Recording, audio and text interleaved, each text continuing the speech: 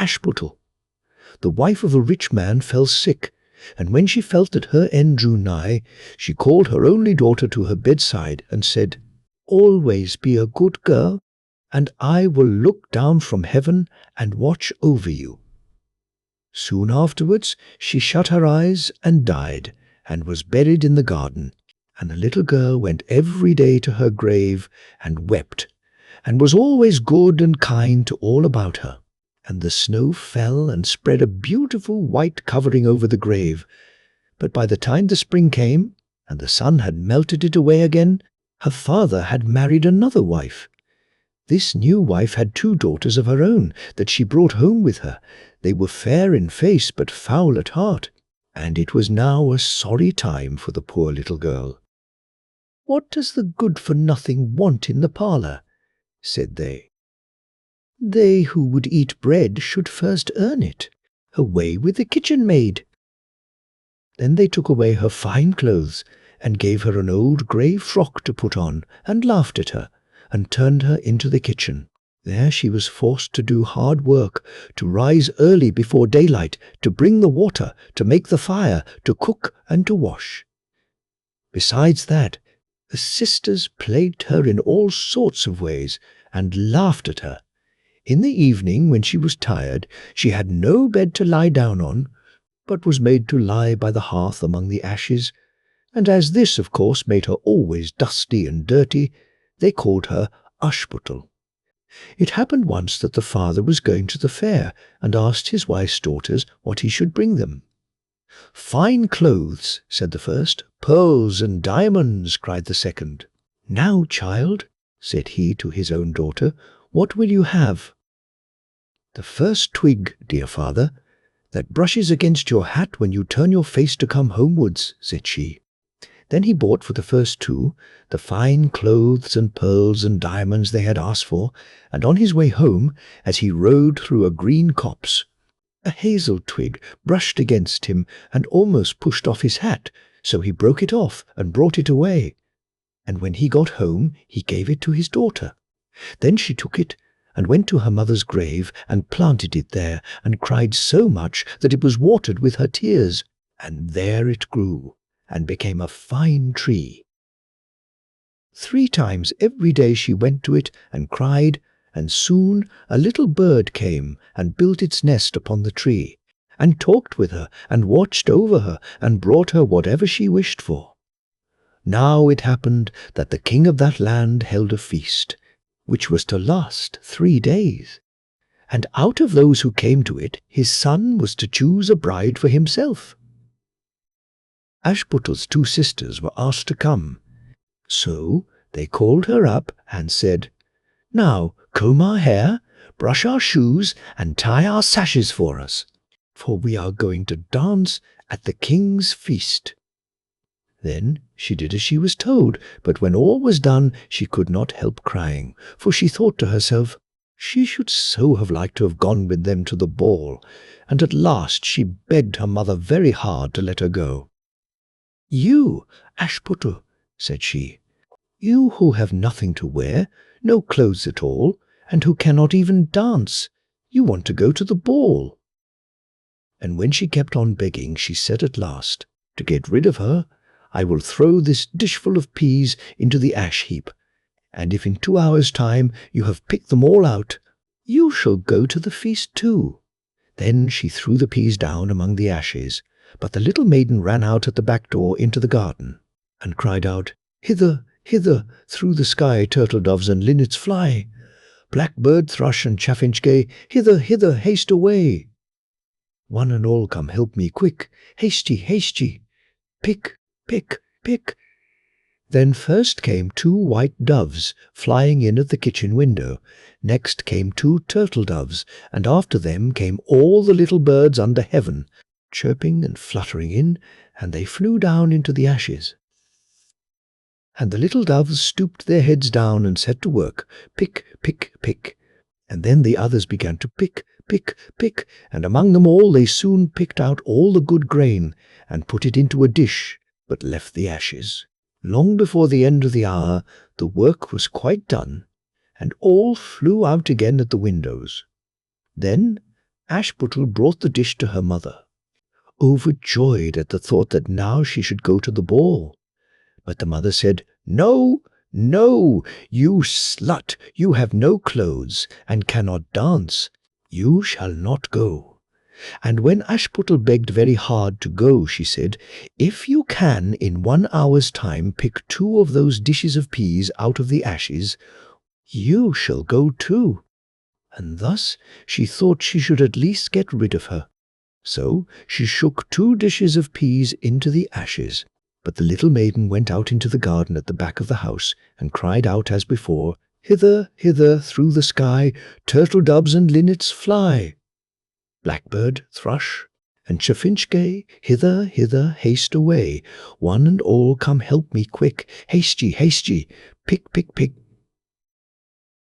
Then first came 2 white doves in at the kitchen window. Next came 2 turtle doves, and after them came all the little birds under heaven, chirping and hopping about. And they flew down into the ashes, and the little doves put their heads down and set to work, pick, pick, pick, and then the others began, pick, pick, pick, and they put all the good grain into the dishes and left all the ashes. Before half an hour's time all was done, and out they flew again. And then Ashputtel took the dishes to her mother, rejoicing to think that she should now go to the ball. But her mother said, "It is all of no use. You cannot go, you have no clothes, and cannot dance, and you would only put us to shame." And off she went with her 2 daughters to the ball. Now when all were gone, and nobody left at home, Ashputtel went sorrowfully, and sat down under the hazel tree and cried out, "Shake, shake, hazel tree, gold and silver over me." Then her friend the bird flew out of the tree and brought a gold and silver dress for her and slippers of spangled silk, and she put them on and followed her sisters to the feast. But they did not know her, and thought it must be some strange princess. She looked so fine and beautiful in her rich clothes, and they never once thought of Ashputtel, taking it for granted that she was safe at home in the dirt. The king's son soon came up to her, and took her by the hand, and danced with her, and no one else, and he never left her hand. But when anyone else came to ask her to dance, he said, "This lady is dancing with me." Thus they danced till a late hour of the night, and then she wanted to go home, and the king's son said, "I shall go and take care of you to your home," for he wanted to see where the beautiful maiden lived. But she slipped away from him unawares and ran off towards home, and as the prince followed her, she jumped up into the pigeon house and shut the door. Then he waited till her father came home and told him that the unknown maiden who had been at the feast had hid herself in the pigeon house. But when they had broken open the door, they found no one within. And as they came back into the house, Ashputtel was lying, as she always did, in her dirty frock by the ashes, and her dim little lamp was burning in the chimney, for she had run as quickly as she could through the pigeon house and on to the hazel tree, and had there taken off her beautiful clothes and put them beneath the tree, that the bird might carry them away, and had lain down again amid the ashes in her little grey frock. The next day, when the feast was again held, and her father, mother, and sisters were gone, Ashputtel went to the hazel tree and said, "Shake, shake, hazel tree, gold and silver over me." And the bird came and brought a still finer dress than the one she had worn the day before, and when she came in it to the ball, everyone wondered at her beauty. But the king's son, who was waiting for her, took her by the hand and danced with her. And when anyone asked her to dance, he said as before, "This lady is dancing with me." When night came, she wanted to go home, and the king's son followed her as before, that he might see into what house she went, but she sprang away from him all at once into the garden behind her father's house. In this garden stood a fine large pear tree full of ripe fruit, and Ashputtel, not knowing where to hide herself, jumped up into it without being seen. Then the king's son lost sight of her, and could not find out where she was gone, but waited till her father came home and said to him, "The unknown lady who danced with me has slipped away, and I think she must have sprung into the pear tree." The father thought to himself, "Can it be Ashputtel?" So he had an axe brought, and they cut down the tree, but found no one upon it.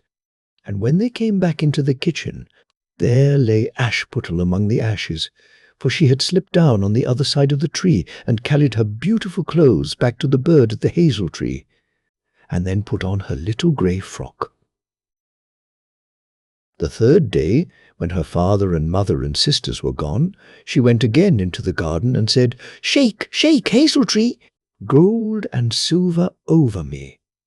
Then her kind friend the bird brought a dress still finer than the former one, and slippers which were all of gold, so that when she came to the feast no one knew what to say, for wonder at her beauty, and the king's son danced with nobody but her.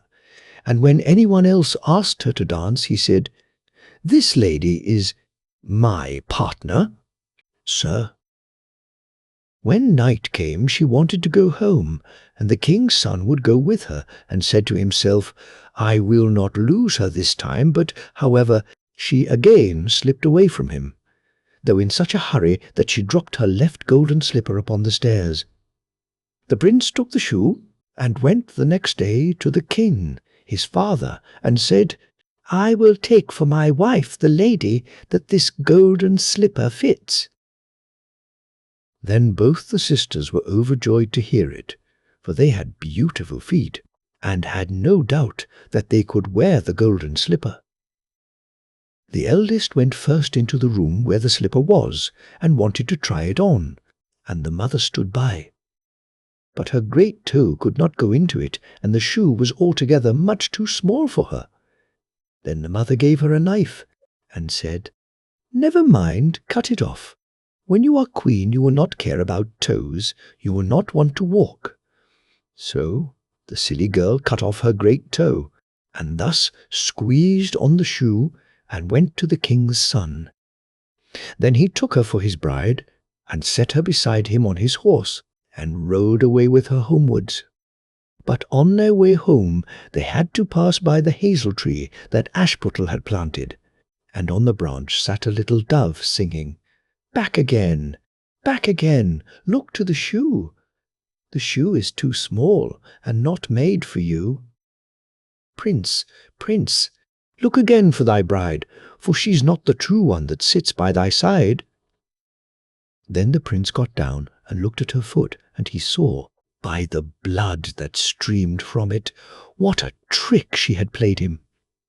So he turned his horse round, and brought the false bride back to her home, and said, "This is not the right bride. Let the other sister try and put on the slipper." Then she went into the room, and got her foot into the shoe, all but the heel, which was too large. But her mother squeezed it in till the blood came, and took her to the king's son, and he set her as his bride by his side on his horse, and rode away with her. But when they came to the hazel tree, the little dove sat there still, and sang, back again, look to the shoe." "The shoe is too small, and not made for you. Prince, Prince, look again for thy bride, for she's not the true one that sits by thy side." Then he looked down, and saw that the blood streamed so much from the shoe that her white stockings were quite red. So he turned his horse and brought her also back again. "This is not the true bride," said he to the father. "Have you no other daughters?" "No," said he, "there is only a little dirty Ashputtel here, the child of my first wife. I am sure she cannot be the bride." The prince told him to send her. But the mother said, No, she is much too dirty. She will not dare to show herself." However, the prince would have her come, and she first washed her face and hands, and then went in and curtsied to him, and he reached her the golden slipper. Then she took her clumsy shoe off her left foot, and put on the golden slipper, and it fitted her, as if it had been made for her. And when he drew near and looked at her face, he knew her, and said, "This is the right bride." But the mother and both the sisters were frightened and turned pale with anger as he took Ashputtel on his horse and rode away with her. And when they came to the hazel tree, the white dove sang, "Home, home, look at the shoe. Princess, the shoe was made for you. Prince, prince, take home thy bride, for she is the true one that sits by thy side." And when the dove had done its song, it came flying and perched upon her right shoulder, and so went home with her. Briar Rose. A king and queen once upon a time reigned in a country a great way off, where there were in those days fairies. Now this king and queen had plenty of money, and plenty of fine clothes to wear, and plenty of good things to eat and drink, and a coach to ride out in every day. But though they had been married many years, they had no children, and this grieved them very much indeed. But one day, as the queen was walking by the side of the river at the bottom of the garden, she saw a poor little fish that had thrown itself out of the water and lay gasping and nearly dead on the bank. Then the queen took pity on the little fish and threw it back again into the river. And before it swam away, it lifted its head out of the water and said, "I know what your wish is, and it shall be fulfilled. In return for your kindness to me, you will soon have a daughter." What the little fish had foretold soon came to pass, and the queen had a little girl, so very beautiful that the king could not cease looking on it for joy, and said he would hold a great feast and make merry, and show the child to all the land. So he asked his kinsmen and nobles and friends and neighbours. But the queen said, "I will have the fairies also, that they might be kind and good to our little daughter." Now there were 13 fairies in the kingdom, but as the king and queen had only 12 golden dishes for them to eat out of, they were forced to leave one of the fairies without asking her. So 12 fairies came, each with a high red cap on her head, and red shoes with high heels on her feet, and a long white wand in her hand, and after the feast was over, they gathered round in a ring and gave all their best gifts to the little princess. One gave her goodness, another beauty, another riches, and so on, till she had all that was good in the world. Just as 11 of them had done blessing her, a great noise was heard in the courtyard, and word was brought that the 13th fairy was come, with a black cap on her head, and black shoes on her feet, and a broomstick in her hand, and presently up she came into the dining hall. Now, as she had not been asked to the feast, she was very angry, and scolded the king and queen very much, and set to work to take her revenge. So she cried out, "The king's daughter shall, in her 15th year, be wounded by a spindle, and fall down dead." Then the 12th of the friendly fairies, who had not yet given her gift, came forward, and said that the evil wish must be fulfilled, but that she could soften its mischief. So her gift was that the king's daughter, when the spindle wounded her, should not really die, but should only fall asleep for 100 years. However, the king hoped still to save his dear child altogether from the threatened evil. So he ordered that all the spindles in the kingdom should be bought up and burnt. But all the gifts of the first 11 fairies were in the meantime fulfilled, for the princess was so beautiful and well-behaved and good and wise that everyone who knew her loved her. It happened that, on the very day she was 15 years old, the king and queen were not at home, and she was left alone in the palace. So she roved about by herself, and looked at all the rooms and chambers, till at last she came to an old tower, to which there was a narrow staircase ending with a little door. In the door there was a golden key, and when she turned it, the door sprang open, and there sat an old lady spinning away very busily.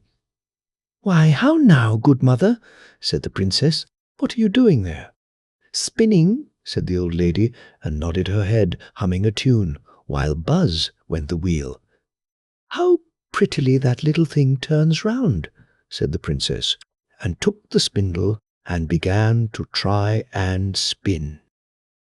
But scarcely had she touched it before the fairy's prophecy was fulfilled. The spindle wounded her, and she fell down lifeless on the ground. However, she was not dead, but had only fallen into a deep sleep, and the king and the queen, who had just come home, and all their court, fell asleep too. And the horses slept in the stables, and the dogs in the court, the pigeons on the housetop, and the very flies slept upon the walls. Even the fire on the hearth left off blazing and went to sleep. The jack stopped, and the spit that was turning about with a goose upon it for the king's dinner stood still. And the cook, who was at that moment pulling the kitchen boy by the hair to give him a box on the ear for something he had done amiss, let him go, and both fell asleep. The butler, who was slyly tasting the ale, fell asleep with the jug at his lips, and thus everything stood still and slept soundly. A large hedge of thorns soon grew round the palace, and every year it became higher and thicker, till at last the old palace was surrounded and hidden, so that not even the roof or the chimneys could be seen. But there went a report through all the land of the beautiful sleeping Briar Rose. For so the king's daughter was called, so that from time to time several kings' sons came and tried to break through the thicket into the palace. This, however, none of them could ever do, for the thorns and bushes laid hold of them as it were with hands, and there they stuck fast and died wretchedly. After many years there came a king's son into that land, and an old man told him the story of the thicket of thorns, and how a beautiful palace stood behind it, and how a wonderful princess, called Briar Rose, lay in it asleep with all her court. He told, too, how he had heard from his grandfather that many princes had come, and had tried to break through the thicket, but that they had all stuck fast in it and died. Then the young prince said, "All this shall not frighten me. I will go and see this Briar Rose." The old man tried to hinder him, but he was bent upon going. Now that very day 100 years were ended, and as the prince came to the thicket, he saw nothing but beautiful flowering shrubs, through which he went with ease, and they shut in after him as thick as ever. Then he came at last to the palace, and there in the court lay the dogs asleep, and the horses were standing in the stables, and on the roof sat the pigeons fast asleep with their heads under their wings. And when he came into the palace, the flies were sleeping on the walls. The spit was standing still. The butler had the jug of ale at his lips, going to drink a draught.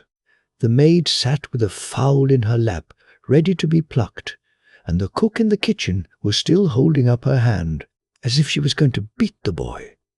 Then he went on still farther, and all was so still that he could hear every breath he drew, till at last he came to the old tower and opened the door of the little room in which Briar Rose was, and there she lay, fast asleep on a couch by the window. She looked so beautiful that he could not take his eyes off her, so he stooped down and gave her a kiss. But the moment he kissed her, she opened her eyes and awoke, and smiled upon him, and they went out together, and soon the king and queen also awoke, and all the court, and gazed on each other with great wonder. And the horses shook themselves, and the dogs jumped up and barked. The pigeons took their heads from under their wings, and looked about, and flew into the fields. The flies on the walls buzzed again. The fire in the kitchen blazed up. Round went the jack, and round went the spit, with the goose for the king's dinner upon it. The butler finished his draught of ale, the maid went on plucking the fowl, and the cook gave the boy the box on his ear. And then the prince and Briar Rose were married, and the wedding feast was given, and they lived happily together all their lives long. Cat and Mouse in Partnership. A certain cat had made the acquaintance of a mouse, and had said so much to her about the great love and friendship she felt for her, that at length the mouse agreed that they should live and keep house together. "But we must make a provision for winter, or else we shall suffer from hunger," said the cat, "and you, little mouse, cannot venture everywhere, or you will be caught in a trap some day." The good advice was followed, and a pot of fat was bought, but they did not know where to put it. At length, after much consideration, the cat said, "I know no place where it will be better stored up than in the church, for no one dares take anything away from there. We will set it beneath the altar, and not touch it until we are really in need of it." So the pot was placed in safety, but it was not long before the cat had a great yearning for it, and said to the mouse, "I want to tell you something, little mouse. My cousin has brought a little son into the world, and has asked me to be godmother. He is white with brown spots, and I am to hold him over the font at the christening. Let me go out today, and you look after the house by yourself." "Yes, yes," answered the mouse, "by all means go, and if you get anything very good to eat, think of me. I should like a drop of sweet red christening wine myself." All this, however, was untrue. The cat had no cousin, and had not been asked to be godmother. She went straight to the church, stole to the pot of fat, began to lick at it, and licked the top of the fat off.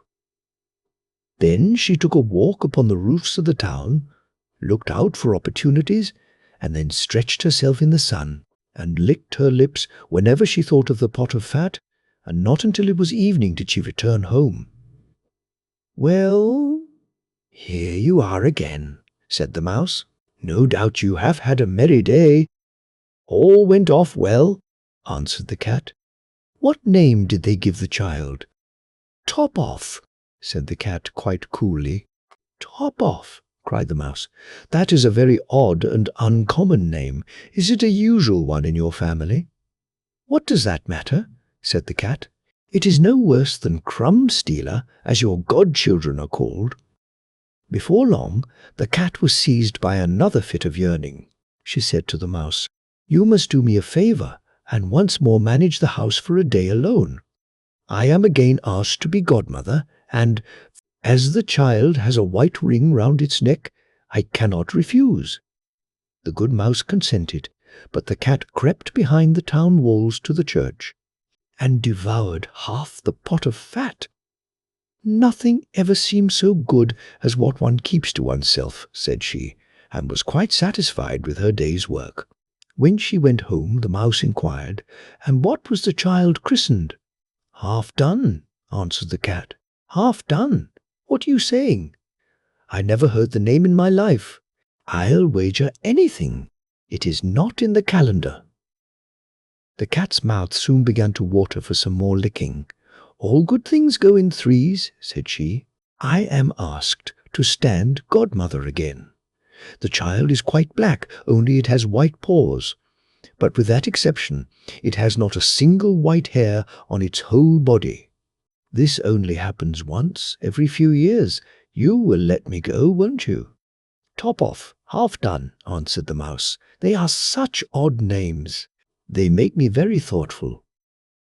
"You sit at home," said the cat, "in your dark grey fur coat and long tail, and are filled with fancies. That's because you do not go out in the daytime." During the cat's absence, the mouse cleaned the house and put it in order, but the greedy cat entirely emptied the pot of fat. "When everything is eaten up, one has some peace," said she to herself, "and well filled and fat." She did not return home till night. The mouse at once asked what name had been given to the third child. "It will not please you more than the others," said the cat. "He is called All Gone." "All Gone," cried the mouse. "That is the most suspicious name of all. I have never seen it in print. All gone? What can that mean?" And she shook her head, curled herself up, and lay down to sleep. From this time forth no one invited the cat to be godmother, but when the winter had come and there was no longer anything to be found outside, the mouse thought of their provision and said, "Come, cat, we will go to our pot of fat which we have stored up for ourselves. We shall enjoy that." "Yes," answered the cat, "you will enjoy it as much as you would enjoy sticking that dainty tongue of yours out of the window." They set out on their way, but when they arrived, the pot of fat certainly was still in its place, but it was empty. "Alas," said the mouse, "now I see what has happened. Now it comes to light. You are a true friend. You have devoured all when you were standing godmother. First top off, then half done, then." "Will you hold your tongue?" cried the cat. "One word more, and I will eat you too." "All gone" was already on the poor mouse's lips. Scarcely had she spoken it before the cat sprang on her, seized her, and swallowed her down. Verily, that is the way of the world. Cat skin. There was once a king whose queen had hair of the purest gold, and was so beautiful that her match was not to be met with on the whole face of the earth. But this beautiful queen fell ill, and when she felt that her end drew near, she called the king to her and said, "Promise me that you will never marry again, unless you meet with a wife who is as beautiful as I am, and who has golden hair like mine." Then, when the king in his grief promised all she asked, she shut her eyes and died. But the king was not to be comforted, and for a long time never thought of taking another wife. At last, however, his wise men said, "This will not do. The king must marry again, that we may have a queen." So messengers were sent far and wide to seek for a bride as beautiful as the late queen. But there was no princess in the world so beautiful, and if there had been, still there was not one to be found who had golden hair. So the messengers came home, and had had all their trouble for nothing. Now the king had a daughter who was just as beautiful as her mother, and had the same golden hair.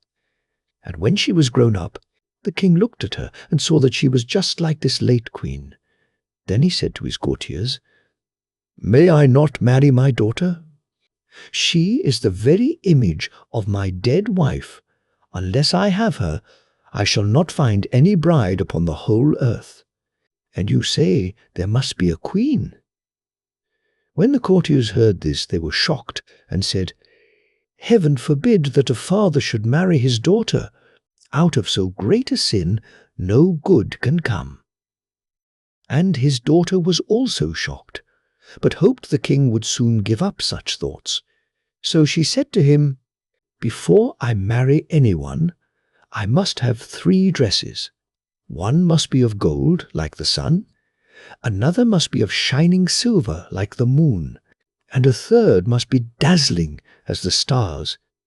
Besides this, I want a mantle of 1,000 different kinds of fur put together, to which every beast in the kingdom must give a part of his skin." And thus she thought he would think of the matter no more. But the king made the most skilful workman in his kingdom weave the 3 dresses, one golden like the sun, another silvery like the moon, and a third sparkling like the stars, and his hunters were told to hunt out all the beasts in his kingdom, and to take the finest fur out of their skins, and thus a mantle of 1,000 furs was made. When all were ready, the king sent them to her. But she got up in the night when all were asleep, and took 3 of her trinkets, a golden ring, a golden necklace, and a golden brooch, and packed the 3 dresses of the sun, the moon, and the stars up in a nutshell, and wrapped herself up in the mantle made of all sorts of fur, and besmeared her face and hands with soot. Then she threw herself upon heaven for help in her need, and went away, and journeyed on the whole night, till at last she came to a large wood. As she was very tired, she sat herself down in the hollow of a tree, and soon fell asleep. And there she slept on, till it was midday. Now, as the king, to whom the wood belonged, was hunting in it, his dogs came to the tree, and began to snuff about, and run round and bark. "Look sharp," said the king to the huntsman, "and see what sort of game lies there." And the huntsman went up to the tree, and when they came back again, said, "In the hollow tree there lies a most wonderful beast, such as we never saw before. Its skin seems to be of 1,000 kinds of fur, but there it lies fast asleep." "See," said the king, "if you can catch it alive, and we will take it with us." So the huntsman took it up, and the maiden awoke and was greatly frightened, and said, "I am a poor child that has neither father nor mother left. Have pity on me and take me with you." Then they said, "Yes, Miss Catskin, you will do for the kitchen. You can sweep up the ashes, and do things of that sort." So they put her into the coach, and took her home to the king's palace. Then they showed her a little corner under the staircase, where no light of day ever peeped in, and said, "Catskin, you may lie and sleep there." And she was sent into the kitchen, and made to fetch wood and water, to blow the fire, pluck the poultry, pick the herbs, sift the ashes, and do all the dirty work. Thus Catskin lived for a long time very sorrowfully. "Ah, pretty princess," thought she, "what will now become of thee?" But it happened one day that a feast was to be held in the king's castle, so she said to the cook, "May I go up a little while and see what is going on? I will take care and stand behind the door." And the cook said, "Yes, you may go, but be back again in half an hour's time to rake out the ashes." Then she took her little lamp, and went into her cabin, and took off the fur skin, and washed the soot from off her face and hands, so that her beauty shone forth like the sun from behind the clouds. She next opened her nutshell, and brought out of it the dress that shone like the sun, and so went to the feast. Everyone made way for her, for nobody knew her, and they thought she could be no less than a king's daughter. But the king came up to her, and held out his hand, and danced with her, and he thought in his heart, "I never saw anyone half so beautiful." When the dance was at an end, she curtsied, and when the king looked round for her, she was gone, no one knew whither. The guards that stood at the castle gate were called in, but they had seen no one. The truth was that she had run into her little cabin, pulled off her dress, blackened her face and hands, put on the fur-skin cloak, and was Catskin again. When she went into the kitchen to her work and began to rake the ashes, the cook said, "Let that alone till the morning, and heat the king's soup. I should like to run up now and give a peep, but take care you don't let a hair fall into it, or you will run a chance of never eating again." As soon as the cook went away, Catskin heated the king's soup and toasted a slice of bread first, as nicely as ever she could. And when it was ready, she went and looked in the cabin for her little golden ring, and put it into the dish in which the soup was. When the dance was over, the king ordered his soup to be brought in, and it pleased him so well that he thought he had never tasted any so good before. At the bottom he saw a gold ring lying, and as he could not make out how it had got there, he ordered the cook to be sent for. The cook was frightened when he heard the order, and said to Catskin, "You must have let a hair fall into the soup. If it be so, you will have a good beating." Then he went before the king, and he asked him who had cooked the soup. "I did," answered the cook. But the king said, "That is not true. It was better done than you could do it." Then he answered, "To tell the truth, I did not cook it, but Catskin did." "Then let Catskin come up," said the king, and when she came he said to her, "Who are you?" "I am a poor child," said she, "that has lost both father and mother." "How came you in my palace?" asked he. "I am good for nothing," said she, "but to be scullion girl, and to have boots and shoes thrown at my head." "But how did you get the ring that was in the soup?" asked the king. Then she would not own that she knew anything about the ring, so the king sent her away again about her business. After a time there was another feast, and Catskin asked the cook to let her go up and see it as before. "Yes," said he, "but come again in half an hour, and cook the king the soup that he likes so much." Then she ran to her little cabin, washed herself quickly, and took her dress out, which was silvery as the moon, and put it on. And when she went in, looking like a king's daughter, the king went up to her, and rejoiced at seeing her again, and when the dance began, he danced with her. After the dance was at an end, she managed to slip out, so slyly that the king did not see where she was gone, but she sprang into her little cabin and made herself into Catskin again, and went into the kitchen to cook the soup. Whilst the cook was above stairs, she got the golden necklace and dropped it into the soup. Then it was brought to the king, who ate it, and it pleased him as well as before, so he sent for the cook, who was again forced to tell him that Catskin had cooked it. Catskin was brought again before the king, but she still told him that she was only fit to have boots and shoes thrown at her head. But when the king had ordered a feast to be got ready for the third time, it happened just the same as before. "You must be a witch, Catskin," said the cook, "for you always put something into your soup, so that it pleases the king better than mine." However, he let her go up as before. Then she put on her dress, which sparkled like the stars, and went into the ballroom in it, and the king danced with her again, and thought she had never looked so beautiful as she did then. So whilst he was dancing with her, he put a gold ring on her finger without her seeing it, and ordered that the dance should be kept up a long time. When it was at an end, he would have held her fast by the hand, but she slipped away, and sprang so quickly through the crowd that he lost sight of her, and she ran as fast as she could into her little cabin under the stairs.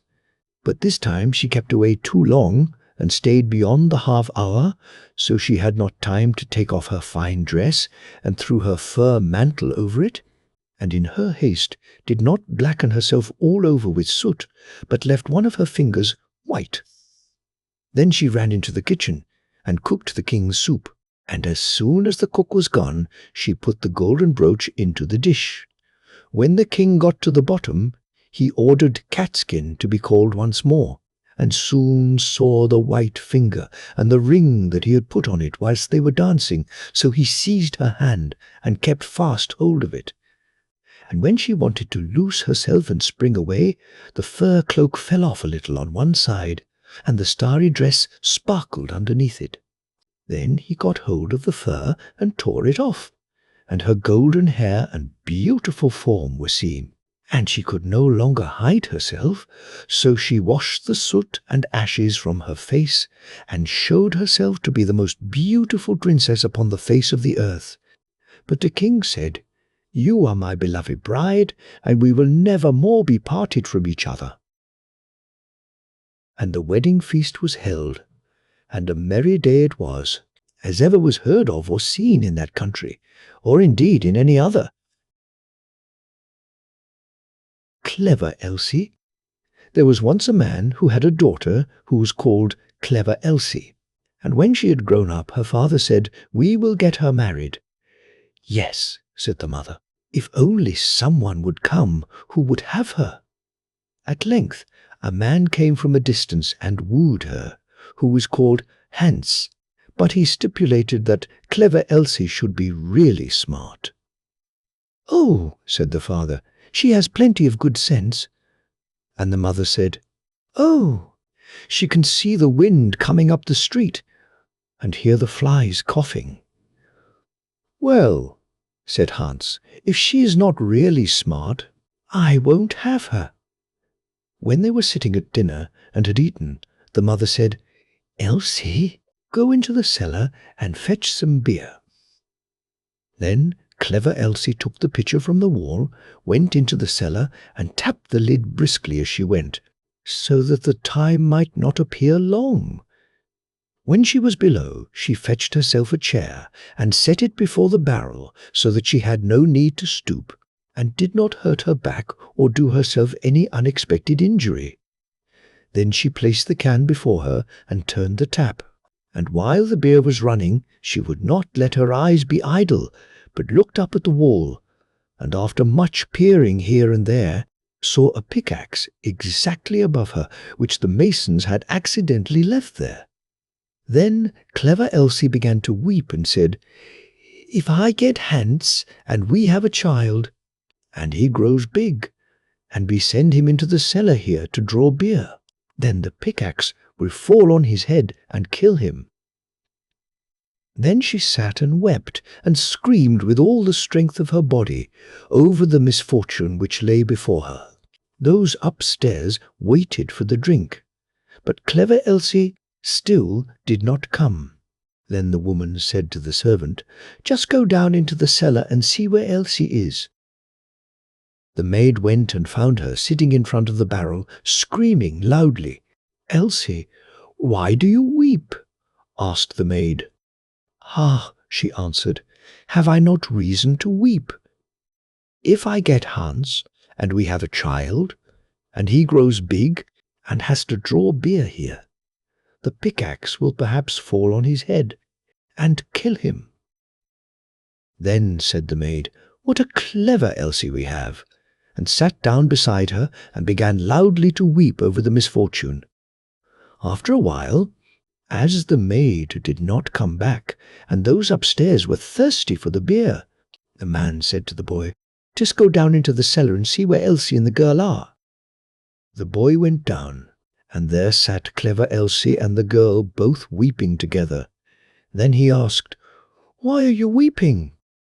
Ah, said Elsie, have I not reason to weep? If I get Hans, and we have a child, and he grows big and has to draw beer here, the pickaxe will fall on his head and kill him. Then said the boy, What a clever Elsie we have, and sat down by her and likewise began to howl loudly. Upstairs they waited for the boy, but as he still did not return, the man said to the woman, Just go down into the cellar and see where Elsie is. The woman went down and found all three in the midst of their lamentations, and inquired what was the cause. Then Elsie told her also that her future child was to be killed by the pickaxe when it grew big and had to draw beer, and the pickaxe fell down. Then said the mother likewise, What a clever Elsie we have, and sat down and wept with them. The man upstairs waited a short time, but as his wife did not come back, and his thirst grew ever greater, he said, I must go into the cellar myself and see where Elsie is. But when he got into the cellar, and they were all sitting together crying, and he heard the reason, and that Elsie's child was the cause, and the Elsie might perhaps bring one into the world some day, and that he might be killed by the pickaxe, if he should happen to be sitting beneath it, drawing beer just at the very time when it fell down, he cried, Oh, what a clever Elsie, and sat down and likewise wept with them. The bridegroom stayed upstairs alone for a long time. Then, as no one would come back, he thought, They must be waiting for me below. I too must go there and see what they are about. When he got down, the five of them were sitting screaming and lamenting quite piteously, each out doing the other. What misfortune has happened then? Asked he. Ah, dear Hans, said Elsie, if we marry each other and have a child, and he is big, and we perhaps send him here to draw something to drink, Then the pickaxe which has been left up there might dash his brains out if it were to fall down. So have we not reason to weep?" "Come," said Hans, "more understanding than that is not needed for my household. As you are such a clever Elsie, I will have you," and seized her hand, took her upstairs with him, and married her. After Hans had had her some time, he said, "Wife, I am going out to work and earn some money for us. Go into the field and cut the corn that we may have some bread." "Yes, dear Hans, I will do that." After Hans had gone away, she cooked herself some good broth and took it into the field with her. When she came to the field, she said to herself, "What shall I do? Shall I cut first, or shall I eat first? Oh, I will eat first." Then she drank her cup of broth, and when she was fully satisfied, she once more said, "What shall I do? Shall I cut first, or shall I sleep first? I will sleep first." Then she lay down among the corn and fell asleep. Hans had been at home for a long time, but Elsie did not come. Then said he, "What a clever Elsie I have! She is so industrious that she does not even come home to eat." But when evening came and she still stayed away, Hans went out to see what she had cut. But nothing was cut, and she was lying among the corn asleep. Then Hans hastened home and brought a fowler's net with little bells and hung it round about her, and she still went on sleeping. Then he ran home, shut the house door, and sat down in his chair and worked. At length, when it was quite dark, clever Elsie awoke, and when she got up there was a jingling all round about her, and the bells rang at each step which she took. Then she was alarmed, and became uncertain whether she really was clever Elsie or not, and said, "Is it I, or is it not I?"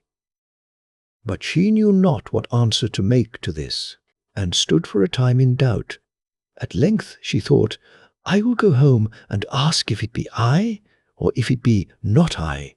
They will be sure to know." She ran to the door of her own house, but it was shut. Then she knocked at the window and cried, "Hans, is Elsie within?" "Yes," answered Hans, "she is within." Hereupon she was terrified, and said, "Ah, heavens! Then it is not I," and went to another door. But when the people heard the jingling of the bells, they would not open it, and she could get in nowhere. Then she ran out of the village, and no one has seen her since. Clever Gretel. There was once a cook named Gretel who wore shoes with red heels, and when she walked out with them on, she turned herself this way and that, was quite happy, and thought, "You certainly are a pretty girl." And when she came home she drank, in her gladness of heart, a draught of wine, and as wine excites a desire to eat, she tasted the best of whatever she was cooking, until she was satisfied, and said, "The cook must know what the food is like." It came to pass that the master one day said to her, "Gretel, there is a guest coming this evening. Prepare me 2 fowls very daintily." "I will see to it, master," answered Gretel. She killed 2 fowls, scalded them, plucked them, put them on the spit, and towards evening set them before the fire, that they might roast. The fowls began to turn brown, and were nearly ready, but the guest had not yet arrived. Then Gretel called out to her master, "If the guest does not come, I must take the fowls away from the fire. But it will be a sin and a shame if they are not eaten the moment they are at their juiciest." The master said, "I will run myself and fetch the guest." When the master had turned his back, Gretel laid the spit with the fowls on one side and thought, "Standing so long by the fire there makes one sweat and thirsty. Who knows when they will come? Meanwhile, I will run into the cellar and take a drink."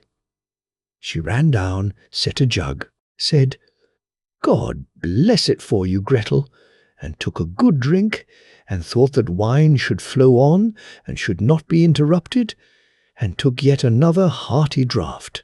Then she went and put the fowls down again to the fire, basted them, and drove the spit merrily round.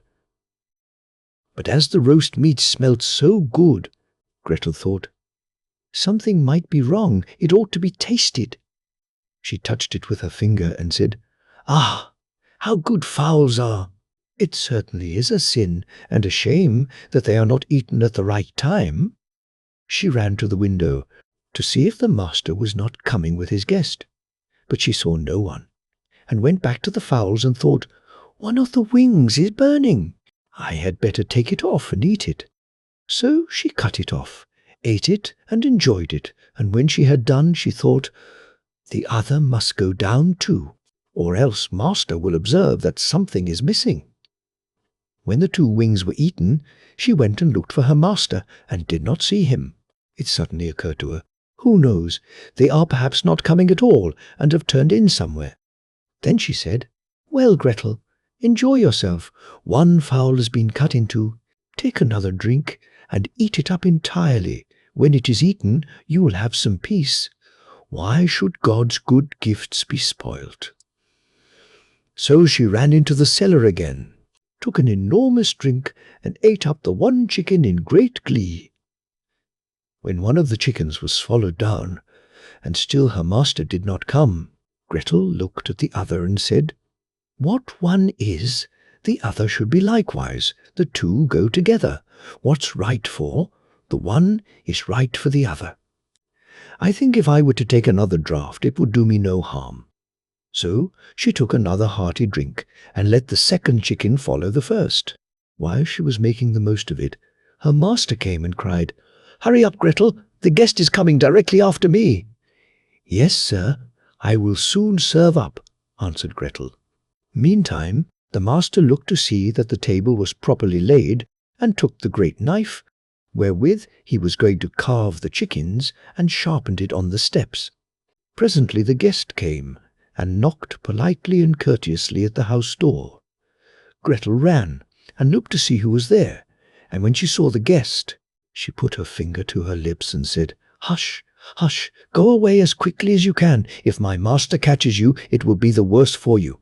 He certainly did ask you to supper, but his intention is to cut off your 2 ears. Just listen how he is sharpening the knife for it." The guest heard the sharpening, and hurried down the steps again as fast as he could. Gretel was not idle. She ran screaming to her master and cried, "You have invited a fine guest." "Why, Gretel, what do you mean by that?" "Yes," said she, "he has taken the chickens which I was just going to serve up off the dish, and has run away with them." "That's a nice trick," said her master, and lamented the fine chickens. "If he had but left me one, so that something remained for me to eat." He called to him to stop, but the guest pretended not to hear. Then he ran after him with the knife still in his hand, crying, just one, meaning that the guest should leave him just 1 chicken and not take both. The guest, however, thought no otherwise than that he was to give up one of his ears, and ran as if fire were burning under him, in order to take them both with him. Clever Hans. The mother of Hans said, "Whither away, Hans?" Hans answered, "To Gretel." "Behave well, Hans." "Oh, I'll behave well. Goodbye, mother." "Goodbye, Hans." Hans comes to Gretel. "Good day, Gretel." "Good day, Hans. What do you bring that is good?" "I bring nothing. I want to have something given me." Gretel presents Hans with a needle. Hans says, "Goodbye, Gretel." "Goodbye, Hans." Hans takes the needle, sticks it into a hay cart, and follows the cart home. "Good evening, mother." "Good evening, Hans. Where have you been?" "With Gretel." "What did you take her?" "Took nothing, had something given me." "What did Gretel give you?" "Gave me a needle." "Where is the needle?" "Hans." "Stuck in the hay cart." "That was ill done, Hans. You should have stuck the needle in your sleeve." "Never mind, I'll do better next time." "Whither away, Hans?" "To Gretel." "Mother." Behave well, Hans. Oh, I'll behave well. Goodbye, Mother. Goodbye, Hans. Hans comes to Gretel. Good day, Gretel. Good day, Hans. What do you bring that is good? I bring nothing. I want to have something given to me. Gretel presents Hans with a knife. Goodbye, Gretel. Goodbye, Hans.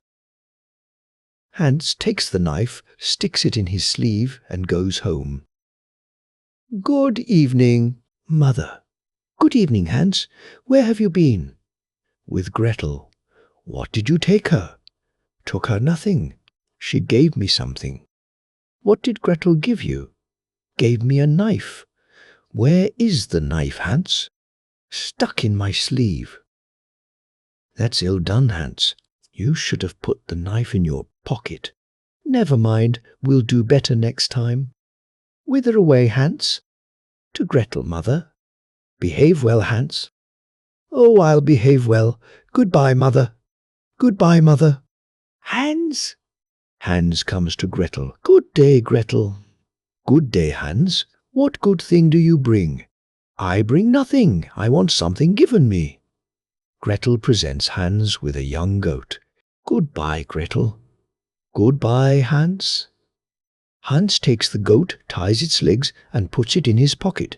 When he gets home, it is suffocated. Good evening, Mother. Good evening, Hans. Where have you been? With Gretel. What did you take her? Took nothing. She gave me something. What did Gretel give you? She gave me a goat. Where is the goat? Hans, put it in my pocket. That was ill done, Hans. You should have put a rope round the goat's neck. Never mind, we'll do better next time. Whither away? Hans? To Gretel, Mother. Behave well, Hans. Oh, I'll behave well. Goodbye, Mother. Goodbye, Hans. Hans comes to Gretel. Good day, Gretel. Good day, Hans. What good thing do you bring? I bring nothing. I want something given me. Gretel presents Hans with a piece of bacon. Goodbye, Gretel. Goodbye, Hans. Hans takes the bacon, ties it to a rope, and drags it away behind him. The dogs come and devour the bacon. When he gets home, he has the rope in his hand, and there is no longer anything hanging on to it. Good evening, Mother. Good evening, Hans. Where have you been? With Gretel. What did you take her? I took her nothing. She gave me something. What did Gretel give you? Gave me a bit of bacon. Where is the bacon, Hans? I tied it to a rope, brought it home. Dogs took it. That was ill done, Hans. You should have carried the bacon on your head. Never mind, we'll do better next time. Whither away, Hans? To Gretel, Mother. Behave well, Hans. I'll behave well. Goodbye, Mother. Goodbye, Hans. Hans comes to Gretel. Good day, Gretel. Good day, Hans. What good thing do you bring? I bring nothing, but would have something given. Gretel presents Hans with a calf. Goodbye, Gretel. Goodbye, Hans. Hans takes the calf, puts it on his head, and the calf kicks his face. Good evening, Mother. Good evening, Hans. Where have you been? With Gretel. What did you take her? I took nothing, but had something given me. What did Gretel give you? A calf. Where have you the calf, Hans? I set it on my head and it kicked my face. That was ill done, Hans. You should have led the calf and put it in the stall. Never mind. We'll do better next time. Whither away, Hans? To Gretel, Mother. Behave well, Hans. I'll behave well. Goodbye, Mother. Goodbye, Hans. Hans comes to Gretel. Good day, Gretel. Good day, Hans. What good thing do you bring? I bring nothing, but would have something given. Gretel says to Hans, I will go with you. Hans takes Gretel, ties her to a rope, leads her to the rack, and binds her fast. Then Hans goes to his mother. Good evening, Mother. Good evening, Hans. Where have you been? With Gretel. What did you take her? I took her nothing." "What did Gretel give you?" "She gave me nothing. She came with me." "Where have you left Gretel?" "I led her by the rope, tied her to the rack, and scattered some grass for her." "That was ill done, Hans. You should have cast friendly eyes on her. Never mind, we'll do better." Hans went into the stable, cut out all the calves and sheep's eyes, and threw them in Gretel's face. Then Gretel became angry, tore herself loose, and ran away, and was no longer the bride of Hans. Dr. Noel. There was once upon a time a poor peasant called Crab, who drove with 2 oxen a load of wood to the town, and sold it to a doctor for 2 thalers. When the money was being counted out to him, it so happened that the doctor was sitting at table, and when the peasant saw how well he ate and drank, his heart desired what he saw, and would willingly have been a doctor too. So he remained standing a while, and at length inquired if he too could not be a doctor. "Oh, yes," said the doctor, "that is soon managed." "What must I do?" asked the peasant. "In the first place, buy yourself an ABC book of the kind which has a cock on the frontispiece. In the second, turn your cart and your 2 oxen into money, and get yourself some clothes and whatsoever else pertains to medicine. Thirdly, have a sign painted for yourself with the words, 'I am Dr. Noel,' and have that nailed up above your house door." The peasant did everything that he had been told to do. When he had doctored people a while, but not long, a rich and great lord had some money stolen. Then he was told about Dr. Noel, who lived in such and such a village, and must know what had become of the money. So the lord had the horses harnessed to his carriage, drove out to the village, and asked Crab if he were Dr. Noel. Yes, he was, he said. Then he was to go with him and bring back the stolen money. "Oh, yes, but Greet, my wife, must go too." The lord was willing, and let both of them have a seat in the carriage, and they all drove away together. When they came to the nobleman's castle, the table was spread, and Crab was told to sit down and eat. "Yes, but my wife Gret too," said he, and he seated himself with her at the table. And when the first servant came with a dish of delicate fare, the peasant nudged his wife and said, "Gret." That was the first, meaning that was the servant who brought the first dish. The servant, however, thought he intended by that to say, "That is the first thief," and as he actually was so, he was terrified, and said to his comrade outside, "The doctor knows all. We shall fare ill," he said. "I was the first." The second did not want to go in at all, but was forced. So when he went in with his dish, the peasant nudged his wife and said, "Great, that is the second." This servant was equally alarmed, and he got out as fast as he could. The third fared no better, for the peasant again said, "Great, that is the third." The fourth had to carry in a dish that was covered, and the lord told the doctor that he was to show his skill, and guess what was beneath the cover. Actually, there were crabs. The doctor looked at the dish, had no idea what to say, and cried, "Ah, poor crab." When the lord heard that, he cried, "There, he knows it. He must also know who has the money." On this the servants looked terribly uneasy, and made a sign to the doctor that they wished him to step outside for a moment. When, therefore, he went out, all 4 of them confessed to him that they had stolen the money, and said that they would willingly restore it and give him a heavy sum into the bargain, if he would not denounce them, for if he did, they would be hanged. They led him to the spot where the money was concealed. With this the doctor was satisfied, and returned to the hall, sat down to the table and said, "My lord, now will I search in my book where the gold is hidden." The 5th servant, however, crept into the stove to hear if the doctor knew still more.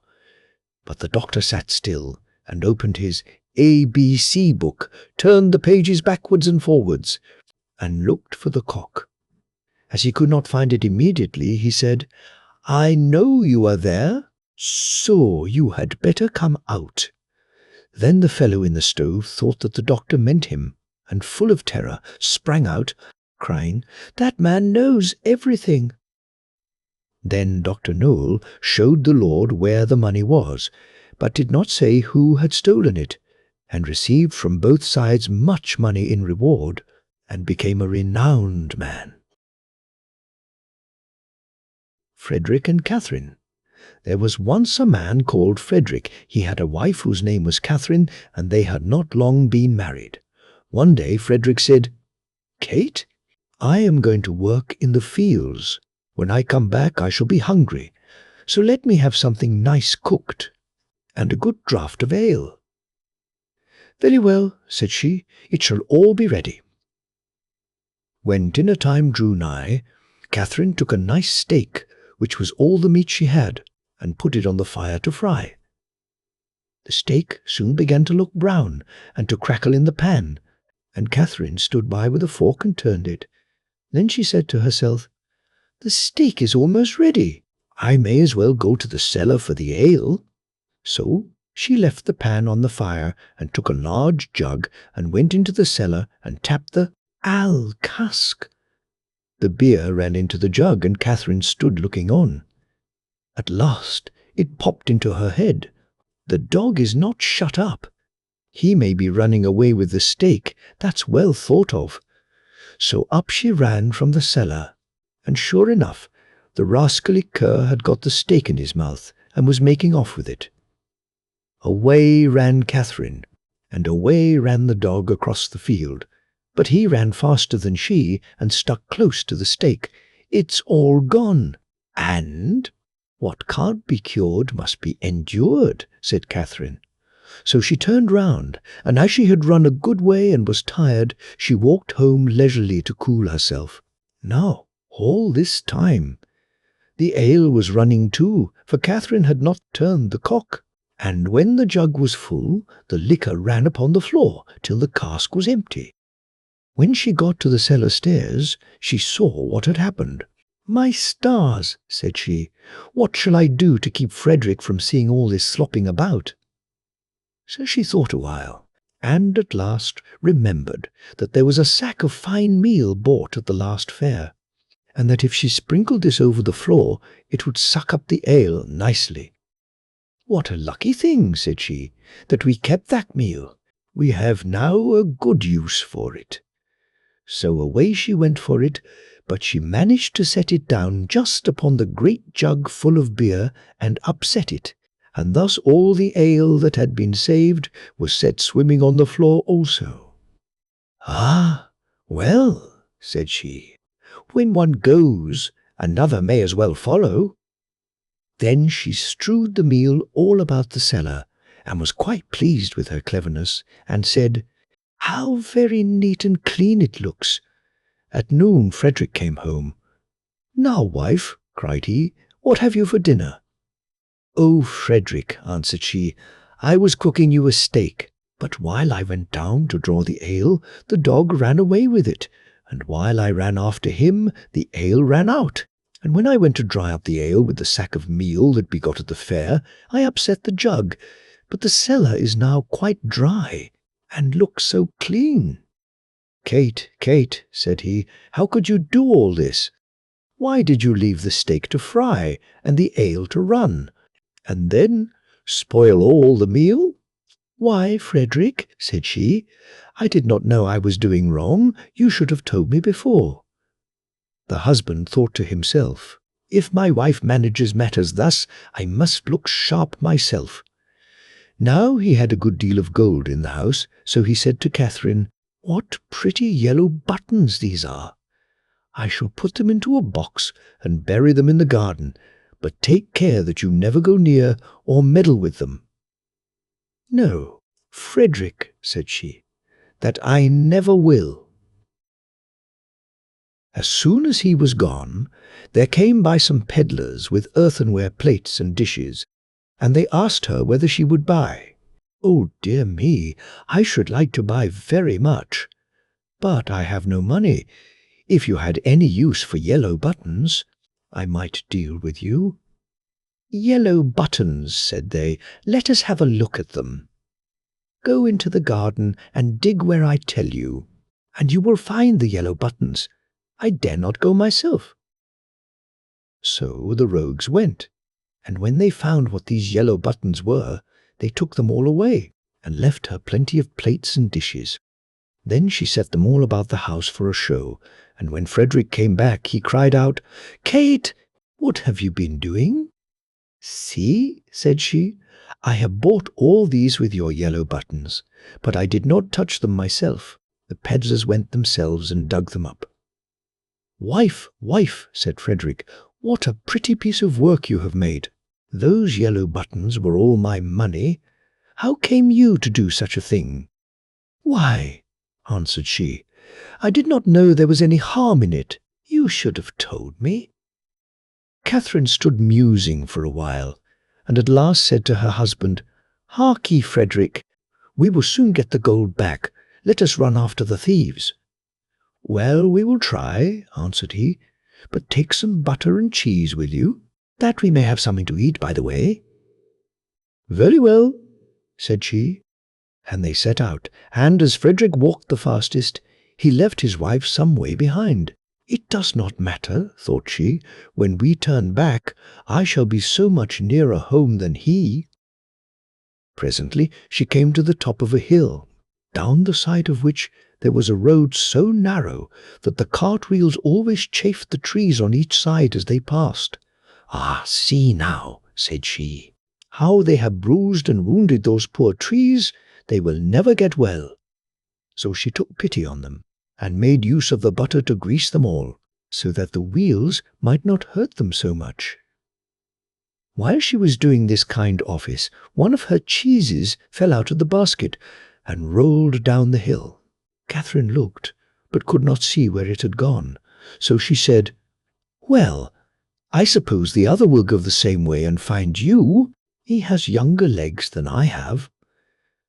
Then she rolled the other cheese after it, and away it went, nobody knows where, down the hill. But she said she supposed that they knew the road and would follow her, and she could not stay there all day waiting for them. At last she overtook Frederick, who desired her to give him something to eat.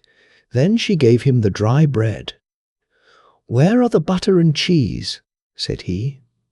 "Oh," answered she, "I used the butter to grease those poor trees that the wheels chafed so, and one of the cheeses ran away, so I sent the other after it to find it, and I suppose they are both on the road together somewhere." "What a goose you are to do such silly things," said the husband. "How can you say so?" said she. "I am sure you never told me not." They ate the dry bread together, and Frederick said, "Kate, I hope you locked the door safe when you came away." "No," answered she, "you did not tell me." "Then go home and do it now before we go any farther," said Frederick, "and bring with you something to eat." Catherine did as he told her, and thought to herself, "By the way, Frederick wants something to eat, but I don't think he is very fond of butter and cheese. I'll bring him a bag of fine nuts, and the vinegar, for I have often seen him take some." When she reached home, she bolted the back door, but the front door she took off the hinges and said, "Frederick told me to lock the door, but surely it can nowhere be so safe if I take it with me." So she took her time by the way, and when she overtook her husband she cried out, "There, Frederick, there is the door itself. You may watch it as carefully as you please." "Alas, alas," said he, "what a clever wife I have. I sent you to make the house fast, and you take the door away, so that everybody may go in and out as they please. However, as you have brought the door, you shall carry it about with you for your pains." "Very well," answered she, "I'll carry the door, but I'll not carry the nuts and vinegar bottle also. That would be too much of a load, so if you please, I'll fasten them to the door." Frederick, of course, made no objection to that plan, and they set off into the wood to look for the thieves. but they could not find them, and when it grew dark, they climbed up into a tree to spend the night there. Scarcely were they up, then who should come by but the very rogues they were looking for? They were in truth great rascals, and belonged to that class of people who find things before they are lost. They were tired, so they sat down and made a fire under the very tree where Frederick and Catherine were. Frederick slipped down on the other side and picked up some stones. Then he climbed up again and tried to hit the thieves on the head with them, but they only said, "It must be near morning, for the wind shakes the fir apples down." Catherine, who had the door on her shoulder, began to be very tired, but she thought it was the nuts upon it that were so heavy, so she said softly, "Frederick, I must let the nuts go." "No," answered he, "not now. They will discover us." "I can't help that. They must go." "Well then, make haste and throw them down, if you will." Then away rattled the nuts down among the boughs, and one of the thieves cried, "Bless me, it is hailing." A little while after, Catherine thought the door was still very heavy, so she whispered to Frederick, "I must throw the vinegar down." "Pray don't," answered he. "It will discover us." "I can't help that," said she. "Go it must." So she poured all the vinegar down, and the thieves said, "What a heavy dew there is." At last it popped into Catherine's head that it was the door itself that was so heavy all the time, so she whispered, "Frederick, I must throw the door down soon." But he begged and prayed her not to do so, for he was sure it would betray them. "Here goes." "However," said she, and down went the door with such a clatter upon the thieves that they cried out, "Murder!" and, not knowing what was coming, ran away as fast as they could and left all the gold. So when Frederick and Catherine came down, there they found all their money safe and sound. Fundevogel. There was once a forester who went into the forest to hunt, and as he entered it he heard a sound of screaming as if a little child were there. He followed the sound, and at last came to a high tree, and at the top of this a little child was sitting, for the mother had fallen asleep under the tree with the child, and a bird of prey had seen it in her arms, had flown down, snatched it away, and set it on the high tree. The forester climbed up, brought the child down, and thought to himself, "You will take him home with you, and bring him up with your Lena." He took it home, therefore, and the two children grew up together. And the one which he had found on a tree was called Fundevogel, because a bird had carried it away. Fundevogel and Lena loved each other so dearly that when they did not see each other, they were sad. Now the forester had an old cook, who one evening took 2 pails and began to fetch water, and did not go once only, but many times out to the spring. Lena saw this and said, "Listen, old Sanna, why are you fetching so much water? If you will never repeat it to anyone, I will tell you why." So Lena said, no, she would never repeat it to anyone. And then the cook said, "Early tomorrow morning, when the forester is out hunting, I will heat the water, and when it is boiling in the kettle, I will throw in Fundevogel, and will boil him in it." Early next morning, the forester got up and went out hunting, and when he was gone, the children were still in bed. Then Lena said to Fundevogel, "If you will never leave me, I too will never leave you." Fundevogel said, "Neither now, nor ever will I leave you." Then said Lena, "Then will I tell you. Last night, old Sanna carried so many buckets of water into the house that I asked her why she was doing that. And she said that if I would promise not to tell anyone, and she said that early tomorrow morning, when father was out hunting, she would set the kettle full of water, throw you into it, and boil you. But we will get up quickly, dress ourselves, and go away together." The two children therefore got up, dressed themselves quickly, and went away. When the water in the kettle was boiling, the cook went into the bedroom to fetch Fundevogel and throw him into it. But when she came in and went to the beds, both the children were gone. Then she was terribly alarmed, and she said to herself, "What shall I say now when the forester comes home and sees that the children are gone? They must be followed instantly to get them back again." Then the cook sent 3 servants after them, who were to run and overtake the children. The children, however, were sitting outside the forest, and when they saw from afar the 3 servants running, Lena said to Fundevogel, "Never leave me, and I will never leave you." Fundevogel said, "Neither now, nor ever." Then said Lena, "Do you become a rose tree, and I the rose upon it." When the 3 servants came to the forest, nothing was there but a rose tree and 1 rose on it, but the children were nowhere. Then said they, "There is nothing to be done here." And they went home and told the cook that they had seen nothing in the forest but a little rose bush with 1 rose on it. Then the old cook scolded and said, "You simpletons, you should have cut the rose bush in 2, and have broken off the rose and brought it home with you. Go, and do it at once." They had therefore to go out and look for the 2nd time. The children, however, saw them coming from a distance. Then Lena said, "Fundevogel, never leave me, and I will never leave you." Fundevogel said, "Neither now nor ever." Said Lena, "Then do you become a church, and I'll be the chandelier in it." So when the 3 servants came, nothing was there but a church with a chandelier in it. They said therefore to each other, "What can we do here? Let us go home." When they got home, the cook asked if they had not found them, so they said no, they had found nothing but a church, and there was a chandelier in it. And the cook scolded them and said, "You fools! Why did you not pull the church to pieces, and bring the chandelier home with you?" And now the old cook herself got on her legs and went with the 3 servants in pursuit of the children.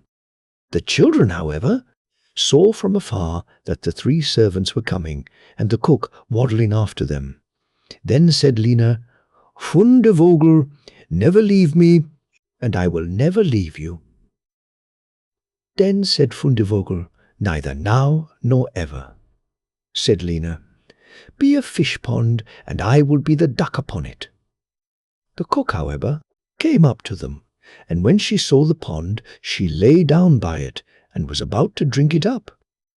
But the duck swam quickly to her, seized her head in its beak, and drew her into the water, and there the old witch had to drown. Then the children went home together, and were heartily delighted, and if they have not died, they are living still. Hans in luck. Some men are born to good luck. All they do or try to do comes right. All that falls to them is so much gain. All their geese are swans. All their cards are trumps. Toss them which way you will, they will always, like poor puss, alight upon their legs, and only move on, so much the faster. The world may very likely not always think of them as they think of themselves, but what care they for the world? What can it know about the matter? One of these lucky beings was neighbor Hans. 7 long years he had worked hard for his master. At last he said, "Master, my time is up. I must go home and see my poor mother once more, so pray pay me my wages and let me go." And the master said, "You have been a faithful and good servant, Hans, so your pay shall be handsome." Then he gave him a lump of silver as big as his head. Hans took out his pocket handkerchief, put the piece of silver into it, threw it over his shoulder, and jogged off on his road homewards. As he went lazily on, dragging one foot after another, a man came in sight, trotting gaily along on a capital horse. "Ah," said Hans aloud, "what a fine thing it is to ride on horseback." There he sits as easy and happy as if he was at home. In the chair by his fireside he trips against no stones, saves shoe leather, and gets on he hardly knows how." Hans did not speak so softly, but the horseman heard it all, and said, "Well, friend, why do you go on foot then?" "Ah," said he, "I have this load to carry. To be sure it is silver, but it is so heavy that I can't hold up my head, and you must know it hurts my shoulder sadly." "What do you say of making an exchange?" said the horseman. "I will give you my horse, and you shall give me the silver, which will save you a great deal of trouble in carrying such a heavy load about with you." "With all my heart," said Hans, "but as you are so kind to me, I must tell you one thing. You will have a weary task to draw that silver about with you." However, the horseman got off, took the silver, helped Hans up, gave him the bridle into one hand and the whip into the other, and said, "When you want to go very fast, smack your lips loudly together and cry, 'Jip.'" Hans was delighted as he sat on the horse, drew himself up, squared his elbows, turned out his toes, cracked his whip, and rode merrily off, 1 minute whistling a merry tune, and another singing, "No care and no sorrow, a fig for the morrow. We laugh and be merry. Sing neigh down derry." After a time he thought he should like to go a little faster, so he smacked his lips and cried, "Jip." Away went the horse full gallop, and before Hans knew what he was about, he was thrown off, and lay on his back by the roadside. His horse would have ran off, if a shepherd who was coming by, driving a cow, had not stopped it. Hans soon came to himself, and got upon his legs again, sadly vexed, and said to the shepherd, "This riding is no joke, when a man has the luck to get upon a beast like this, that stumbles and flings him off as if it would break his neck. However, I'm off now once for all. I like your cow now a great deal better than this smart beast that played me this trick, and has spoiled my best coat, you see, in this puddle, which, by the by, smells not very like a nosegay. One can walk along at one's leisure behind that cow, keep good company, and have milk, butter, and cheese every day into the bargain. What would I give to have such a prize?" "Well," said the shepherd, "if you are so fond of her, I will change my cow for your horse. I like to do good to my neighbours, even though I lose by it myself." "Done," said Hans merrily. "What a noble heart that good man has," thought he. Then the shepherd jumped upon the horse, wished Hans and the cow good morning, and away he rode. Hans brushed his coat, wiped his face and hands, rested a while, and then drove off his cow quietly, and thought his bargain a very lucky one. "If I have only a piece of bread, and I certainly shall always be able to get that, I can, whenever I like, eat my butter and cheese with it, and when I am thirsty I can milk my cow and drink the milk, and what can I wish for more?" When he came to an inn he halted, ate up all his bread, and gave away his last penny for a glass of beer. When he had rested himself, he set off again, driving his cow towards his mother's village. But the heat grew greater as soon as noon came on, till at last, as he found himself on a wide heath that would take him more than an hour to cross, he began to be so hot and parched that his tongue clave to the roof of his mouth. "I can find a cure for this," thought he. "Now I will milk my cow and quench my thirst." So he tied her to the stump of a tree and held his leathern cap to milk into. But not a drop was to be had. Who would have thought that this cow, which was to bring him milk and butter and cheese, was all that time utterly dry? Hans had not thought of looking to that. While he was trying his luck in milking, and managing the matter very clumsily, the uneasy beast began to think him very troublesome, and at last gave him such a kick on the head as knocked him down, and there he lay a long while senseless. Luckily, a butcher soon came by, driving a pig in a wheelbarrow. "What is the matter with you, my man?" said the butcher as he helped him up. Hans told him what had happened, how he was dry, and wanted to milk his cow, but found the cow was dry too. Then the butcher gave him a flask of ale, saying, "There, drink and refresh yourself. Your cow will give you no milk, don't you see? She is an old beast, good for nothing but the slaughter-house." "Alas, alas," said Hans, who would have thought it. "What a shame to take my horse and give me only a dry cow. If I kill her, what will she be good for?" "I hate cow beef. It is not tender enough for me. If it were a pig now, like that fat gentleman you are driving along at his ease, one could do something with it. It would at any rate make sausages." "Well," said the butcher, "I don't like to say no when one is asked to do a kind neighbourly thing. To please you I will change, and give you my fine fat pig for the cow. Heaven reward you for your kindness and self-denial," said Hans, as he gave the butcher the cow, and taking the pig off the wheelbarrow, drove it away, holding it by the string that was tied to its leg. So on he jogged, and all seemed now to go right with him. He had met with some misfortunes, to be sure, but he was now well repaid for all. How could it be otherwise with such a travelling companion as he had at last got? The next man he met was a countryman carrying a fine white goose. The countryman stopped to ask what was o'clock. This led to further chat, and Hans told him all his luck, how he had so many good bargains, and how all the world went gay and smiling with him.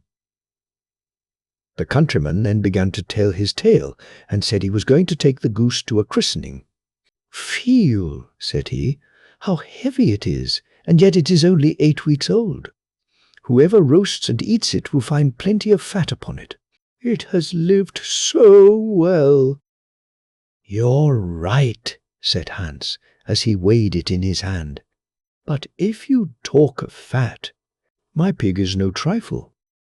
Meantime the countryman began to look grave, and shook his head. "Harkee," said he, "my worthy friend, you seem a good sort of fellow, so I can't help doing you a kind turn. Your pig may get you into a scrape. In the village I just came from, the squire has had a pig stolen out of his sty. I was dreadfully afraid when I saw you that you had got the squire's pig. If you have, and they catch you, it will be a bad job for you. The least they will do will be to throw you into the horse pond. Can you swim?" Poor Hans was sadly frightened. "Good man," cried he, "pray get me out of this scrape. I know nothing of where the pig was, either bred or born, but he may have been the squire's for aught. I can tell, you know this country better than I do. Take my pig and give me the goose." "I ought to have something into the bargain," said the countryman. "Give a fat goose for a pig, indeed.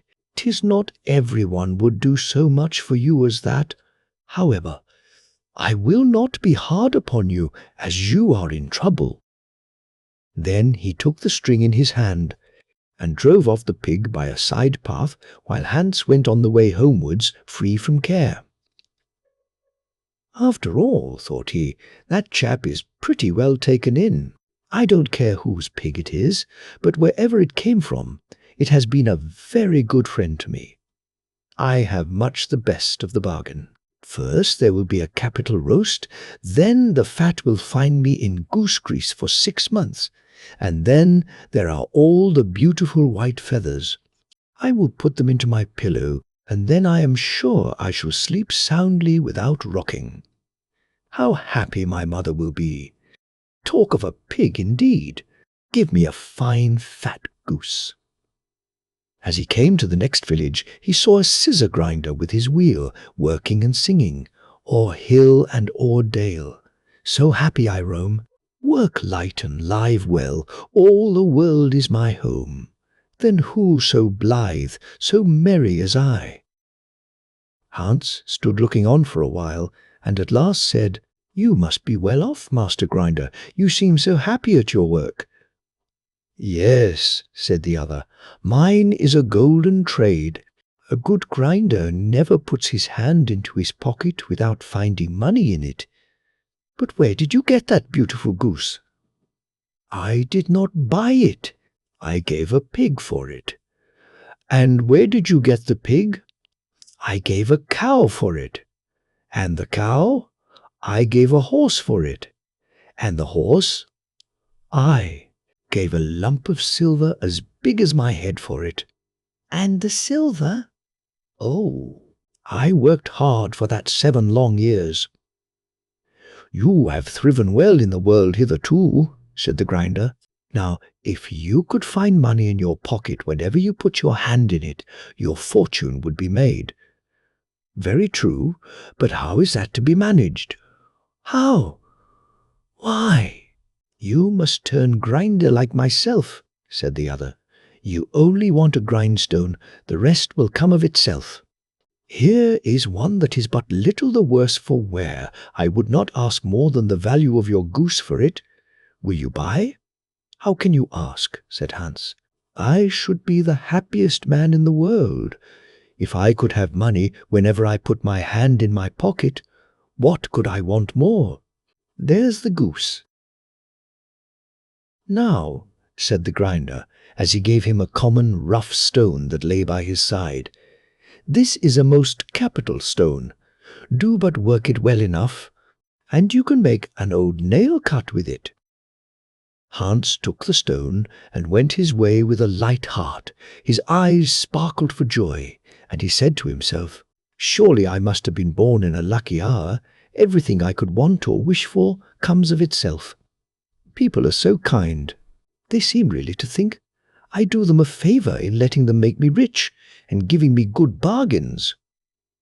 Meantime, he began to be tired, and hungry too, for he had given away his last penny in his joy at getting the cow. At last he could go no farther, for the stone tired him sadly, and he dragged himself to the side of a river that he might take a drink of water and rest a while.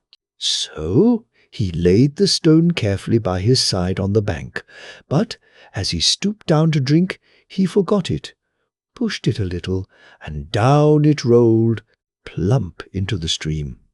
For a while he watched it sinking in the deep, clear water, then sprang up and danced for joy, and again fell upon his knees and thanked heaven, with tears in his eyes, for its kindness in taking away his only plague, the ugly, heavy stone. "How happy am I!" cried he. "Nobody was ever so lucky as I." Then up he got with a light heart, free from all his troubles, and walked on till he reached his mother's house, and told her how very easy the road to good luck was. Hansel and Gretel. Hard by a great forest dwelt a poor woodcutter with his wife and his 2 children. The boy was called Hansel, and the girl Gretel. He had little to bite and to break, and once when great dearth fell on the land, he could no longer procure even daily bread. Now, when he thought over this by night in his bed, and tossed about in his anxiety, he groaned and said to his wife, "What is to become of us? How are we to feed our poor children when we no longer have anything even for ourselves?" "I'll tell you what, husband," answered the woman. "Early tomorrow morning we will take the children out into the forest to where it is the thickest. There we will light a fire for them, and give each of them 1 more piece of bread, and then we will go to our work and leave them alone. They will not find the way home again, and we shall be rid of them." "No, wife," said the man, "I will not do that. How can I bear to leave my children alone in the forest? The wild animals would soon come and tear them to pieces." "Oh, you fool," said she. "Then we must all 4 die of hunger. You may as well plane the planks for our coffins." And she left him no peace until he consented. "But I feel very sorry for the poor children all the same," said the man. The two children had also not been able to sleep for hunger, and had heard what their stepmother had said to their father. Gretel wept bitter tears and said to Hansel, "Now all is over with us." "Be quiet, Gretel," said Hansel. "Do not distress yourself. I will soon find a way to help us." And when the old folks had fallen asleep, he got up, put on his little coat, opened the door below, and crept outside. The moon shone brightly, and the white pebbles which lay in front of the house glittered like real silver pennies. Hansel stooped and stuffed the little pocket of his coat with as many as he could get in. Then he went back and said to Gretel, "Be comforted, dear little sister, and sleep in peace. God will not forsake us." And he lay down again in his bed. When day dawned, but before the sun had risen, the woman came and awoke the two children, saying, "Get up, you sluggards, we are going into the forest to fetch wood." She gave each a little piece of bread, and said, "There is something for your dinner, but do not eat it up before then, for you will get nothing else." Gretel took the bread under her apron, as Hansel had the pebbles in his pocket. Then they all set out together on the way to the forest. When they had walked a short time, Hansel stood still and peeped back at the house, and did so again and again. His father said, "Hansel, what are you looking at there and staying behind for? Pay attention, and do not forget how to use your legs." "Ah, father," said Hansel, "I am looking at my little white cat, which is sitting up on the roof, and wants to say good-bye to me." The wife said, "Fool, that is not your little cat. That is the morning sun which is shining on the chimneys." Hansel, however, had not been looking back at the cat, but had been constantly throwing one of the white pebble-stones out of his pocket on the road. When they had reached the middle of the forest, the father said, "Now, children, pile up some wood, and I will light a fire that you may not be cold." Hansel and Gretel gathered brushwood together as high as a little hill. The brushwood was lighted, and when the flames were burning very high, the woman said, "Now, children, lay yourselves down by the fire and rest. We will go into the forest and cut some wood. When we have done, we will come back and fetch you away." Hansel and Gretel sat by the fire, and when noon came, each ate a little piece of bread, and as they heard the strokes of the wood-axe, they believed that their father was near. It was not the axe, however, but a branch which he had fastened to a withered tree which the wind was blowing backwards and forwards. And as they had been sitting such a long time, their eyes closed with fatigue, and they fell fast asleep. When at last they awoke, it was already dark night. Gretel began to cry and said, "How are we to get out of the forest now?" But Hansel comforted her and said, "Just wait a little until the moon has risen, and then we will soon find the way." And when the full moon had risen, Hansel took his little sister by the hand, and followed the pebbles which shone like newly coined silver pieces, and showed them the way. They walked the whole night long, and by break of day came once more to their father's house. They knocked at the door, and when the woman opened it and saw that it was Hansel and Gretel, she said, "You naughty children, why have you slept so long in the forest? We thought you were never coming back at all." The father, however, rejoiced, for it had cut him to the heart to leave them behind alone. Not long afterwards, there was once more great dearth throughout the land, and the children heard their mother saying at night to their father, "Everything is eaten again, we have 1/2 loaf left, and that is the end. The children must go. We will take them farther into the wood, so that they will not find their way out again. There is no other means of saving ourselves." The man's heart was heavy, and he thought, "It would be better for you to share the last mouthful with your children." The woman, however, would listen to nothing that he had to say. but scolded and reproached him. He who says A must say B likewise, and as he had yielded the first time, he had to do so a second time also. The children, however, were still awake and had heard the conversation.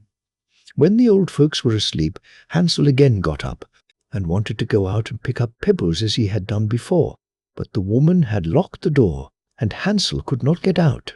Nevertheless, he comforted his little sister and said, "Do not cry, Gretel. Go to sleep quietly. The good God will help us." Early in the morning came the woman and took the children out of their beds. Their piece of bread was given to them, but it was still smaller than the time before. On the way into the forest, Hansel crumbled his in his pocket, and often stood still and threw a morsel on the ground. "Hansel, why do you stop and look round?" said the father. "Go on." "I am looking back at my little pigeon which is sitting on the roof, and wants to say good-bye to me," answered Hansel. "Fool," said the woman, "that is not your little pigeon. That is the morning sun that is shining on the chimney." Hansel, however, little by little, threw all the crumbs on the path. The woman led the children still deeper into the forest, where they had never in their lives been before. Then a great fire was again made, and the mother said, "Just sit there, you children, and when you are tired, you may sleep a little. We are going into the forest to cut wood, and in the evening, when we are done, we will come and fetch you away." When it was noon, Gretel shared her piece of bread with Hansel, who had scattered his by the way. Then they fell asleep, and evening passed, but no one came to the poor children. They did not awake until it was dark night, and Hansel comforted his little sister and said, "Just wait, Gretel, until the moon rises, and then we shall see the crumbs of bread which I have strewn about. They will show us our way home again." When the moon came, they set out, but they found no crumbs, for the many thousands of birds which fly about in the woods and fields had picked them all up. Hansel said to Gretel, "We shall soon find the way," but they did not find it. They walked the whole night and all the next day too, from morning till evening, but they did not get out of the forest, and were very hungry, for they had nothing to eat but 2 or 3 berries which grew on the ground. And as they were so weary that their legs would carry them no longer, they lay down beneath a tree and fell asleep. It was now 3 mornings since they had left their father's house. They began to walk again, but they always came deeper into the forest, and if help did not come soon, they must die of hunger and weariness.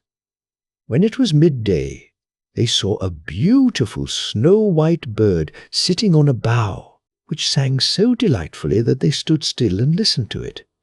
And when its song was over, it spread its wings and flew away before them, and they followed it until they reached a little house, on the roof of which it alighted. And when they approached the little house, they saw that it was built of bread and covered with cakes, but that the windows were of clear sugar. "We will set to work on that," said Hansel, "and have a good meal. I will eat a bit of the roof, and you, Gretel, can eat some of the window. It will taste sweet." Hansel reached up above and broke off a little of the roof to try how it tasted, and Gretel leant against the window and nibbled at the panes. Then a soft voice cried from the parlour, "Nibble, nibble, gnaw? Who is nibbling at my little house?" The children answered, "The wind, the wind, the heaven-born wind," and went on eating without disturbing themselves. Hansel, who liked the taste of the roof, tore down a great piece of it, and Gretel pushed out the whole of one round window-pane, sat down, and enjoyed herself with it. Suddenly the door opened, and a woman as old as the hills, who supported herself on crutches, came creeping out. Hansel and Gretel were so terribly frightened that they let fall what they had in their hands.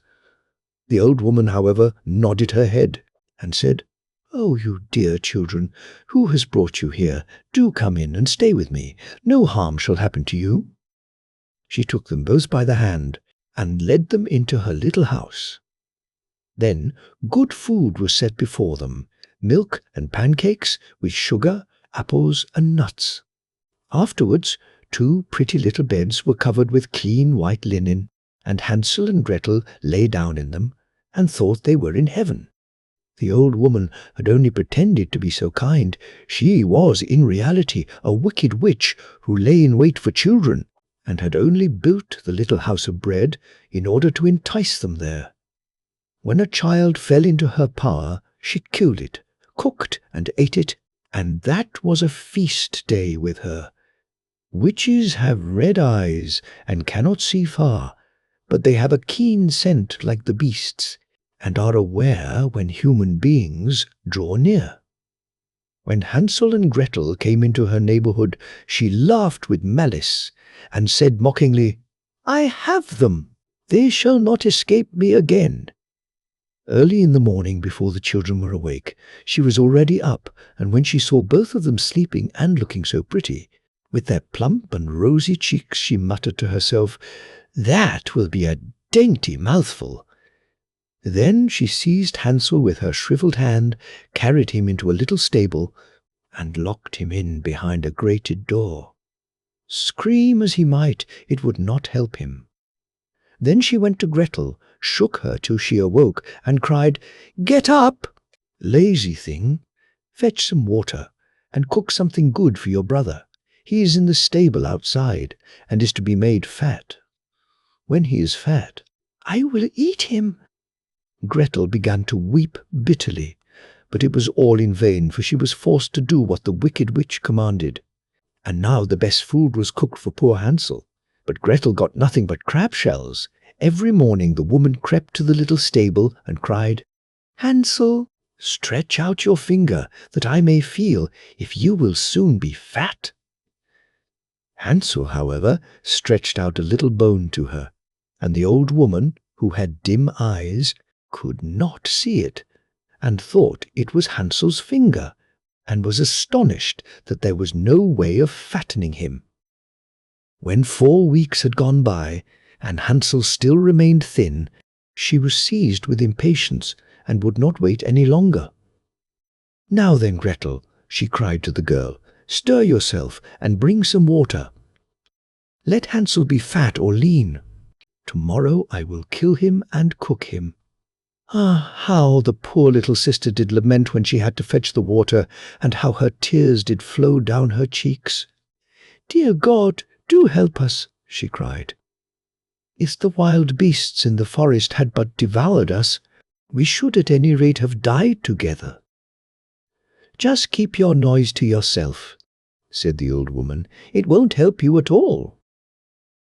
Early in the morning, Gretel had to go out and hang up the cauldron with the water, and light the fire.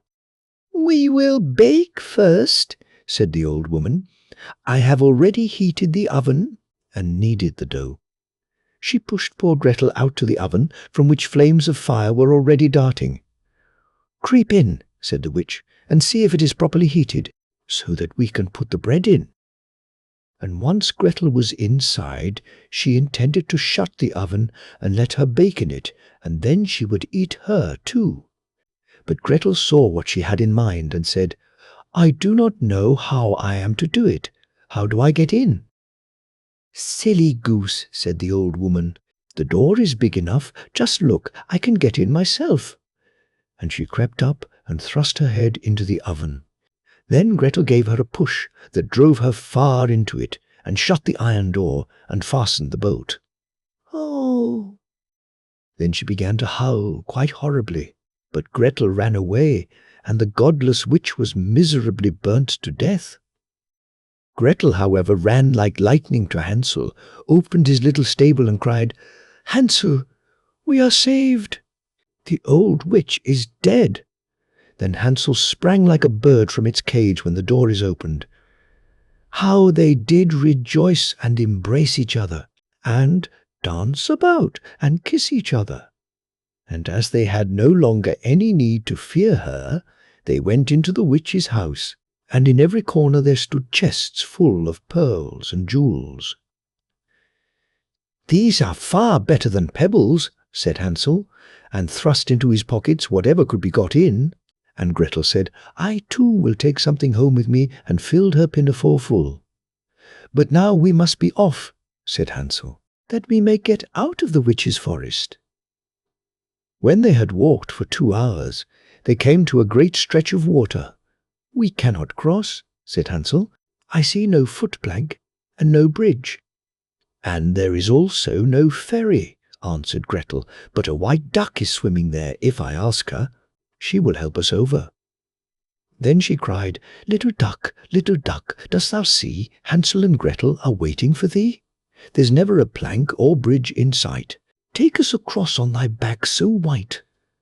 The duck came to them, and Hansel seated himself on its back, and told his sister to sit by him. No, replied Gretel, that will be too heavy for the little duck. She shall take us across, one after the other. The good little duck did so, and when they were once safely across, and had walked for a short time, the forest seemed to be more and more familiar to them, and at length they saw from afar their father's house. Then they began to run, rushed into the parlour, and threw themselves round their father's neck. The man had not known one happy hour since he had left the children in the forest.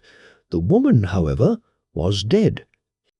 Gretel emptied her pinafore until pearls and precious stones ran about the room, and Hansel threw one handful after another out of his pocket to add to them. Then all anxiety was at an end, and they lived together in perfect happiness. My tale is done. There runs a mouse. Whosoever catches it may make himself a big fur cap out of it. Iron Hans.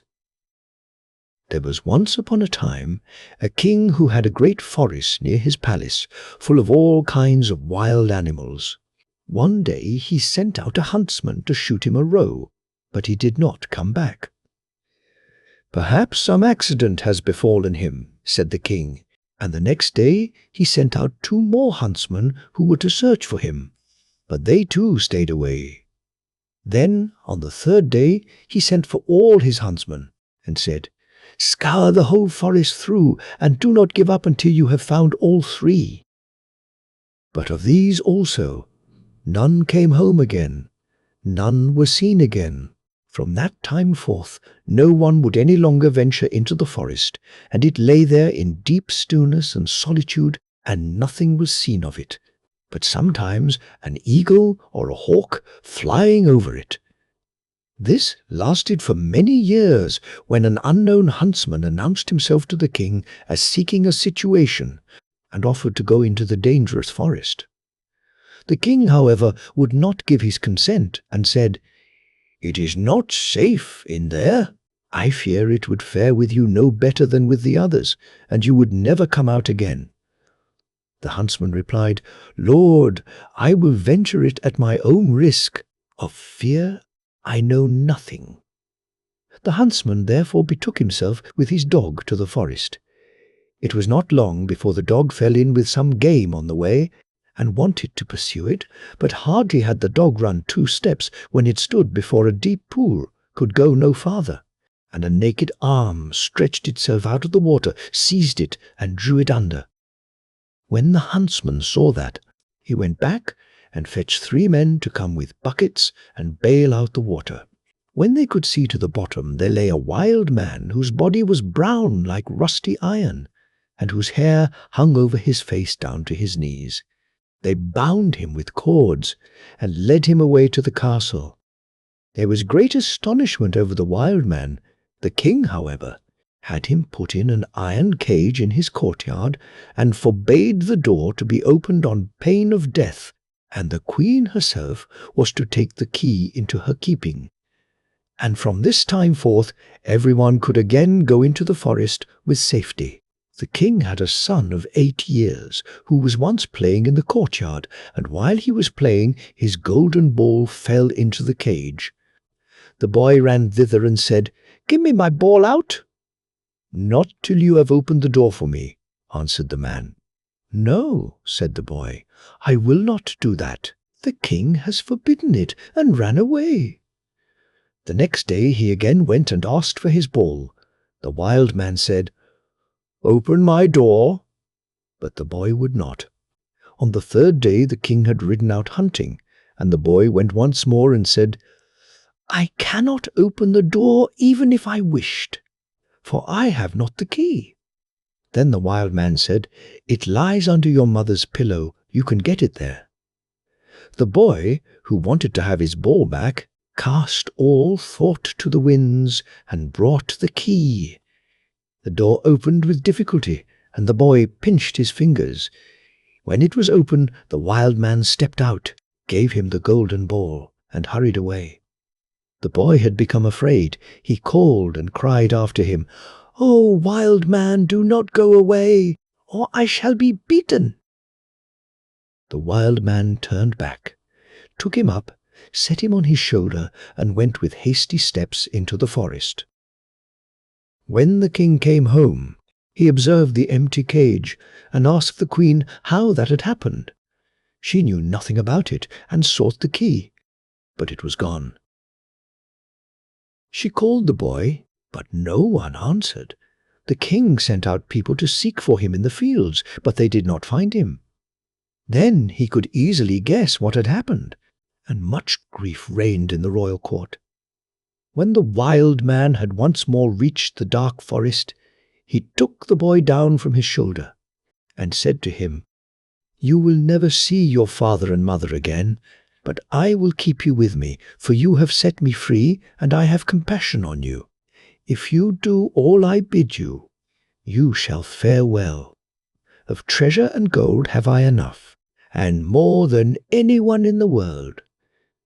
He made a bed of moss for the boy on which he slept, and the next morning the man took him to a well, and said, "Behold, the gold well is as bright and clear as crystal.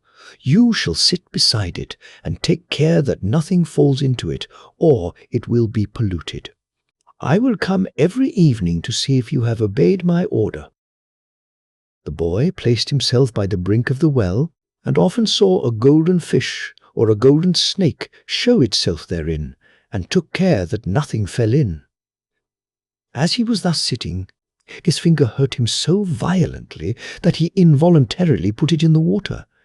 He drew it quickly out again, but saw that it was quite gilded, and whatsoever pains he took to wash the gold off again, all was to no purpose.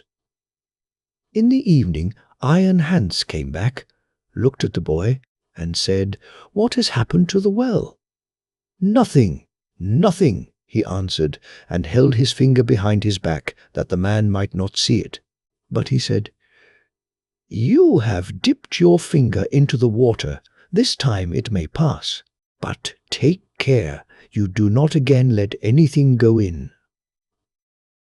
By daybreak the boy was already sitting by the well and watching it. His finger hurt him again, and he passed it over his head, and then unhappily a hair fell down into the well. He took it quickly out, but it was already quite gilded. Iron Hans came, and already knew what had happened. "You have let a hair fall into the well," said he. "I will allow you to watch by it once more. But if this happens for the third time, then the well is polluted, and you can no longer remain with me." On the third day, the boy sat by the well, and did not stir his finger, however much it hurt him. But the time was long to him, and he looked at the reflection of his face on the surface of the water. And as he still bent down more and more while he was doing so, and trying to look straight into the eyes, his long hair fell down from his shoulders into the water. He raised himself up quickly, but the whole of the hair of his head was already golden and shone like the sun. You can imagine how terrified the poor boy was. He took his pocket handkerchief and tied it round his head, in order that the man might not see it. When he came, he already knew everything, and said, "Take the handkerchief off." Then the golden hair streamed forth, and let the boy excuse himself as he might, it was of no use. You have not stood the trial, and can stay here no longer. Go forth into the world. There you will learn what poverty is. But as you have not a bad heart, and as I mean well by you, there is one thing I will grant you. If you fall into any difficulty, come to the forest and cry, 'Iron Hans,' and then I will come and help you. My power is great, greater than you think, and I have gold and silver in abundance." Then the king's son left the forest, and walked by beaten and unbeaten paths ever onwards, until at length he reached a great city. There he looked for work, but could find none, and he learned nothing by which he could help himself. At length he went to the palace and asked if they would take him in. The people about court did not at all know what use they could make of him, but they liked him and told him to stay. At length the cook took him into his service, and said he might carry wood and water, and rake the cinders together. Once, when it so happened that no one else was at hand, the cook ordered him to carry the food to the royal table. But as he did not like to let his golden hair be seen, he kept his little cap on. Such a thing as that had never yet come under the king's notice, and he said, "When you come to the royal table, you must take your hat off." He answered, "Ah, Lord, I cannot. I have a bad sore place on my head." Then the king had the cook called before him, and scolded him, and asked how he could take such a boy as that into his service, and that he was to send him away at once. The cook, however, had pity on him, and exchanged him for the gardener's boy. And now the boy had to plant and water the garden, hoe and dig, and bear the wind and bad weather. Once in summer, when he was working alone in the garden, the day was so warm he took his little cap off that the air might cool him. As the sun shone on his hair, it glittered and flashed so that the rays fell into the bedroom of the king's daughter, and up she sprang to see what that could be. Then she saw the boy and cried to him, "Boy, bring me a wreath of flowers." He put his cap on with all haste, and gathered wild field flowers and bound them together. When he was ascending the stairs with them, the gardener met him and said, "How can you take the king's daughter a garland of such common flowers? Go quickly and get another, and seek out the prettiest and rarest." "Oh, no," replied the boy. "The wild ones have more scent and will please her better." When he got into the room, the king's daughter said, "Take your cap off. It is not seemly to keep it on in my presence." He again said, "I may not. I have a sore head." She, however, caught at his cap and pulled it off, and then his golden hair rolled down on his shoulders, and it was splendid to behold. He wanted to run out, but she held him by the arm and gave him a handful of ducats. With these he departed, but he cared nothing for the gold pieces. He took them to the gardener and said, "I present them to your children. They can play with them." The following day the king's daughter again called to him that he was to bring her a wreath of field flowers, and then he went in with it. She instantly snatched at his cap and wanted to take it away from him, but he held it fast with both hands. She again gave him a handful of ducats, but he would not keep them, and gave them to the gardener for playthings for his children. On the third day things went just the same. She could not get his cap away from him, and he would not have her money. Not long afterwards the country was overrun by war. The king gathered together his people, and did not know whether or not he could offer any opposition to the enemy, who was superior in strength and had a mighty army. Then said the gardener's boy, "I am grown up, and will go to the wars also, only give me a horse." The others laughed, and said, "Seek one for yourself when we are gone. We will leave one behind us in the stable for you." When they had gone forth, he went into the stable, and led the horse out. It was lame of one foot, and limped hobblety-jib, hobblety-jib. Nevertheless he mounted it, and rode away to the dark forest. When he came to the outskirts, he called "Iron Hanses" 3 times so loudly that it echoed through the trees. Thereupon the wild man appeared immediately, and said, "What do you desire?" "I want a strong steed, for I am going to the wars." "That you shall have, and still more than you ask for." Then the wild man went back into the forest, and it was not long before a stable boy came out of it, who led a horse that snorted with its nostrils and could hardly be restrained, and behind them followed a great troop of warriors entirely equipped in iron, and their swords flashed in the sun. The youth made over his three-legged horse to the stable boy, mounted the other, and rode at the head of the soldiers. When he got near the battlefield, a great part of the king's men had already fallen, and little was wanting to make the rest give way. Then the youth galloped thither with his iron soldiers, broke like a hurricane over the enemy, and beat down all who opposed him. They began to flee, but the youth pursued, and never stopped, until there was not a single man left. Instead of returning to the king, however, he conducted his troop by byways back to the forest, and called forth Iron Hans. "What do you desire?" asked the wild man. "Take back your horse and your troops, and give me my three-legged horse again." All that he asked was done, and soon he was riding on his three-legged horse. When the king returned to his palace, his daughter went to meet him and wished him joy of his victory. "I am not the one who carried away the victory," said he, "but a strange knight who came to my assistance with his soldiers." The daughter wanted to hear who the strange knight was, but the king did not know, and said, "He followed the enemy, and I did not see him again." She inquired of the gardener where his boy was, but he smiled, and said, "He has just come home on his three-legged horse, and the others have been mocking him and crying, 'Here comes our hobblety-jib back again.'" They asked, too, "Under what hedge have you been lying, sleeping all the time?" So he said, "I did the best of all, and it would have gone badly without me." And then he was still more ridiculed.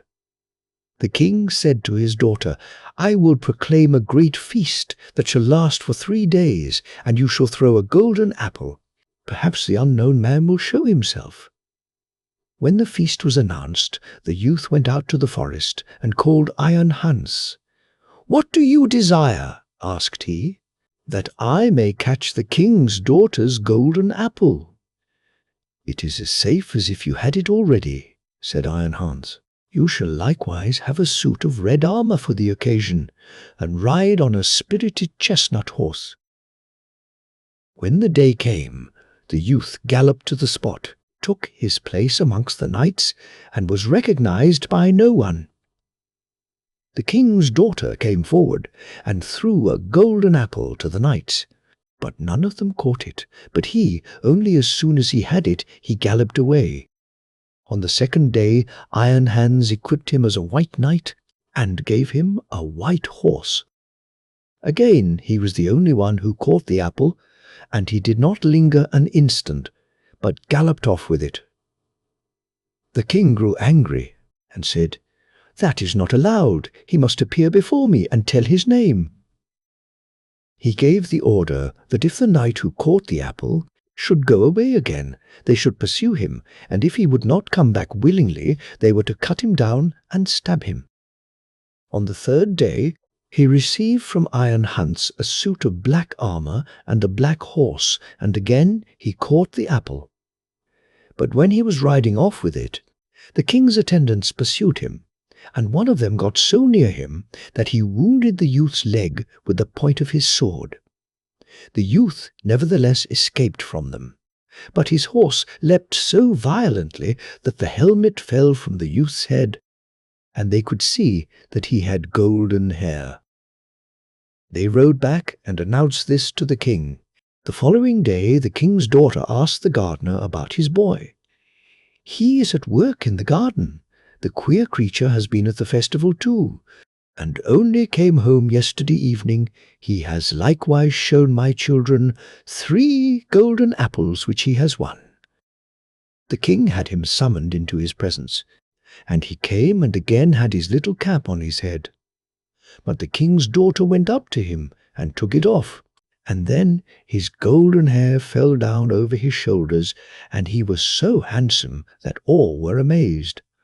"Are you the knight who came every day to the festival, always in different colours, and who caught the 3 golden apples?" asked the king. "Yes," answered he, "and here the apples are," and he took them out of his pocket and returned them to the king. "If you desire further proof, you may see the wound which your people gave me when they followed me. But I am likewise the knight who helped you to your victory over your enemies. If you can perform such deeds as that, you are no gardener's boy. Tell me, who is your father?" "My father is a mighty king, and gold have I in plenty as great as I require." "I well see," said the king, "that I owe my thanks to you. Can I do anything to please you?" "Yes," answered he, "that indeed you can. Give me your daughter to wife." The maiden laughed and said, "He does not stand much on ceremony, but I have already seen by his golden hair that he was no gardener's boy." And then she went and kissed him. His father and mother came to the wedding, and were in great delight, for they had given up all hope of ever seeing their dear son again. And as they were sitting at the marriage feast, the music suddenly stopped, the doors opened, and a stately king came in with a great retinue. He went up to the youth, embraced him, and said, "I am Iron Hans, and was by enchantment a wild man, but you have set me free. All the treasures which I possess shall be your property." Chorinda and Chorindel? There was once an old castle that stood in the middle of a deep, gloomy wood, and in the castle lived an old fairy. Now, this fairy could take any shape she pleased. All the day long she flew about in the form of an owl, or crept about the country like a cat, but at night she always became an old woman again. When any young man came within 100 paces of her castle, he became quite fixed, and could not move a step till she came and set him free, which she would not do till he had given her his word never to come there again. But when any pretty maiden came within that space, she was changed into a bird, and the fairy put her into a cage and hung her up in a chamber in the castle. There were 700 of these cages hanging in the castle, and all with beautiful birds in them. Now, there was once a maiden whose name was Chorinda.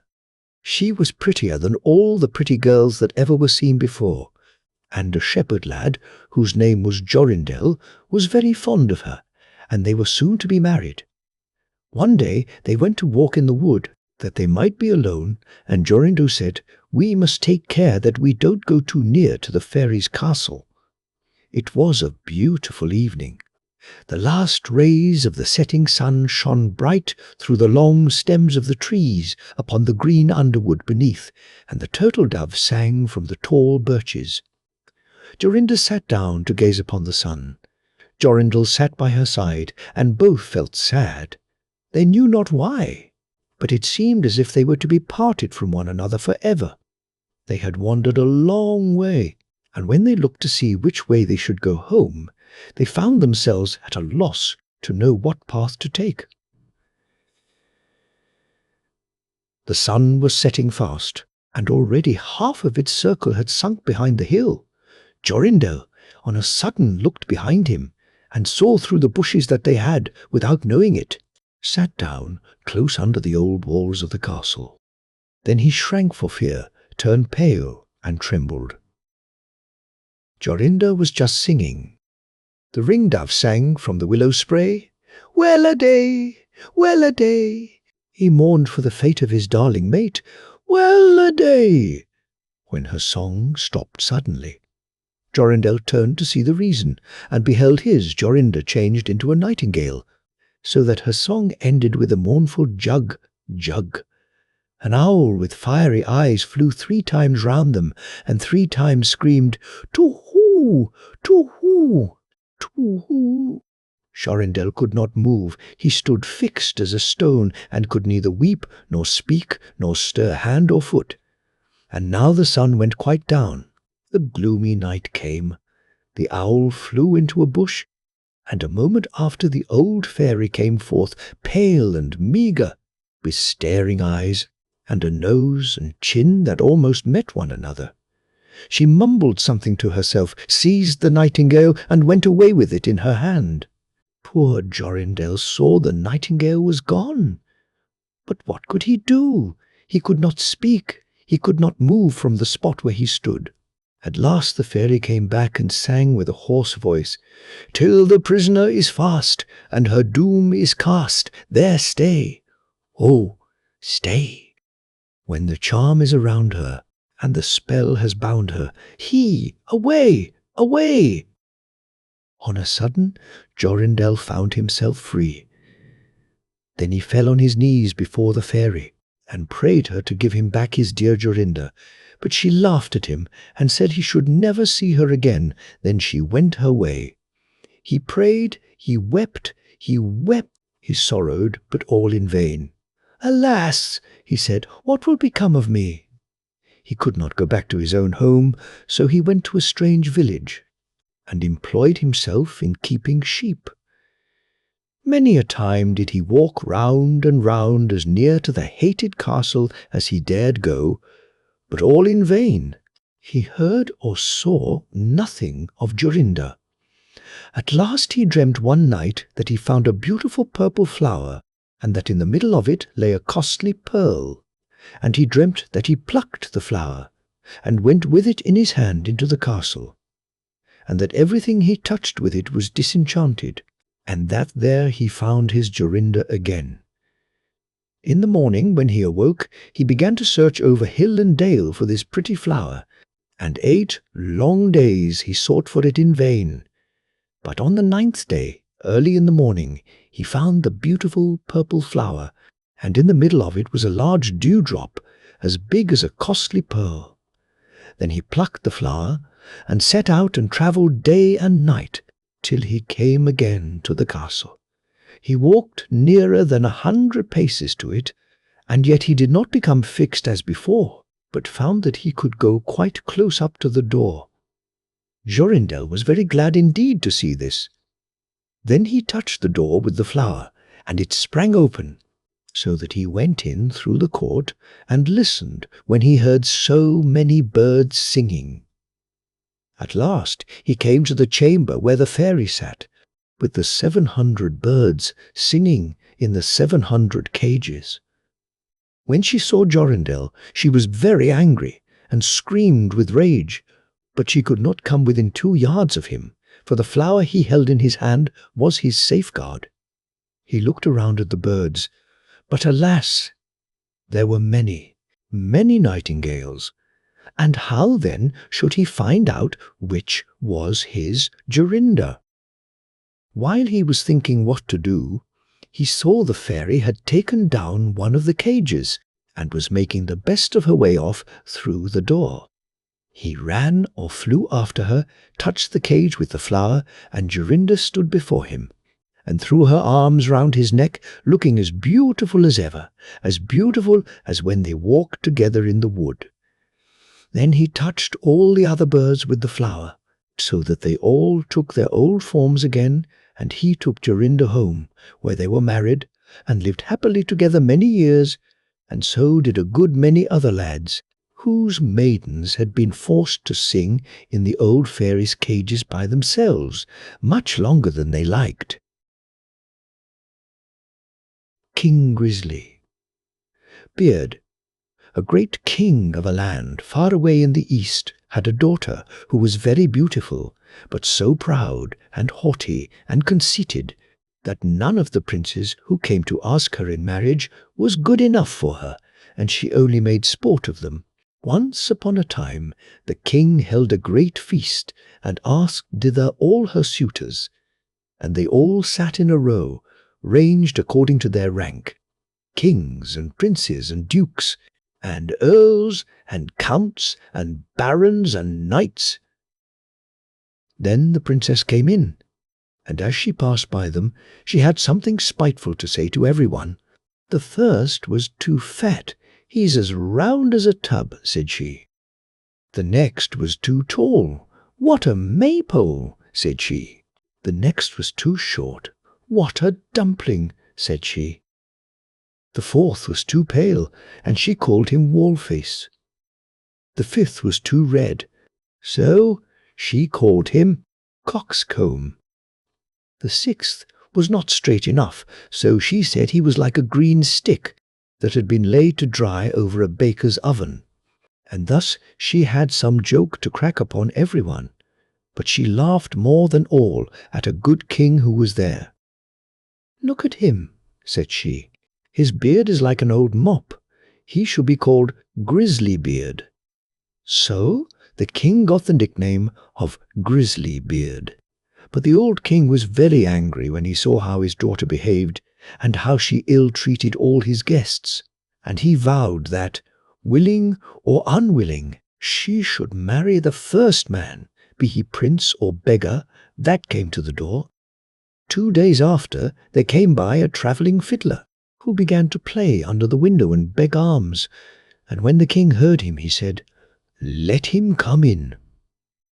So they brought in a dirty-looking fellow, and when he had sung before the king and the princess, he begged a boon. Then the king said, "You have sung so well that I will give you my daughter for your wife." The princess begged and prayed, but the king said, "I have sworn to give you to the first comer, and I will keep my word." So words and tears were of no avail. The parson was sent for, and she was married to the fiddler. When this was over, the king said, "Now get ready to go. You must not stay here. You must travel on with your husband." Then the fiddler went his way, and took her with him, and they soon came to a great wood. "Pray," said she, "whose is this wood?" "It belongs to King Grizzly Beard," answered he. "Hadst thou taken him, all had been thine." "Ah, unlucky wretch that I am," sighed she. "Would that I had married King Grizzly Beard." Next they came to some fine meadows. "Whose are these beautiful green meadows?" said she. "They belong to King Grizzly Beard. Hadst thou taken him, they had all been thine." "Ah, unlucky wretch that I am," said she. "Would that I had married King Grizzly Beard." Then they came to a great city. "Whose is this noble city?" said she. "It belongs to King Grizzly Beard. Hadst thou taken him, it had all been thine." "Ah, wretch that I am," sighed she. "Why did I not marry King Grizzly Beard?" "That is no business of mine," said the fiddler. "Why should you wish for another husband? Am not I good enough for you?" At last they came to a small cottage. "What a paltry place," said she. "To whom does that little dirty hole belong?" Then the fiddler said, "That is your and my house, where we are to live." "Where are your servants?" cried she. "What do we want with servants?" said he. "You must do for yourself whatever is to be done.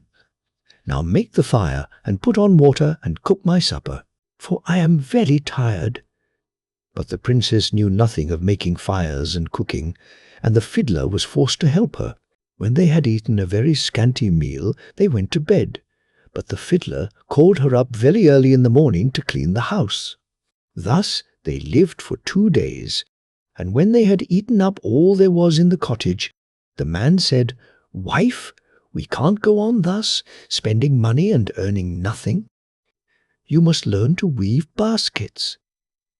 Then he went out and cut willows and brought them home, and she began to weave, but it made her fingers very sore. "I see this work won't do," said he. "Try and spin. Perhaps you will do that better." So she sat down and tried to spin, but the threads cut her tender fingers till the blood ran. "See now," said the fiddler, "you are good for nothing. You can do no work. What a bargain I have got! However, I'll try and set up a trade in pots and pans, and you shall stand in the market and sell them." "Alas," sighed she, "if any of my father's court should pass by and see me standing in the market, how they will laugh at me." But her husband did not care for that, and said she must work if she did not wish to die of hunger. At first the trade went well, for many people, seeing such a beautiful woman, went to buy her wares and paid their money without thinking of taking away the goods. They lived on this as long as it lasted, and then her husband bought a fresh lot of ware, and she sat herself down with it in the corner of the market. But a drunken soldier soon came by, and rode his horse against her stall, and broke all her goods into 1,000 pieces. Then she began to cry, and knew not what to do. "Ah, what will become of me?" said she. "What will my husband say?" So she ran home and told him all. "Who would have thought you would have been so silly," said he, "as to put an earthenware store in the corner of the market, where everybody passes? But let us have no more crying. I see you are not fit for this sort of work, so I have been to the king's palace, and asked if they did not want a kitchen maid, and they say they will take you, and there you will have plenty to eat." Thus the princess became a kitchen maid, and helped the cook to do all the dirtiest work, but she was allowed to carry home some of the meat that was left, and on this they lived. She had not been there long before she heard that the king's eldest son was passing by, going to be married, and she went to one of the windows and looked out. Everything was ready, and all the pomp and brightness of the court was there. Then she bitterly grieved for the pride and folly which had brought her so low, and the servants gave her some of the rich meats, which she put into her basket to take home. All on a sudden, as she was going out, in came the king's son in golden clothes, and when he saw a beautiful woman at the door, he took her by the hand, and said she should be his partner in the dance, but she trembled for fear, for she saw that it was King Grizzly Beard who was making sport of her. However, he kept fast hold and let her in, and the cover of the basket came off, so that the meats in it fell about. Then everybody laughed and jeered at her, and she was so abashed that she wished herself 1,000 feet deep in the earth. She sprang to the door to run away, but on the steps King Grizzly Beard overtook her, and brought her back and said, "Fear me not. I am the fiddler who has lived with you in the hut. I brought you there because I really loved you. I am also the soldier that overset your stall. I have done all this only to cure you of your silly pride, and to show you the folly of your ill treatment of me. Now all is over, you have learnt wisdom, and it is time to hold our marriage feast." Then the chamberlains came and brought her the most beautiful robes, and her father and his whole court were there already, and welcomed her home on her marriage. Joy was in every face and every heart. The feast was grand, they danced and sang, all were merry, and I only wished that you and I had been of the party. Lily and the Lion. A merchant who had 3 daughters was once setting out upon a journey, but before he went he asked each daughter what gift he should bring back for her. The eldest wished for pearls, the second for jewels, but the third, who was called Lily, said, "Dear father, bring me a rose." Now it was no easy task to find a rose, for it was the middle of winter, yet as she was his prettiest daughter, and was very fond of flowers, her father said he would try what he could do. So he kissed all 3 and bid them good-bye. And when the time came for him to go home, he had bought pearls and jewels for the 2 eldest, but he had sought everywhere in vain for the rose, and when he went into any garden and asked for such a thing, the people laughed at him, and asked him whether he thought roses grew in snow. This grieved him very much, for Lily was his dearest child, and as he was journeying home, thinking what he should bring her, he came to a fine castle, and around the castle was a garden, in one half of which it seemed to be summer-time, and in the other half winter. On one side the finest flowers were in full bloom, and on the other everything looked dreary and buried in the snow.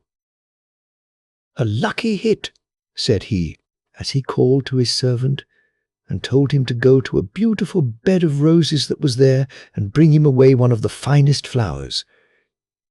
This done, they were riding away well pleased, when up sprang a fierce lion, and roared out, "Whoever has stolen my roses shall be eaten up alive." Then the man said, "I knew not that the garden belonged to you. Can nothing save my life?" "No," said the lion, "nothing, unless you undertake to give me whatever meets you on your return home. If you agree to this, I will give you your life, and the rose too for your daughter." But the man was unwilling to do so, and said, "It may be my youngest daughter, who loves me most, and always runs to meet me when I go home." Then the servant was greatly frightened, and said, "It may perhaps be only a cat or a dog." And at last the man yielded with a heavy heart, and took the rose, and said he would give the lion whatever should meet him first on his return. And as he came near home, it was Lily, his youngest and dearest daughter, that met him. She came running and kissed him, and welcomed him home, and when she saw that he had brought her the rose, she was still more glad. But her father began to be very sorrowful, and to weep, saying, "Alas, my dearest child, I have bought this flower at a high price, for I have said I would give you to a wild lion, and when he has you, he will tear you in pieces and eat you." Then he told her all that had happened, and said she should not go, let what would happen. But she comforted him and said, "Dear father, the word you have given must be kept. I will go to the lion and soothe him. Perhaps he will let me come safe home again." The next morning she asked the way she was to go, and took leave of her father, and went forth with a bold heart into the wood. But the lion was an enchanted prince. By day he and all his court were lions, but in the evening they took their right forms again. And when Lily came to the castle, he welcomed her so courteously that she agreed to marry him. The wedding feast was held, and they lived happily together a long time. The prince was only to be seen as soon as evening came, and then he held his court. But every morning he left his bride and went away by himself, she knew not whither, till the night came again. After some time he said to her, "Tomorrow there will be a great feast in your father's house, for your eldest sister is to be married, and if you wish to go and visit her, my lion shall lead you thither." Then she rejoiced much at the thoughts of seeing her father once more, and set out with the lions, and everyone was overjoyed to see her, for they had thought her dead long since. But she told them how happy she was, and stayed till the feast was over, and then went back to the wood. Her second sister was soon after married, and when Lily was asked to go to the wedding, she said to the prince, "I will not go alone this time. You must go with me." But he would not, and said that it would be a very hazardous thing, for if the least ray of the torchlight should fall upon him, his enchantment would become still worse, for he should be changed into a dove, and be forced to wander about the world for 7 long years. However, she gave him no rest, and said she would take care no light should fall upon him. So at last they set out together, and took with them their little child, and she chose a large hall with thick walls for him to sit in while the wedding torches were lighted, but, unluckily, no one saw that there was a crack in the door. Then the wedding was held with great pomp, but as the train came from the church, and passed with the torches before the hall, a very small ray of light fell upon the prince. In a moment he disappeared, and when his wife came in and looked for him, she found only a white dove, and it said to her, 7 years must I fly up and down over the face of the earth, but every now and then I will let fall a white feather. That will show you the way I am going. Follow it, and at last you may overtake and set me free." This said, he flew out at the door, and poor Lily followed, and every now and then a white feather fell and showed her the way she was to journey. Thus she went roving on through the wide world, and looked neither to the right hand nor to the left, nor took any rest for 7 years. Then she began to be glad, and thought to herself that the time was fast coming when all her troubles should end, yet repose was still far off. For one day as she was travelling on, she missed the white feather, and when she lifted up her eyes, she could nowhere see the dove. "Now," thought she to herself, "no aid of man can be of use to me." So she went to the sun and said, "Thou shinest everywhere, on the hill's top and the valley's depth. Hast thou anywhere seen my white dove?" "No," said the sun, "I have not seen it, but I will give thee a casket. Open it when thy hour of need comes." So she thanked the sun, and went on her way till eventide, and when the moon arose, she cried unto it, and said, "Thou shinest through the night, over field and grove. Hast thou nowhere seen my white dove?" "No," said the moon, "I cannot help thee, but I will give thee an egg. Break it when need comes." Then she thanked the moon, and went on till the night. Wind blew, and she raised up her voice to it and said, "Thou blowest through every tree and under every leaf. Hast thou not seen my white dove?" "No," said the night wind, "but I will ask 3 other winds. Perhaps they have seen it." Then the east wind and the west wind came and said they too had not seen it. But the south wind said, "I have seen the white dove. He has fled to the Red Sea and is changed once more into a lion, for the 7 years are passed away. And there he is, fighting with a dragon. And the dragon is an enchanted princess who seeks to separate him from you." Then the night wind said, "I will give thee counsel. Go to the Red Sea, on the right shore, stand many rods, count them, and when thou comest to the 11th, break it off, and smite the dragon with it. And so the lion will have the victory, and both of them will appear to you in their own forms. Then look round, and thou wilt see a griffin, winged like bird, sitting by the Red Sea. Jump onto his back with thy beloved one as quickly as possible, and he will carry you over the waters to your home. I will also give thee this nut," continued the night wind. "When you are halfway over, throw it down, and out of the waters will immediately spring up a high nut tree, on which the griffin will be able to rest. Otherwise he would not have the strength to bear you the whole way. If, therefore, thou dost forget to throw down the nut, he will let you both fall into the sea." So our poor wanderer went forth, and found all as the night wind had said, and she plucked the 11th rod, and smote the dragon, and the lion forthwith became a prince, and the dragon a princess again. But no sooner was the princess released from the spell, and she seized the prince by the arm, and sprang on to the griffin's back, and went off carrying the prince away with her. Thus the unhappy traveller was again forsaken and forlorn, but she took heart and said, "As far as the wind blows, and so long as the cock crows, I will journey on, till I find him once again." She went on for a long, long way, till at length she came to the castle whither the princess had carried the prince, and there was a feast got ready, and she heard that the wedding was about to be held. "Heaven aid me now," said she, and she took the casket that the sun had given her, and found that within it lay a dress as dazzling as the sun itself. So she put it on, and went into the palace, and all the people gazed upon her, and the dress pleased the bride so much that she asked whether it was to be sold. "Not for gold and silver," said she, "but for flesh and blood." The princess asked what she meant, and she said, "Let me speak with the bridegroom this night in his chamber, and I will give thee the dress."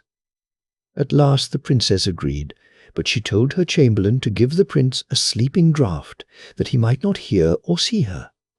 When evening came, and the prince had fallen asleep, she was led into his chamber, and she sat herself down at his feet and said, "I have followed thee 7 years. I have been to the sun, the moon, and the night wind to seek thee, and at last I have helped thee to overcome the dragon. Wilt thou then forget me quite?" But the prince all the time slept so soundly that her voice only passed over him, and seemed like the whistling of the wind among the fir trees. Then poor Lily was led away, and forced to give up the golden dress. And when she saw that there was no help for her, she went out into a meadow and sat herself down and wept. But as she sat, she bethought herself of the egg that the moon had given her, and when she broke it, there ran out a hen and 12 chickens of pure gold. That played about, and then nestled under the old one's wings, so as to form the most beautiful sight in the world. And she rose up and drove them before her, till the bride saw them from her window, and was so pleased that she came forth and asked her if she would sell the brood. "Not for gold or silver, but for flesh and blood, let me again this evening speak with the bridegroom in his chamber, and I will give thee the whole brood." Then the princess thought to betray her as before, and agreed to what she asked. But when the prince went to his chamber, he asked the chamberlain why the wind had whistled so in the night, and the chamberlain told him all. How he had given him a sleeping draught, and how a poor maiden had come and spoken to him in his chamber, and was to come again that night. Then the prince took care to throw away the sleeping draught, and when Lily came and began again to tell him what woes had befallen her, and how faithful and true to him she had been, he knew his beloved wife's voice, and sprang up and said, "You have awakened me as from a dream, for the strange princess had thrown a spell around me, so that I had altogether forgotten you, but heaven has sent you to me in a lucky hour." And they stole away out of the palace by night unawares, and seated themselves on the griffin, who flew back with them over the Red Sea. When they were halfway across, Lily let the nut fall into the water, and immediately a large nut tree arose from the sea, whereon the griffin rested for a while, and then carried them safely home. There they found their child, now grown up to be comely and fair, and after all their troubles they lived happily together to the end of their days.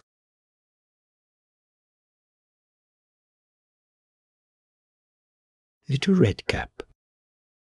Once upon a time there was a dear little girl who was loved by everyone who looked at her, but most of all by her grandmother, and there was nothing that she would not have given to the child. Once she gave her a little cap of red velvet, which suited her so well that she would never wear anything else, so she was always called Little Redcap. One day her mother said to her, "Come, Little Redcap, here is a piece of cake and a bottle of wine. Take them to your grandmother. She is ill and weak, and they will do her good.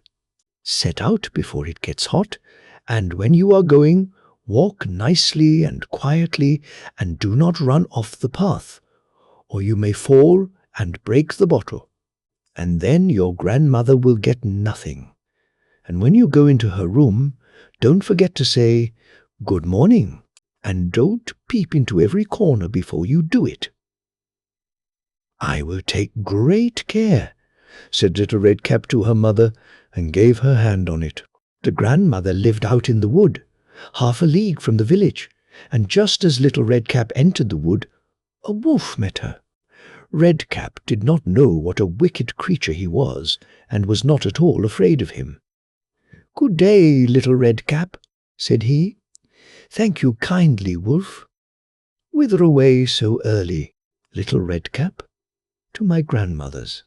"What have you got in your apron?"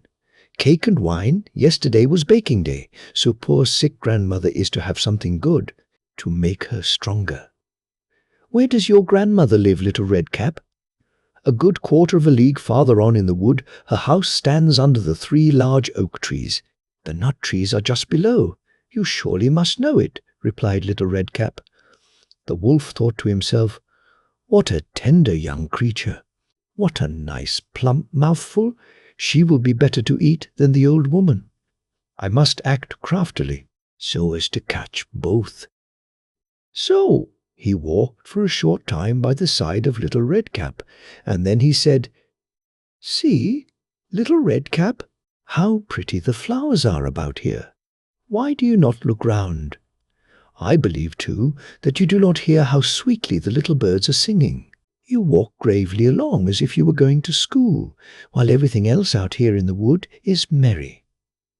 Little Red Cap raised her eyes, and when she saw the sunbeams dancing here and there through the trees, and pretty flowers growing everywhere, she thought, "Suppose I take grandmother a fresh nosegay? That would please her too. It is so early in the day that I shall still get there in good time," and so she ran from the path into the wood to look for flowers. And whenever she had picked one, she fancied that she saw a still prettier one farther on, and ran after it, and so got deeper and deeper into the wood. Meanwhile the wolf ran straight to the grandmother's house and knocked at the door. "Who is there?" "Little Red Cap," replied the wolf. "She is bringing cake and wine. Open the door." "Lift the latch," called out the grandmother. "I am too weak and cannot get up." The wolf lifted the latch. The door sprang open, and without saying a word he went straight to the grandmother's bed and devoured her. Then he put on her clothes, dressed himself in her cap, laid himself in bed, and drew the curtains. Little Red Cap, however, had been running about picking flowers, and when she had gathered so many that she could carry no more, she remembered her grandmother, and set out on the way to her. She was surprised to find the cottage door standing open, and when she went into the room, she had such a strange feeling that she said to herself, "Oh dear, how uneasy I feel today, and at other times I like being with grandmother so much." She called out, "Good morning," but received no answer. So she went to the bed and drew back the curtains. There lay her grandmother with her cap pulled far over her face and looking very strange. "Oh, grandmother," she said, "what big ears you have!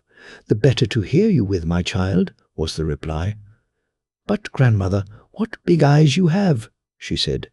"The better to see you with, my dear." "But, grandmother, what large hands you have, the better to hug you with." "Oh, but grandmother, what a terrible big mouth you have, the better to eat you with." And scarcely had the wolf said this, than with one bound he was out of bed and swallowed up Red Cap. When the wolf had appeased his appetite, he lay down again in the bed, fell asleep, and began to snore very loud. The huntsman was just passing the house, and thought to himself, "How the old woman is snoring! I must just see if she wants anything." So he went into the room, and when he came to the bed, he saw that the wolf was lying in it. "Do I find you here, you old sinner?" said he. "I have long sought you." Then just as he was going to fire at him, it occurred to him that the wolf might have devoured the grandmother, and that she might still be saved, so he did not fire, but took a pair of scissors, and began to cut open the stomach of the sleeping wolf. When he had made 2 snips, he saw the little Red Cap shining, and then he made 2 snips more, and the little girl sprang out, crying, "Ah, how frightened I have been! How dark it was inside the wolf!" And after that, the aged grandmother came out alive also, but scarcely able to breathe. Red Cap, however, quickly fetched great stones with which they filled the wolf's belly, and when he awoke, he wanted to run away. But the stones were so heavy that he collapsed at once and fell dead. Then all three were delighted. The huntsman drew off the wolf's skin and went home with it. The grandmother ate the cake and drank the wine which Red Cap had brought and revived. But Red Cap thought to herself, "As long as I live, I will never by myself leave the path to run into the wood when my mother has forbidden me to do so." It also related that once when Red Cap was again taking cakes to the old grandmother, another wolf spoke to her and tried to entice her from the path. Red Cap, however, was on her guard and went straight forward on her way, and told her grandmother that she had met the wolf, and that he had said "good morning" to her, but with such a wicked look in his eyes that if they had not been on the public road, she was certain he would have eaten her up. "Well," said the grandmother, "we will shut the door, that he may not come in." Soon afterwards the wolf knocked and cried, "Open the door, grandmother. I am Little Red Cap, and am bringing you some cakes." But they did not speak or open the door, so the greybeard stole twice or thrice round the house, and at last jumped on the roof, intending to wait until Red Cap went home in the evening, and then to steal after her and devour her in the darkness. But the grandmother saw what was in his thoughts. In front of the house was a great stone trough. So she said to the child, "Take the pail, Red Cap. I made some sausages yesterday. So carry the water in which I boiled them to the trough." Red Cap carried until the great trough was quite full. Then the smell of the sausages reached the wolf, and he sniffed and peeped down, and at last stretched out his neck so far that he could no longer keep his footing, and began to slip, and slipped down from the roof straight into the great trough, and was drowned. But Red Cap went joyously home, and no one ever did anything to harm her again. Motherhole. Once upon a time there was a widow who had 2 daughters. One of them was beautiful and industrious, the other ugly and lazy. The mother, however, loved the ugly and lazy one best because she was her own daughter, and so the other, who was only her stepdaughter, was made to do all the work of the house, and was quite the Cinderella of the family. Her stepmother sent her out every day to sit by the well in the high road, there to spin until she made her fingers bleed. Now it chanced one day that some blood fell onto the spindle, and as the girl stopped over the well to wash it off, the spindle suddenly sprang out of her hand and fell into the well. She ran home crying to tell of her misfortune, but her stepmother spoke harshly to her, and after giving her a violent scolding, said unkindly, "As you have let the spindle fall into the well, you may go yourself and fetch it out." The girl went back to the well, not knowing what to do, and at last, in her distress, she jumped into the water after the spindle. She remembered nothing more until she awoke and found herself in a beautiful meadow, full of sunshine, and with countless flowers blooming in every direction. She walked over the meadow, and presently she came upon a baker's oven full of bread, and the loaves cried out to her, take us out, or alas, we shall be burnt to a cinder. We were baked through long ago." So she took the bread shovel and drew them all out. She went on a little farther, till she came to a tree full of apples. Shake me, I pray," cried the tree. "My apples, one and all, are ripe." So she shook the tree, and the apples came falling down upon her like rain, but she continued shaking until there was not a single apple left upon it. Then she carefully gathered the apples together in a heap and walked on again. The next thing she came to was a little house, and there she saw an old woman looking out, with such large teeth that she was terrified and turned to run away. But the old woman called after her, "What are you afraid of, dear child? Stay with me. If you will do the work of my house properly for me, I will make you very happy. You must be very careful, however, to make my bed in the right way, for I wish you always to shake it thoroughly, so that the feathers fly about. Then they say, down there in the world, that it is snowing, for I am Mother Holle." The old woman spoke so kindly that the girl summoned up courage and agreed to enter into her service. She took care to do everything according to the old woman's bidding, and every time she made the bed she shook it with all her might, so that the feathers flew about like so many snowflakes. The old woman was as good as her word. She never spoke angrily to her, and gave her roast and boiled meats every day. So she stayed on with Mother Holle for some time, and then she began to grow unhappy. She could not at first tell why she felt sad, but she became conscious at last of great longing to go home. Then she knew she was homesick, although she was 1,000 times better off with Mother Holle than with her mother and sister. After waiting a while, she went to Mother Holle and said, "I am so homesick that I cannot stay with you any longer, for although I am so happy here, I must return to my own people." Then Mother Holle said, "I am pleased that you should want to go back to your own people, and as you have served me so well and faithfully, I will take you home myself." Thereupon she led the girl by the hand up to a broad gateway.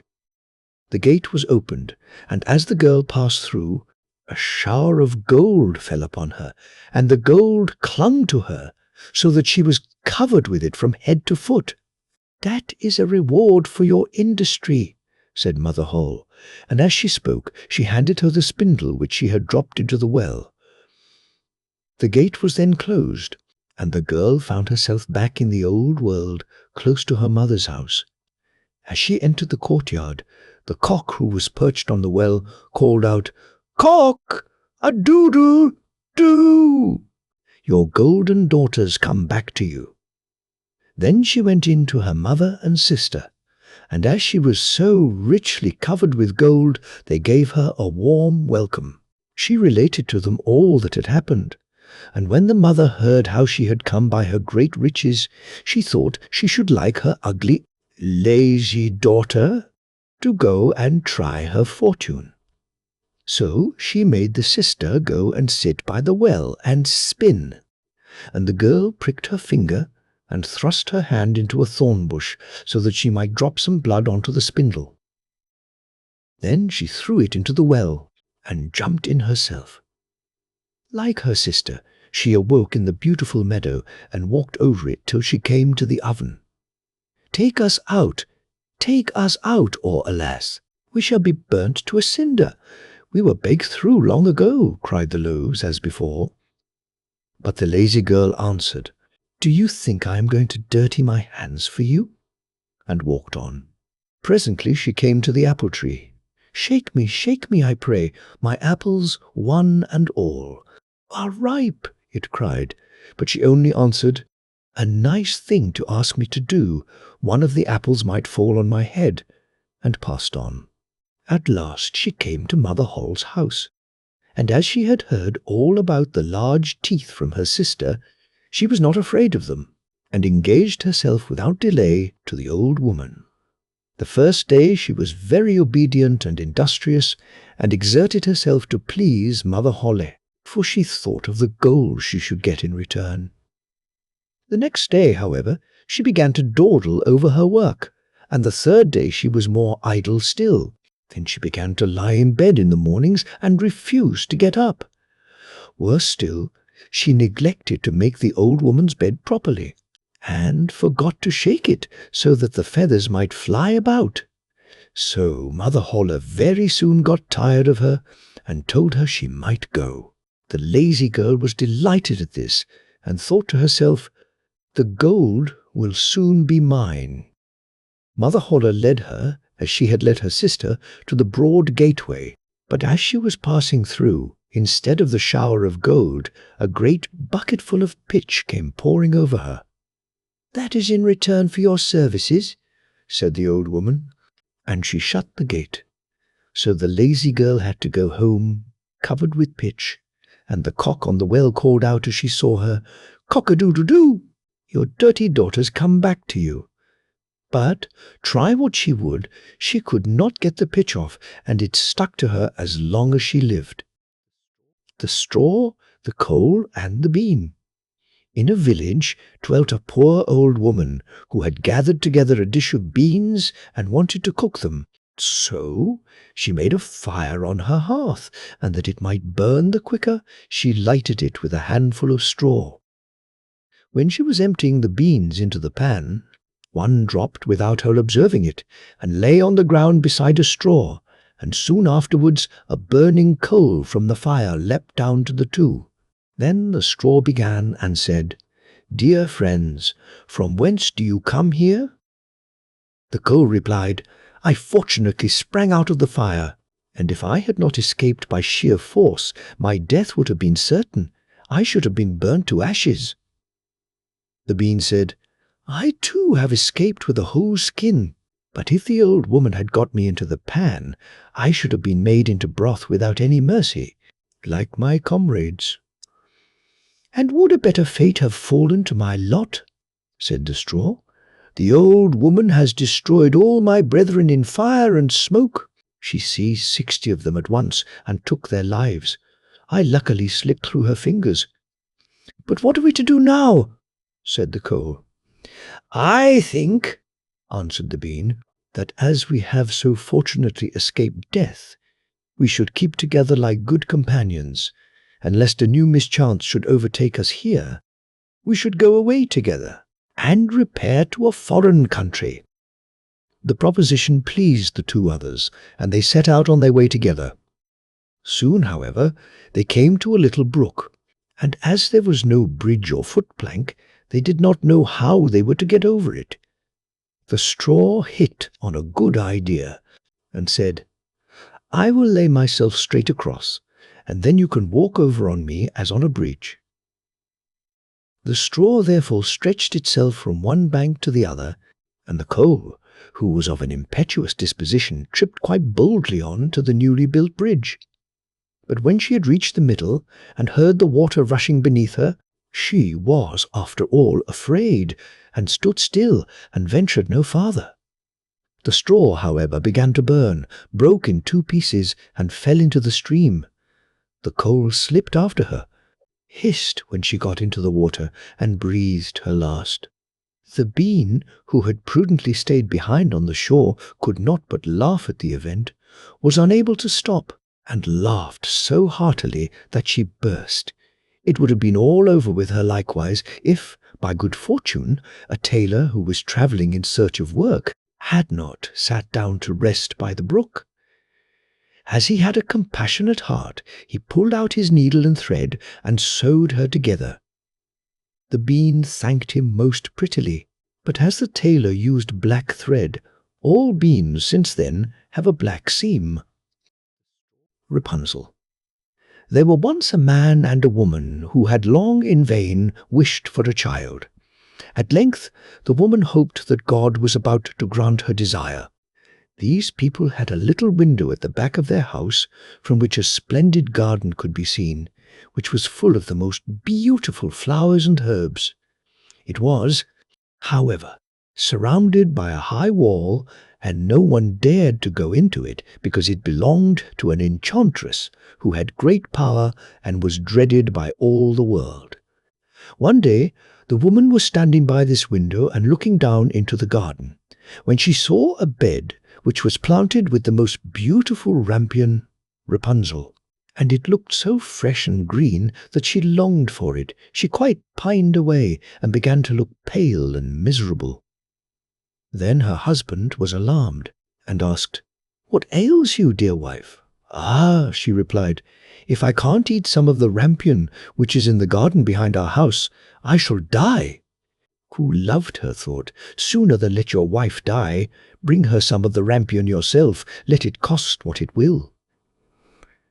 At twilight, he clambered down over the wall into the garden of the enchantress, hastily clutched a handful of rampion, and took it to his wife. She at once made herself a salad of it and ate it greedily. It tasted so good to her, so very good, that the next day she longed for it 3 times as much as before. If he was to have any rest, her husband must once more descend into the garden. In the gloom of evening, therefore, he let himself down again. But when he had clambered down the wall, he was terribly afraid, for he saw the enchantress standing before him. "How can you dare," said she with angry look, "descend into my garden and steal my rampion like a thief?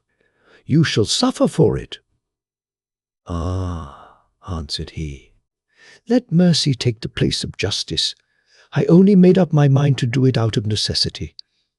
My wife saw your rampion from the window, and felt such a longing for it, that she would have died if she had not got some to eat." Then the enchantress allowed her anger to be softened, and said to him, "If the case be as you say, I will allow you to take away with you as much rampion as you will, only I make one condition. You must give me the child which your wife will bring into the world.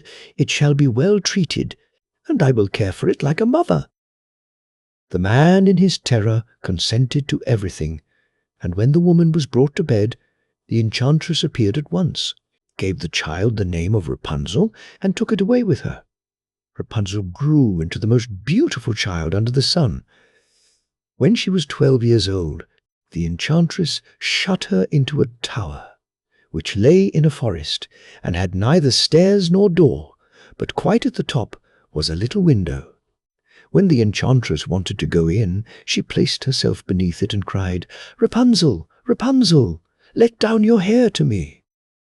Rapunzel had magnificent long hair, fine as spun gold, and when she heard the voice of the enchantress, she unfastened her braided tresses, wound them round one of the hooks of the window above, and then the hair fell 20 ells down, and the enchantress climbed up by it.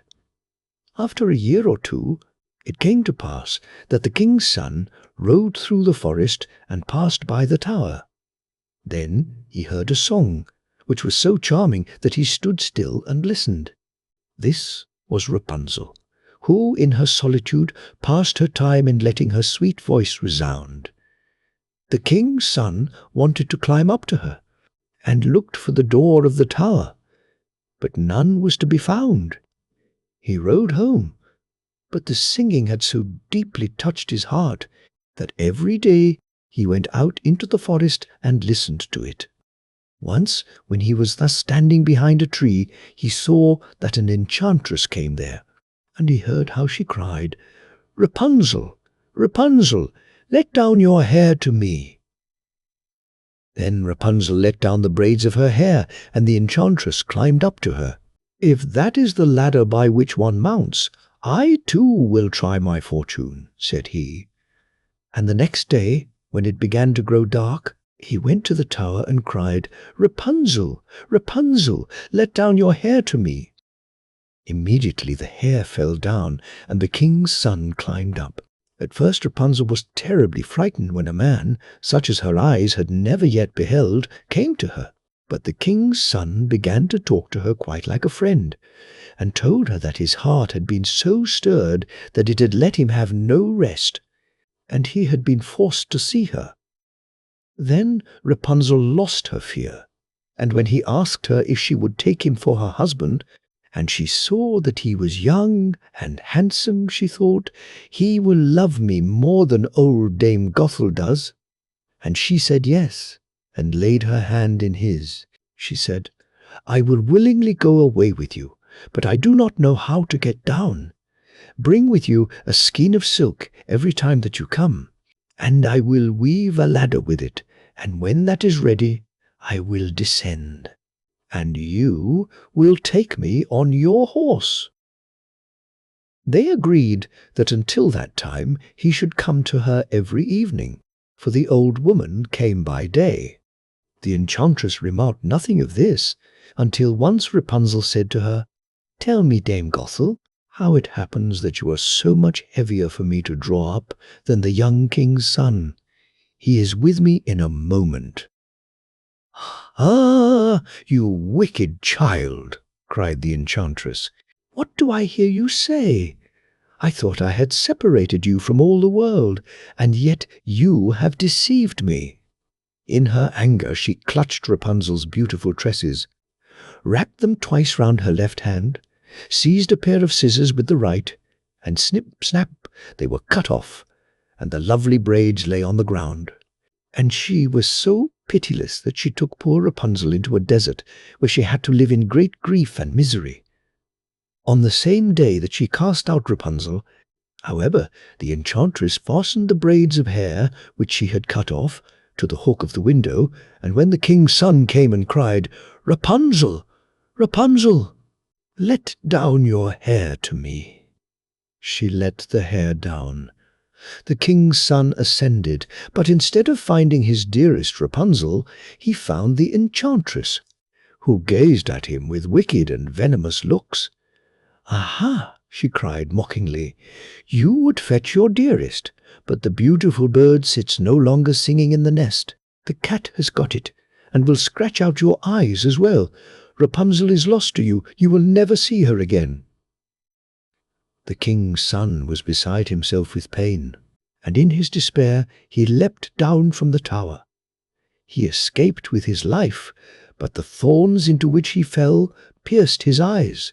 Then he wandered quite blind about the forest, ate nothing but roots and berries, and did naught but lament and weep over the loss of his dearest wife.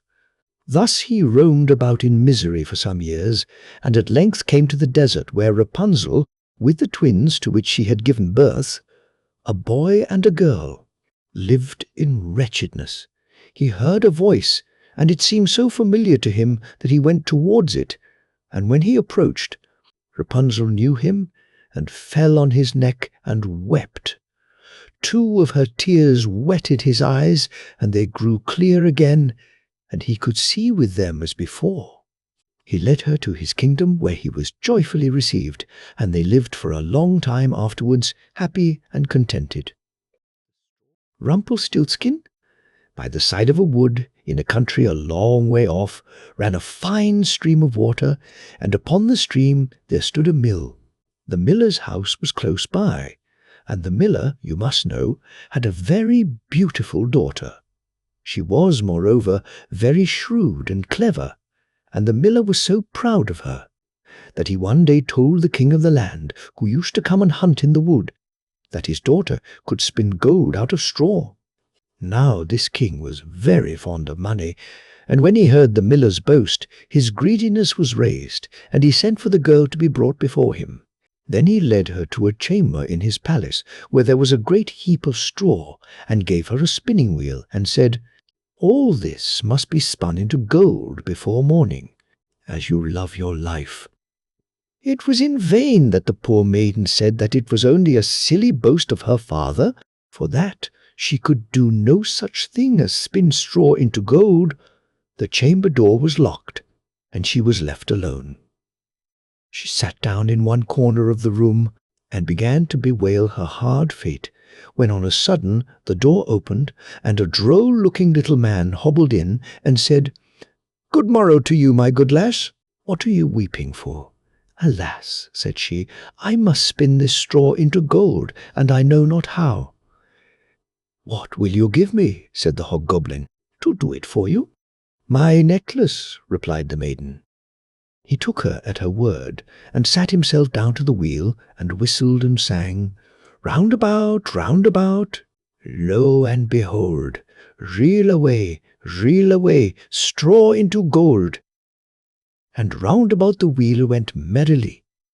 The work was quickly done, and the straw was all spun into gold. When the king came and saw this, he was greatly astonished and pleased, but his heart grew still more greedy of gain, and he shut up the poor miller's daughter again with a fresh task. Then she knew not what to do, and sat down once more to weep, but the dwarf soon opened the door and said, "What will you give me to do your task?" "The ring on my finger," said she. So her little friend took the ring, and began to work at the wheel again, and whistled and sang, round about, lo and behold, reel away, straw into gold," till long before morning all was done again. The king was greatly delighted to see all this glittering treasure, but still he had not enough. So he took the miller's daughter to a yet larger heap, and said, "All this must be spun tonight, and if it is, you shall be my queen."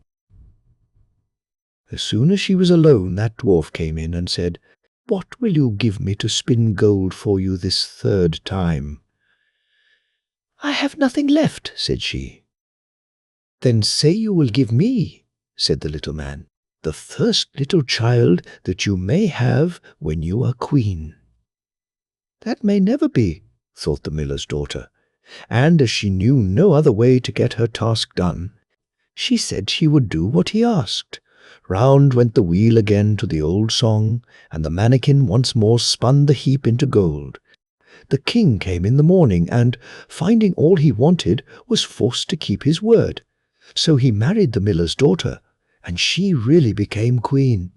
At the birth of her first little child, she was very glad, and forgot the dwarf, and what she had said.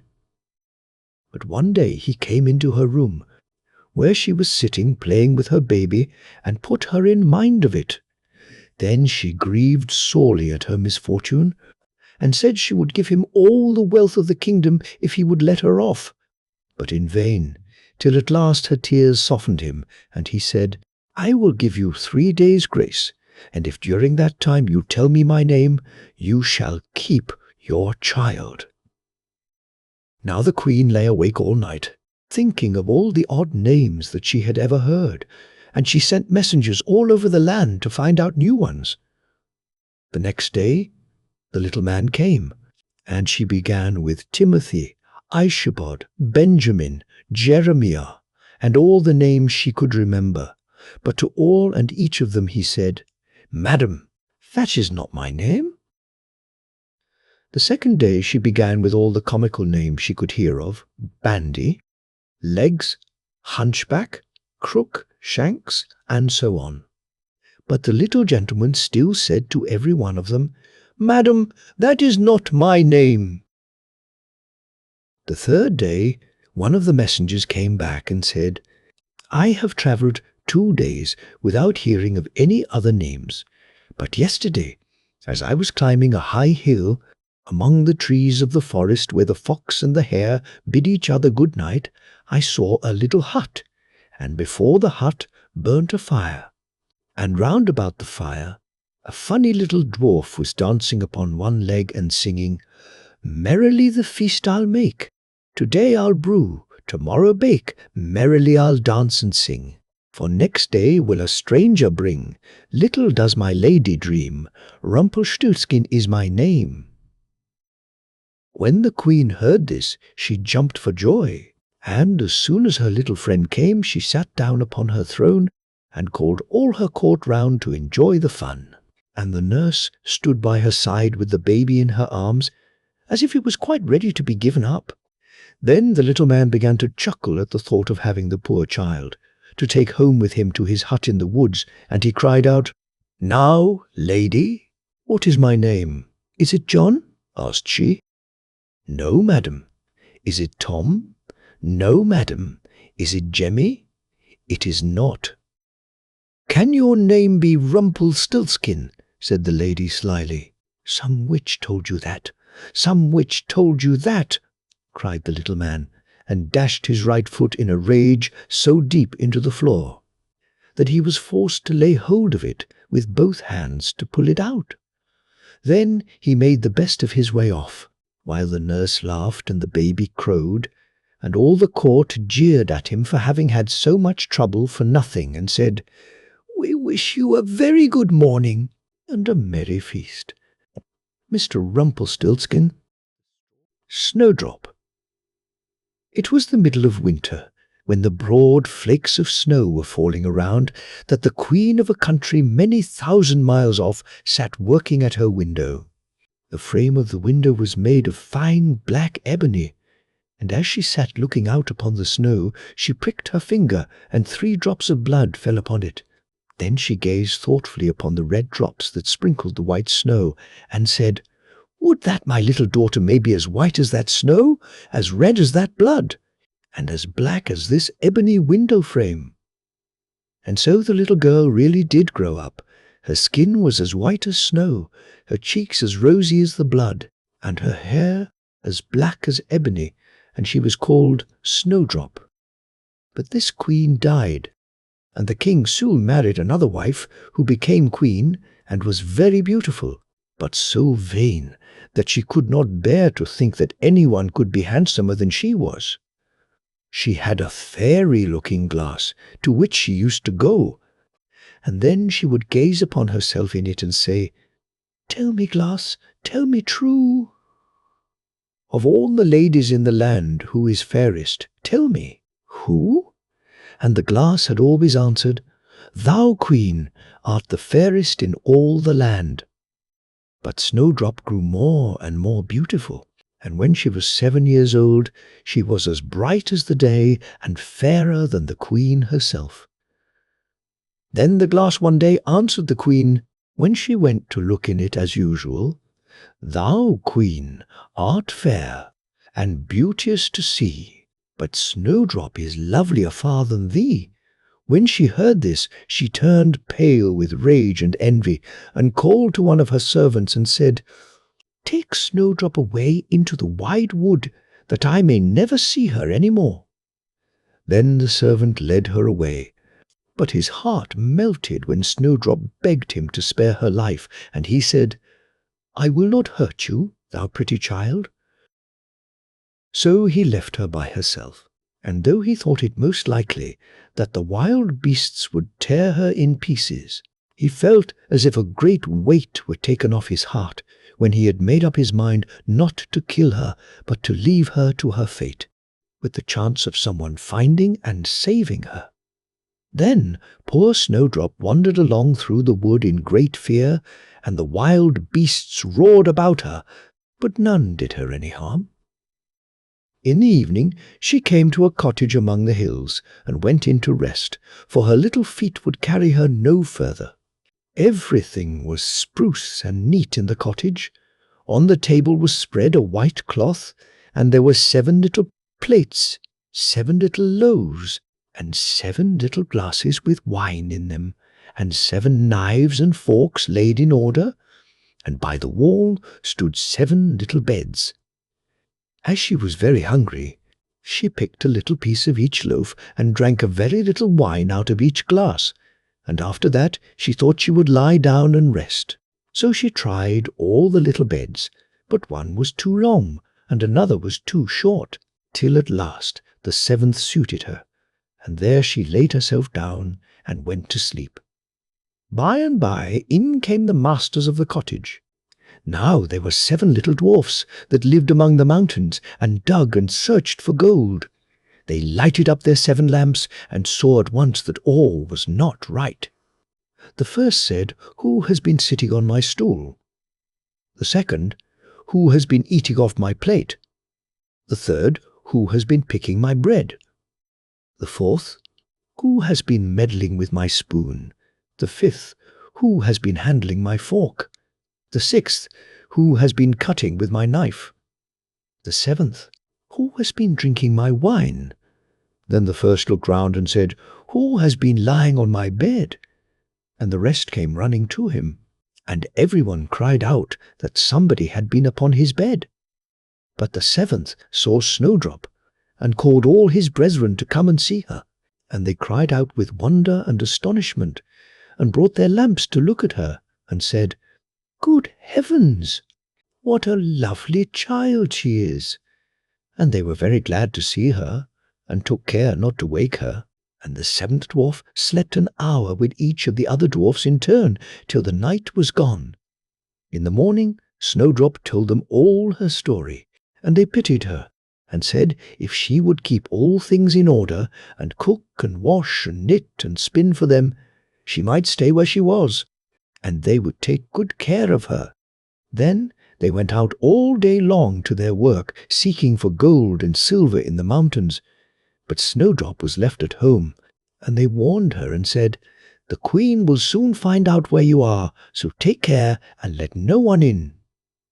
But the queen now that she thought Snowdrop was dead, believed that she must be the handsomest lady in the land, and she went to her glass and said, "Tell me, glass, tell me true. Of all the ladies in the land, who is fairest? Tell me who." And the glass answered, "Thou, Queen, art the fairest in all this land, but over the hills, in the greenwood shade, where the 7 dwarfs their dwelling have made, there Snowdrop is hiding her head, and she is lovelier far, O Queen, than thee." Then the Queen was very much frightened, for she knew that the glass always spoke the truth, and was sure that the servant had betrayed her. And she could not bear to think that anyone lived who was more beautiful than she was.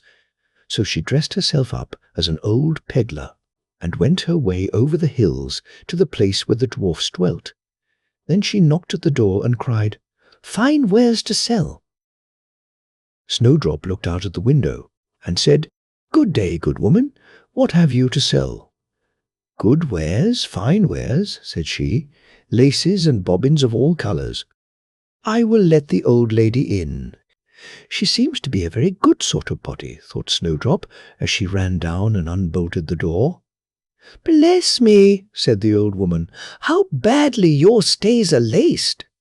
Let me lace them up with one of my nice new laces." Snowdrop did not dream of any mischief, so she stood before the old woman, but she set to work so nimbly and pulled the lace so tight that Snowdrop's breath was stopped, and she fell down as if she were dead. "There's an end to all thy beauty," said the spiteful Queen, and went away home. In the evening the 7 dwarfs came home, and I need not say how grieved they were to see their faithful Snowdrop stretched out upon the ground, as if she was quite dead. However, they lifted her up, and when they found what ailed her, they cut the lace, and in a little time she began to breathe, and very soon came to life again. Then they said, "The old woman was the Queen herself. Take care another time, and let no one in when we are away." When the Queen got home, she went straight to her glass, and spoke to it as before. But to her great grief it still said, "Thou, Queen, art the fairest in all this land, but over the hills, in the greenwood shade, where the 7 dwarfs their dwelling have made, there Snowdrop is hiding her head, and she is lovelier far, O Queen, than thee." Then the blood ran cold in her heart with spite and malice, to see that Snowdrop still lived, and she dressed herself up again, but in quite another dress from the one she wore before, and took with her a poisoned comb. When she reached the dwarf's cottage, she knocked at the door and cried, "Fine wares to sell." But Snowdrop said, "I dare not let anyone in." Then the Queen said, "Only look at my beautiful combs," and gave her the poisoned one, and it looked so pretty that she took it up and put it into her hair to try it, but the moment it touched her head, the poison was so powerful that she fell down senseless. "There you may lie," said the Queen, and went her way.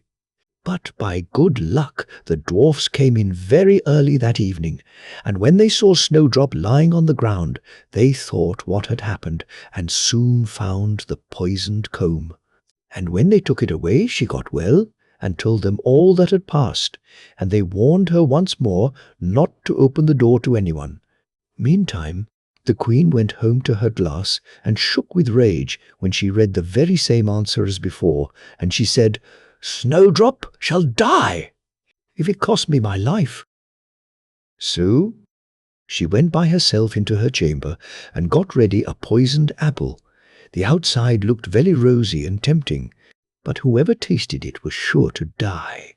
Then she dressed herself up as a peasant's wife, and travelled over the hills to the dwarf's cottage, and knocked at the door. But Snowdrop put her head out of the window and said, "I dare not let anyone in, for the dwarfs have told me not." "Do as you please," said the old woman, "but at any rate take this pretty apple, I will give it you." "No," said Snowdrop, "I dare not take it." "You silly girl," answered the other, "what are you afraid of? Do you think it is poisoned? Come, Do you eat one part, and I will eat the other." Now the apple was so made up that one side was good, though the other side was poisoned. Then Snowdrop was much tempted to taste, for the apple looked so very nice, and when she saw the old woman eat, she could wait no longer.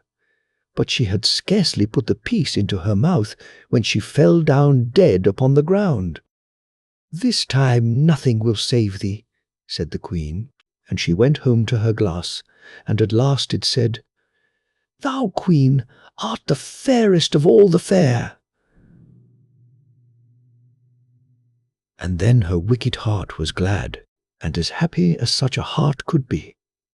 When evening came, and the dwarfs had gone home, they found Snowdrop lying on the ground.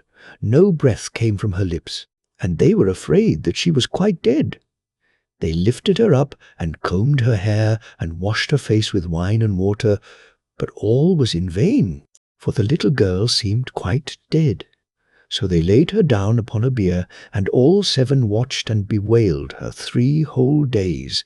And then they thought they would bury her, but her cheeks were still rosy, and her face looked just as it did while she was alive. So they said, "We will never bury her in the cold ground." And they made a coffin of glass, so that they might still look at her, and wrote upon it in golden letters what her name was, and that she was a king's daughter. And the coffin was set among the hills, and one of the dwarfs always sat by it and watched. And the birds of the air came too, and bemoaned, "Snowdrop!" And first of all came an owl, and then a raven, and at last a dove, and sat by her side. And thus Snowdrop lay for a long, long time, and still only looked as though she was asleep, for she was even now as white as snow, and as red as blood, and as black as ebony. At last a prince came and called at the dwarf's house, and he saw Snowdrop, and read what was written in golden letters. Then he offered the dwarfs money, and prayed and besought them to let him take her away, but they said, "We will not part with her for all the gold in the world." At last, however, they had pity on him, and gave him the coffin. But the moment he lifted it up to carry it home with him, the piece of apple fell from between her lips, and Snowdrop awoke, and said, "Where am I?" And the prince said, "Thou art quite safe with me." Then he told her all that had happened, and said, "I love you far better than all the world, so come with me to my father's palace, and you shall be my wife." And Snowdrop consented, and went home with the prince, and everything was got ready with great pomp and splendour for their wedding. To the feast was asked, among the rest, Snowdrop's old enemy, the queen. And as she was dressing herself in fine rich clothes, she looked in the glass and said, "Tell me, glass, tell me true. Of all the ladies in the land, who is fairest? Tell me who." And the glass answered, "Thou, lady, art loveliest here, I ween, but lovelier far is the new-made queen." When she heard this, she started with rage, but her envy and curiosity were so great that she could not help setting out to see the bride. And when she got there, and saw that it was no other than Snowdrop, who, as she thought, had been dead a long while, she choked with rage, and fell down and died. But Snowdrop and the prince lived and reigned happily over that land many, many years, and sometimes they went up into the mountains and paid a visit to the little dwarfs who had been so kind to Snowdrop in her time of need. Snow White and Rose. Red. There was once a poor widow who lived in a lowly cottage. In front of the cottage was a garden wherein stood 2 rose trees, one of which bore white and the other red roses. She had 2 children who were like the 2 rose trees, and one was called Snow White, and the other Rose Red. They were as good and happy, as busy and cheerful as ever. 2 children in the world were, only Snow White was more quiet and gentle than Rose Red. Rose Red liked better to run about in the meadows and fields, seeking flowers and catching butterflies. But Snow White sat at home with her mother and helped her with her housework, or read to her when there was nothing to do. The two children were so fond of one another that they always held each other by the hand when they went out together. And when Snow White said, "We will not leave each other, Rose," Red answered, "never so long as we live." And their mother would add, "What one has she must share with the other." They often ran about the forest alone and gathered red berries, and no beasts did them any harm, but came close to them trustfully. The little hare would eat a cabbage leaf out of their hands, the roe grazed by their side, the stag leapt merrily by them, and the birds sat still upon the boughs, and sang whatever they knew. No mishap overtook them. If they had stayed too late in the forest, and night came on, they laid themselves down near one another upon the moss, and slept until morning came. And their mother knew this, and did not worry on their account. Once, when they had spent the night in the wood and the dawn had roused them, they saw a beautiful child in a shining white dress sitting near their bed. He got up and looked quite kindly at them, but said nothing, and went into the forest. And when they looked round, they found that they had been sleeping quite close to a precipice, and would certainly have fallen into it in the darkness if they had gone only a few paces further. And their mother told them that it must have been the angel who watches over good children. Snow White and Rose Red kept their mother's little cottage so neat that it was a pleasure to look inside it. In the summer, Rose Red took care of the house, and every morning laid a wreath of flowers by her mother's bed before she awoke, in which was a rose from each tree. In the winter, Snow White lit the fire and hung the kettle on the hob. The kettle was of brass and shone like gold, so brightly was it polished. In the evening, when the snowflakes fell, the mother said, "Go, Snow White, and bolt the door." And then they sat round the hearth, and the mother took her spectacles and read aloud out of a large book, and the two girls listened as they sat and spun. And close by them lay a lamb upon the floor, and behind them upon a perch sat a white dove with its head hidden beneath its wings. One evening, as they were thus sitting comfortably together, someone knocked at the door as if he wished to be let in. The mother said, "Quick, Rose Red, open the door. It must be a traveller who is seeking shelter." Rose Red went and pushed back the bolt, thinking that it was a poor man. But it was not. It was a bear that stretched his broad black head within the door. Rose Red screamed and sprang back, the lamb bleated, the dove fluttered, and Snow White hid herself behind her mother's bed. But the bear began to speak and said, "Do not be afraid. I will do you no harm. I am half frozen, and only want to warm myself a little beside you." "Poor bear," said the mother, "lie down by the fire. Only take care that you do not burn your coat." Then she cried, "Snow White, Rose Red, come out. The bear will do you no harm. He means well." So they both came out, and by the lamb and dove came nearer, and were not afraid of him. The bear said, "Here, children, knock the snow out of my coat a little." So they brought the broom and swept the bear's hide clean, and he stretched himself by the fire and growled contentedly and comfortably. It was not long before they grew quite at home and played tricks with their clumsy guest.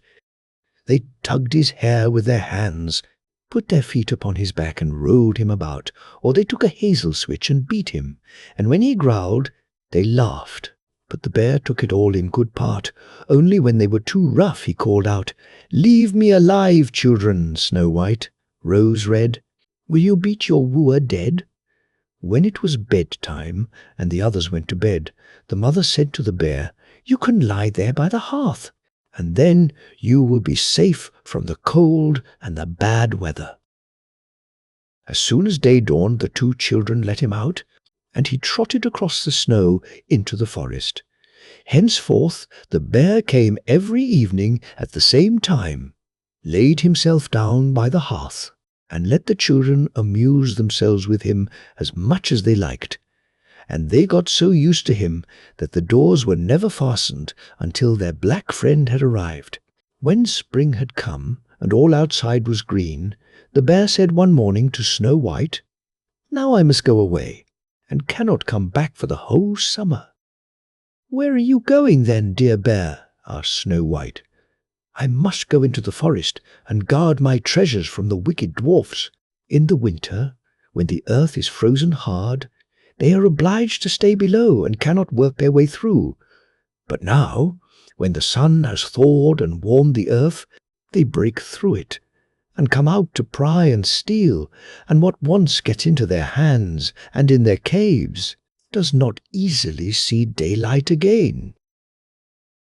Snow White was quite sorry at his departure, and as she unbolted the door for him and the bear was hurrying out, he caught against the bolt, and a piece of his hairy coat was torn off, and it seemed to Snow White as if she had seen gold shining through it. But she was not sure about it. The bear ran away quickly and was soon out of sight behind the trees. A short time afterwards, the mother sent her children into the forest to get firewood. There they found a big tree which lay felled on the ground, and close by the trunk something was jumping backwards and forwards in the grass, but they could not make out what it was. When they came nearer, they saw a dwarf with an old withered face and a snow-white beard, a yard long.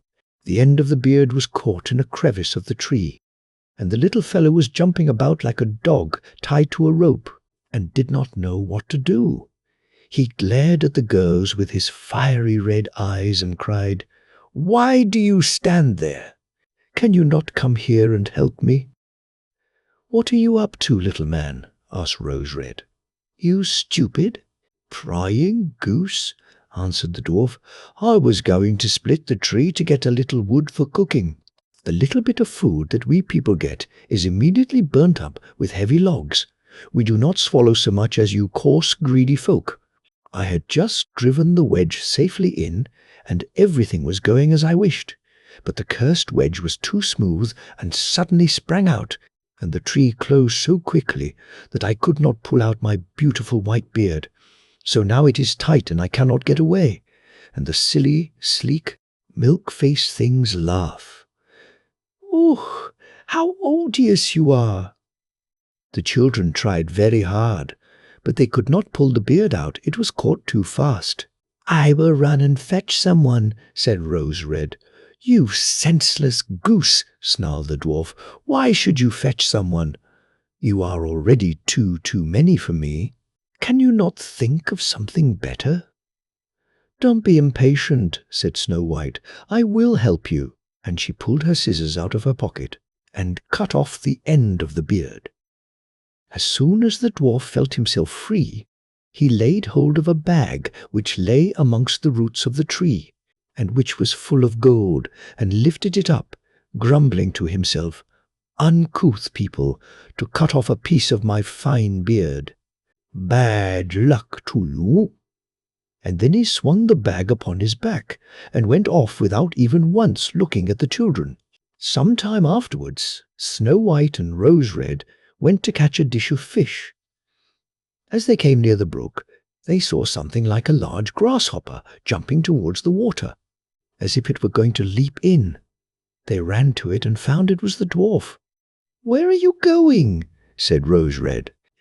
"You surely don't want to go into the water?" "I am not such a fool," cried the dwarf. "Don't you see that the accursed fish wants to pull me in?" The little man had been sitting there fishing, and unluckily the wind had tangled up his beard with the fishing line. A moment later, a big fish made a bite, and the feeble creature had not strength to pull it out. The fish kept the upper hand and pulled the dwarf towards him. He held on to all the reeds and rushes, but it was of little good, for he was forced to follow the movements of the fish, and was in urgent danger of being dragged into the water. The girls came just in time. They held him fast and tried to free his beard from the line, but all in vain. Beard and line were entangled fast together. There was nothing to do but to bring out the scissors and cut the beard, whereby a small part of it was lost. When the dwarf saw that, he screamed out, "Is that civil, you toadstool, to disfigure a man's face? Was it not enough to clip off the end of my beard? Now you have cut off the best part of it. I cannot let myself be seen by my people. I wish you had been made to run the soles off your shoes." Then he took out a sack of pearls which lay in the rushes, and without another word he dragged it away and disappeared behind a stone. It happened that soon afterwards the mother sent the two children to the town to buy needles and thread, and laces and ribbons. The road led them across a heath upon which huge pieces of rock lay strewn about. There they noticed a large bird hovering in the air. Flying slowly round and round above them, it sank lower and lower, and at last settled near a rock not far away. Immediately they heard a loud, piteous cry. They ran up and saw with horror that the eagle had seized their old acquaintance, the dwarf, and was going to carry him off. The children, full of pity, at once took tight hold of the little man and pulled against the eagle so long that at last he let his booty go. As soon as the dwarf had recovered from his first fright, he cried with his shrill voice, "Could you not have done it more carefully? You dragged at my brown coat so that it is all torn and full of holes, you clumsy creatures." Then he took up a sack full of precious stones and slipped away again under the rock into his hole. The girls, who by this time were used to his ingratitude, went on their way and did their business in town. As they crossed the heath again on their way home, they surprised the dwarf, who had emptied out his bag of precious stones in a clean spot, and had not thought that anyone would come there so late. The evening sun shone upon the brilliant stones. They glittered and sparkled with all colours so beautifully that the children stood still and stared at them. "Why do you stand gaping there?" cried the dwarf, and his ashen-grey face became copper-red with rage. He was still cursing when a loud growling was heard, and a black bear came trotting towards them out of the forest. The dwarf sprang up in a fright, but he could not reach his cave, for the bear was already close. Then in the dread of his heart he cried, "Dear Mr. Bear, spare me. I will give you all my treasures. Look, the beautiful jewels lying there. Grant me my life. What do you want with such a slender little fellow as I? You would not feel me between your teeth. Come, take these two wicked girls. They are tender morsels for you, fat as young quails. For mercy's sake, eat them." The bear took no heed of his words, but gave the wicked creature a single blow with his paw, and he did not move again. The girls had run away, but the bear called to them, "Snow White and Rose Red, do not be afraid. Wait, I will come with you." Then they recognized his voice and waited, and when he came up to them suddenly, his bearskin fell off, and he stood there, a handsome man, clothed all in gold. "I am a king's son," he said, "and I was bewitched by that wicked dwarf who had stolen my treasures. I have had to run about the forest as a savage bear until I was freed by his death. Now he has got his well-deserved punishment. Snow White was married to him, and Rose Red to his brother, and they divided between them the great treasure which the dwarf had gathered together in his cave. The old mother lived peacefully and happily with her children for many years. She took the two rose trees with her, and they stood before her window, and every year bore the most beautiful roses, white and red. Sweetheart Roland, there was once upon a time a woman who was a real witch, and had two daughters, one ugly and wicked, and this one she loved because she was her own daughter, and one beautiful and good, and this one she hated because she was her stepdaughter. The stepdaughter once had a pretty apron, which the other fancied so much that she became envious, and told her mother that she must and would have that apron. "Be quiet, my child," said the old woman, "and you shall have it. Your stepsister has long deserved death. Tonight, when she is asleep, I will come and cut her head off. Only be careful that you are at the far side of the bed, and push her well to the front. It would have been all over with the poor girl if she had not just then been standing in a corner and heard everything. All day long she dared not go out of doors, and when bedtime had come, the witch's daughter got into bed first, so as to lie at the far side. But when she was asleep, the other pushed her gently to the front and took for herself the place at the back, close by the wall. In the night, the old woman came creeping in. She held an axe in her right hand and felt with her left to see if anyone were lying at the outside. And then she grasped the axe with both hands and cut her own child's head off. When she had gone away, the girl got up and went to her sweetheart, who was called Roland, and knocked at his door. When he came out, she said to him, "Listen, dearest Roland, we must fly in all haste. My stepmother wanted to kill me, but has struck her own child. When daylight comes and she sees what she has done, we shall be lost." "But," said Roland, "I counsel you first to take away her magic wand, or we cannot escape if she pursues us."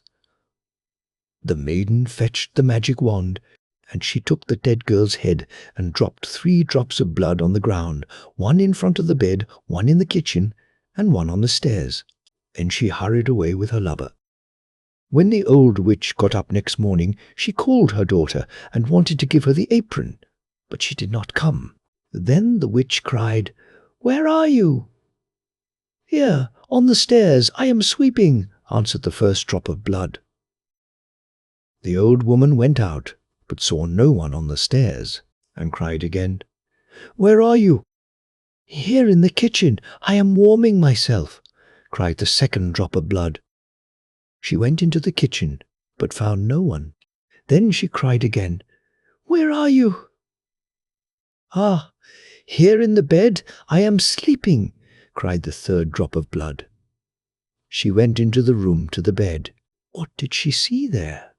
Her own child, whose head she had cut off, bathed in her blood. The witch fell into a passion, sprang to the window, and as she could look forth quite far into the world, she perceived her stepdaughter hurrying away with her sweetheart Roland. "That shall not help you," cried she. "Even if you have got a long way off, you shall still not escape me." She put on her many-leagued boots, in which she covered an hour's walk at every step, and it was not long before she overtook them. The girl, however, when she saw the old woman striding towards her, changed, with her magic wand, her sweetheart Roland into a lake, and herself into a duck swimming in the middle of it. The witch placed herself on the shore, threw breadcrumbs in, and went to endless trouble to entice the duck. But the duck did not let herself be enticed, and the old woman had to go home at night as she had come. At this, the girl and her sweetheart Roland resumed their natural shapes again, and they walked on the whole night until daybreak. Then the maiden changed herself into a beautiful flower which stood in the midst of a briar hedge, and her sweetheart Roland into a fiddler. It was not long before the witch came striding up towards them and said to the musician, "Dear musician, may I pluck that beautiful flower for myself?" "Oh, yes," he replied. "I will play to you while you do it."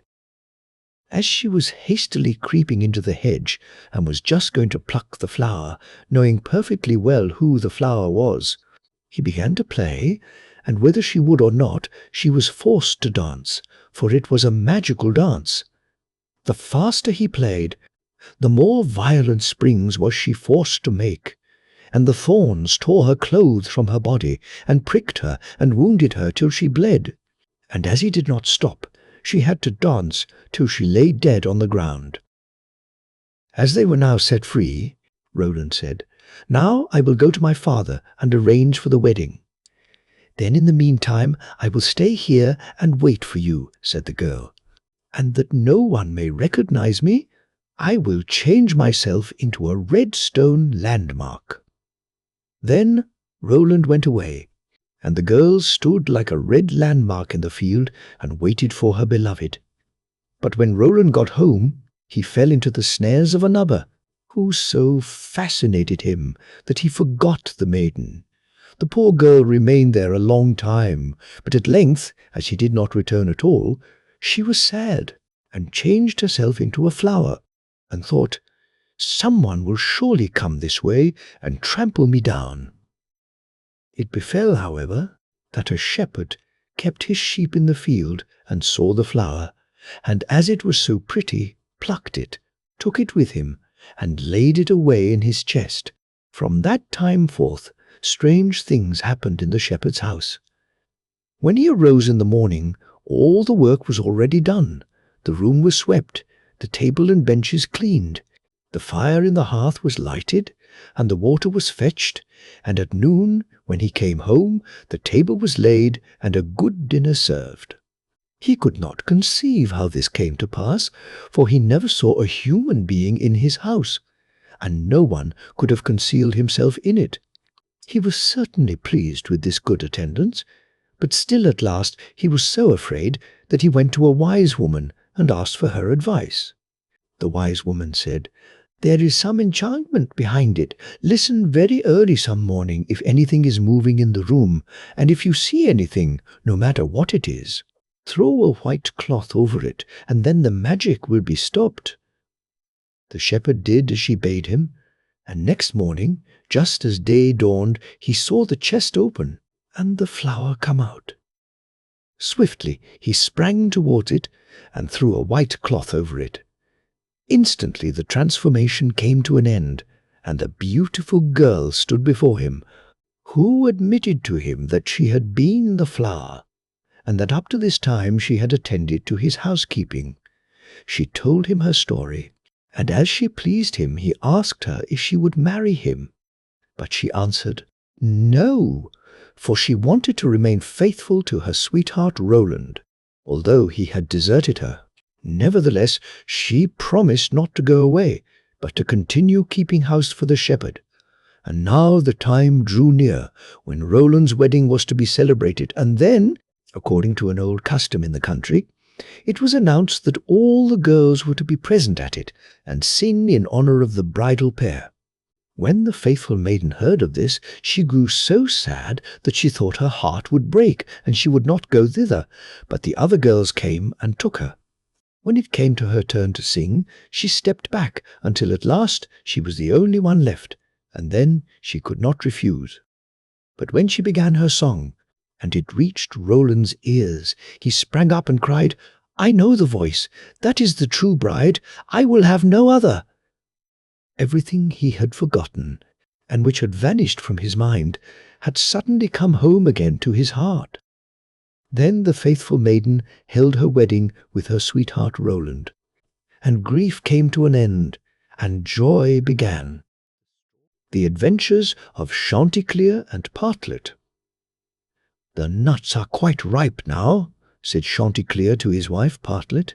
"Suppose we go together to the mountains and eat as many as we can, before the squirrel takes them all away." "With all my heart," said Partlet. "Let us go and make a holiday of it together." So they went to the mountains, and, as it was a lovely day, they stayed there till the evening. Now, whether it was that they had eaten so many nuts that they could not walk, or whether they were lazy and would not, I do not know. However, they took it into their heads that it did not become them to go home on foot. So Chanticleer began to build a little carriage of nutshells, and when it was finished, Partlet jumped into it and sat down, and bid Chanticleer harness himself to it and draw her home. "That's a good joke," said Chanticleer. "No, that will never do. I had rather by half walk home. I'll sit on the box and be coachman if you like, but I'll not draw." While this was passing, a duck came quacking up and cried out, "You thieving vagabonds! What business have you in my grounds? I'll give it you well for your insolence." And upon that she fell upon Chanticleer most lustily. But Chanticleer was no coward, and returned the duck's blows with his sharp spurs so fiercely that she soon began to cry out for mercy, which was only granted her upon condition that she would draw the carriage home for them. This she agreed to do, and Chanticleer got upon the box and drove, crying, "Now, duck, get on as fast as you can," and away they went at a pretty good pace. After they had travelled along a little way, they met a needle and a pin walking together along the road, and the needle cried out, "Stop, stop!" and said it was so dark that they could hardly find their way, and such dirty walking they could not get on at all. He told them that he and his friend, the pin, had been at a public house a few miles off, and had sat drinking till they had forgotten how late it was. He begged, therefore, that the travellers would be so kind as to give them a lift in their carriage. Chanticleer, observing that they were but thin fellows, and not likely to take up much room, told them they might ride, but made them promise not to dirty the wheels of the carriage in getting in, nor to tread on Partlet's toes. Late at night they arrived at an inn, and as it was bad travelling in the dark, and the duck seemed much tired, and waddled about a good deal from one side to the other, they made up their minds to fix their quarters there. But the landlord at first was unwilling, and said his house was full, thinking they might not be very respectable company, however. They spoke civilly to him, and gave him the egg which Partlet had laid by the way, and said they would give him the duck, who was in the habit of laying one every day. So at last he let them come in, and they bespoke a handsome supper, and spent the evening very jollily. Early in the morning, before it was quite light, and when nobody was stirring in the inn, Chanticleer awakened his wife, and, fetching the egg, they pecked a hole in it, ate it up, and threw the shells into the fireplace. They then went to the pin and needle, who were fast asleep, and seizing them by the heads, stuck one into the landlord's easy-chair, and the other into his handkerchief, and, having done this, they crept away as softly as possible. However, the duck, who slept in the open air in the yard, heard them coming, and jumping into the brook, which ran close by the inn, soon swam out of their reach. An hour or two afterwards the landlord got up, and took his handkerchief to wipe his face, but the pin ran into him and pricked him. Then he walked into the kitchen to light his pipe at the fire. But when he stirred it up, the eggshells flew into his eyes, and almost blinded him. "Bless me," said he, "all the world seems to have a design against my head this morning," and so saying, he threw himself sulkily into his easy-chair. But, oh dear! The needle ran into him, and this time the pain was not in his head. He now flew into a very great passion, and, suspecting the company who had come in the night before, he went to look after them, but they were all off, so he swore that he never again would take in such a troop of vagabonds, who ate a great deal, paid no reckoning, and gave him nothing for his trouble but their apish tricks. Another day, Chanticleer and Partlet wished to ride out together, so Chanticleer built a handsome carriage with 4 red wheels, and harnessed 6 mice to it, and then he and Partlet got into the carriage, and away they drove. Soon afterwards a cat met them and said, "Where are you going?" And Chanticleer replied, "All on our way." A visit to pay to Mr. Korbes the fox, today. Then the cat said, "Take me with you," Chanticleer said, "with all my heart. Get up behind, and be sure you do not fall off. Take care of this handsome coach of mine, nor dirty my pretty red wheels so fine. Now, mice, be ready, and, wheels, run steady, for we are going a visit to pay to Mr. Korbes the fox today." Soon after came up a millstone, an egg, a duck, and a pin, and Chanticleer gave them all leave to get into the carriage and go with them. When they arrived at Mr. Korbes's house, he was not at home, so The mice drew the carriage into the coach-house. Chanticleer and Partlet flew upon a beam. The cat sat down in the fireplace. The duck got into the washing cistern. The pin stuck himself into the bed pillow. The millstone laid himself over the house door, and the egg rolled himself up in the towel. When Mr. Korbes came home, he went to the fireplace to make a fire, but the cat threw all the ashes in his eyes. So he ran to the kitchen to wash himself. But there the duck splashed all the water in his face, and when he tried to wipe himself, the egg broke to pieces in the towel all over his face and eyes. Then he was very angry and went without his supper to bed. But when he laid his head on the pillow, the pin ran into his cheek. At this he became quite furious, and, jumping up, would have run out of the house. But when he came to the door, the millstone fell down on his head and killed him on the spot. Another day, Chanticleer and Partlet agreed to go again to the mountains to eat nuts, and it was settled that all the nuts which they found should be shared equally between them. Now, Partlet found a very large nut, but she said nothing about it to Chanticleer, and kept it all to herself. However, it was so big that she could not swallow it, and it stuck in her throat.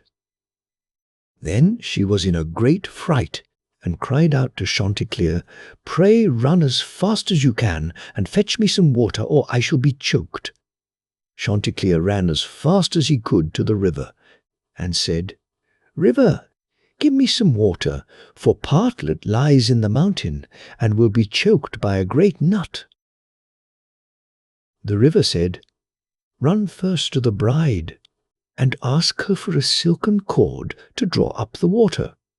Chanticleer ran to the bride and said, "Bride, you must give me a silken cord, for then the river will give me water, and the water I will carry to Partlet, who lies on the mountain, and will be choked by a great nut." But the bride said, "Run first, and bring me my garland that is hanging on a willow in the garden." Then Chanticleer ran to the garden and took the garland from the bough where it hung, and brought it to the bride. And then the bride gave him the silken cord, and he took the silken cord to the river, and the river gave him water, and he carried the water to Partlet. But in the meantime she was choked by the great nut, and lay quite dead, and never moved any more. Then Chanticleer was very sorry, and cried bitterly, and all the beasts came and wept with him over poor Partlet. And 6 mice built a little hearse to carry her to her grave, and when it was ready, they harnessed themselves before it, and Chanticleer drove them. On the way they met the fox. "Where are you going, Chanticleer?" said he. "To bury my Partlet," said the other. "May I go with you?" said the fox.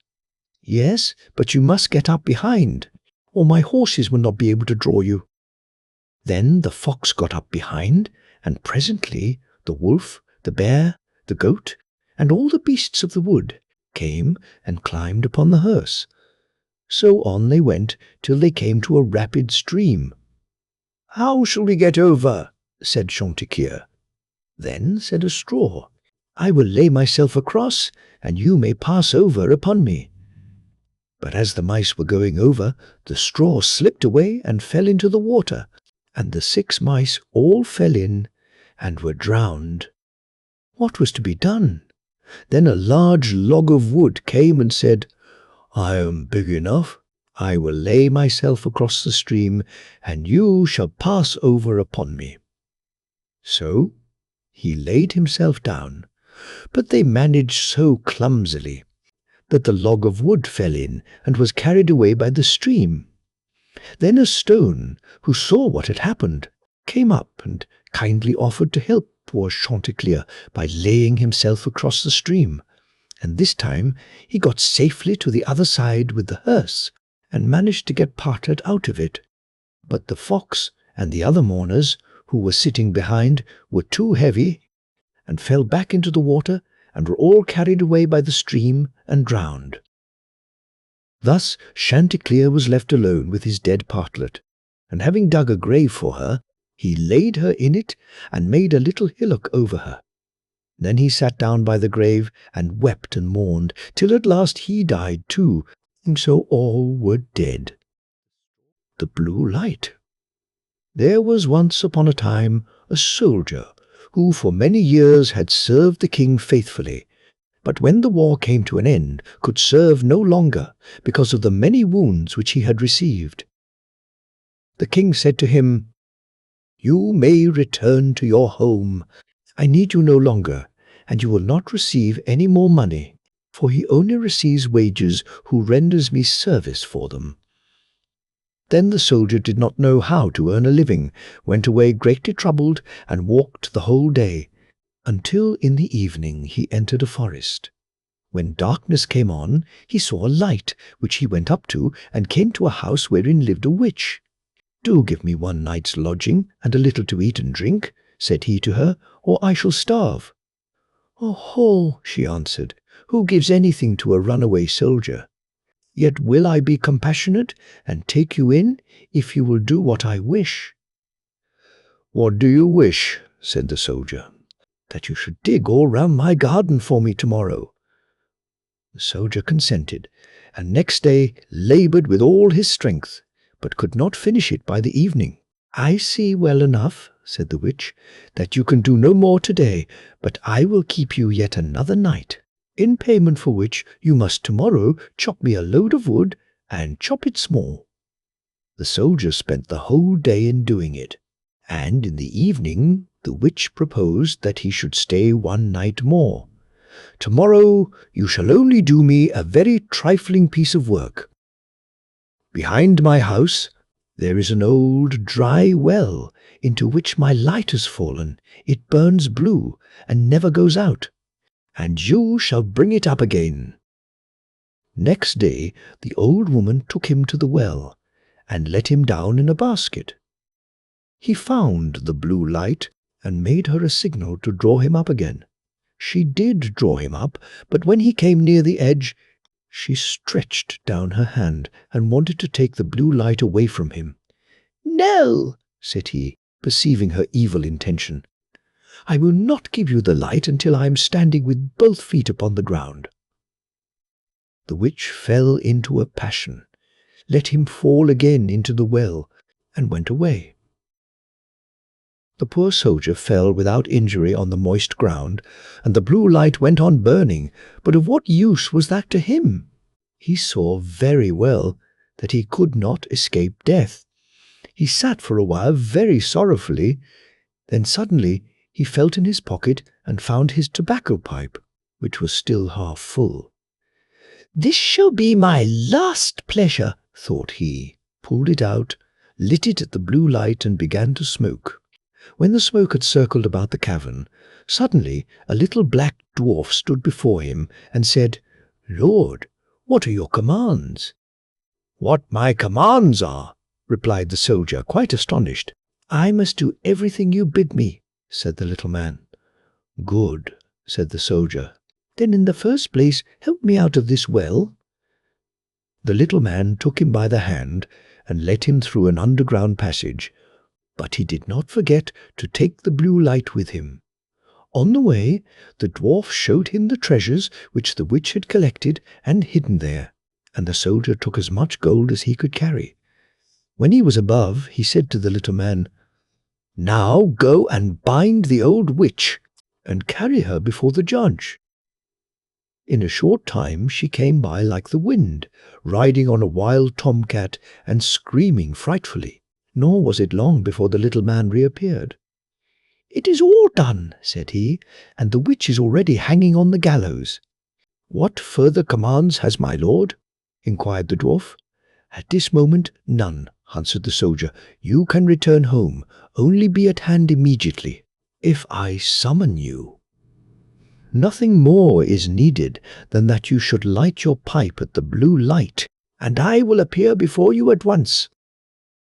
Thereupon he vanished from his sight. The soldier returned to the town from which he came. He went to the best inn, ordered himself handsome clothes, and then bade the landlord furnish him a room as handsome as possible. When it was ready, and the soldier had taken possession of it, He summoned the little black mannikin and said, "I have served the king faithfully, but he has dismissed me and left me to hunger, and now I want to take my revenge." "What am I to do?" asked the little man. "Late at night, when the king's daughter is in bed, bring her here in her sleep. She shall do servant's work for me." The mannikin said, "That is an easy thing for me to do, but a very dangerous thing for you, for if it is discovered, you will fare ill." When 12 o'clock had struck, the door sprang open, and the mannikin carried in the princess. "Aha! Are you there?" cried the soldier. "Get to your work at once. Fetch the broom and sweep the chamber." When she had done this, he ordered her to come to his chair, and then he stretched out his feet and said, "Pull off my boots." And then he threw them in her face and made her pick them up again, and clean and brighten them. She, however, did everything he bade her, without opposition, silently and with half-shut eyes. When the first cock crowed, the mannikin carried her back to the royal palace and laid her in her bed.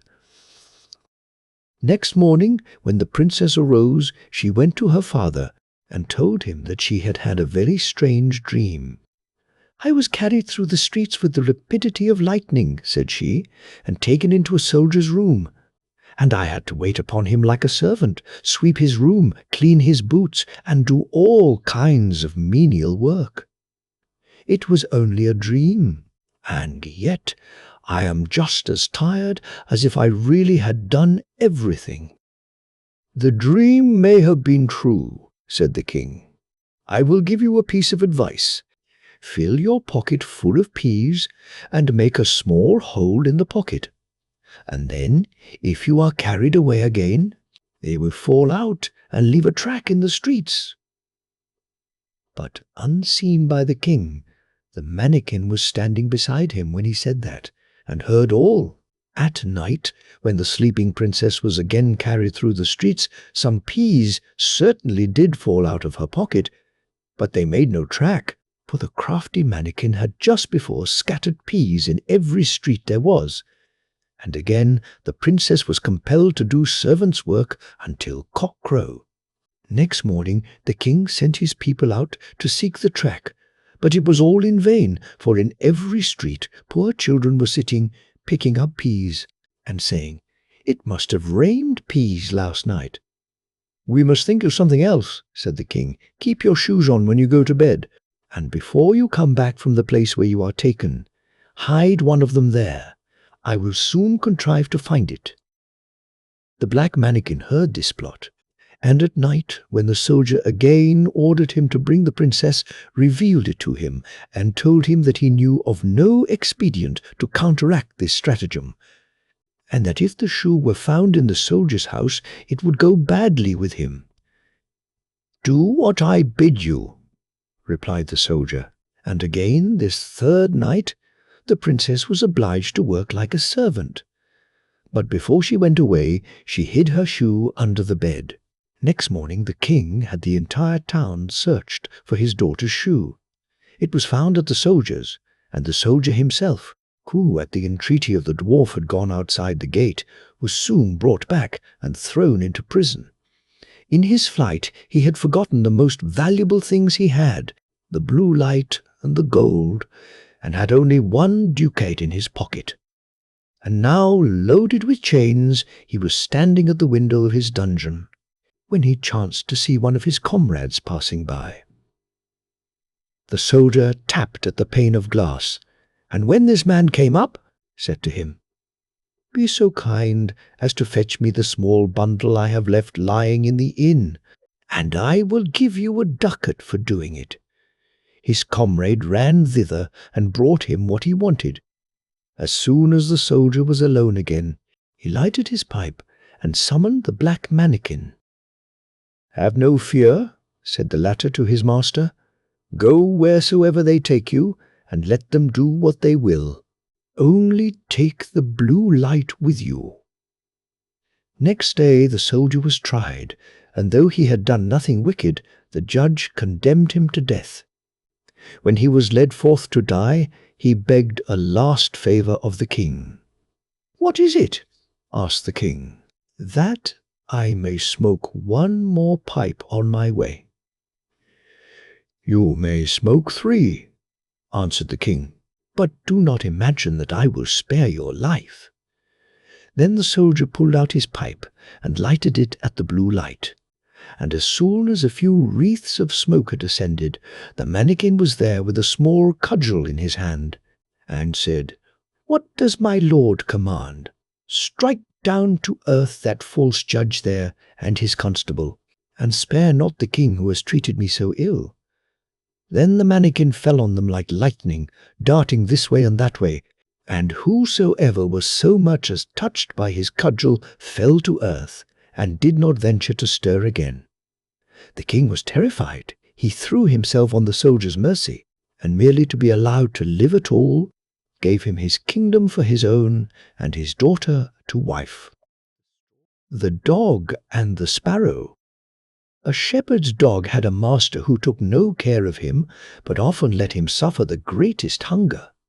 At last he could bear it no longer, so he took to his heels, and off he ran in a very sad and sorrowful mood. On the road he met a sparrow that said to him, "Why are you so sad, my friend?" "Because," said the dog, "I am very, very hungry, and have nothing to eat." "If that be all," answered the sparrow, "come with me into the next town, and I will soon find you plenty of food."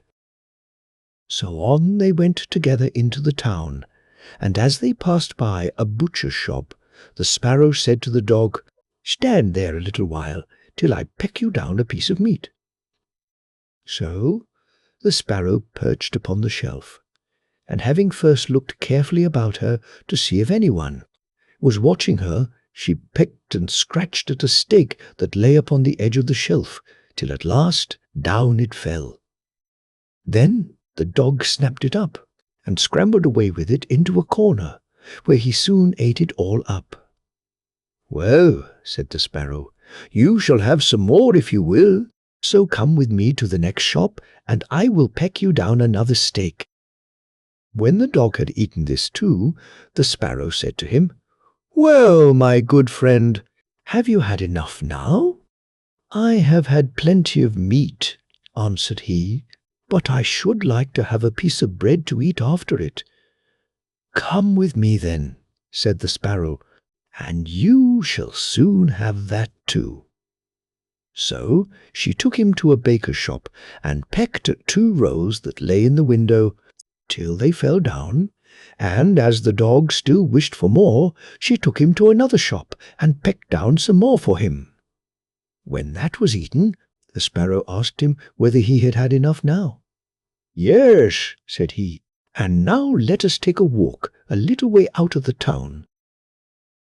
So they both went out upon the high road, but as the weather was warm, they had not gone far before the dog said, "I am very much tired.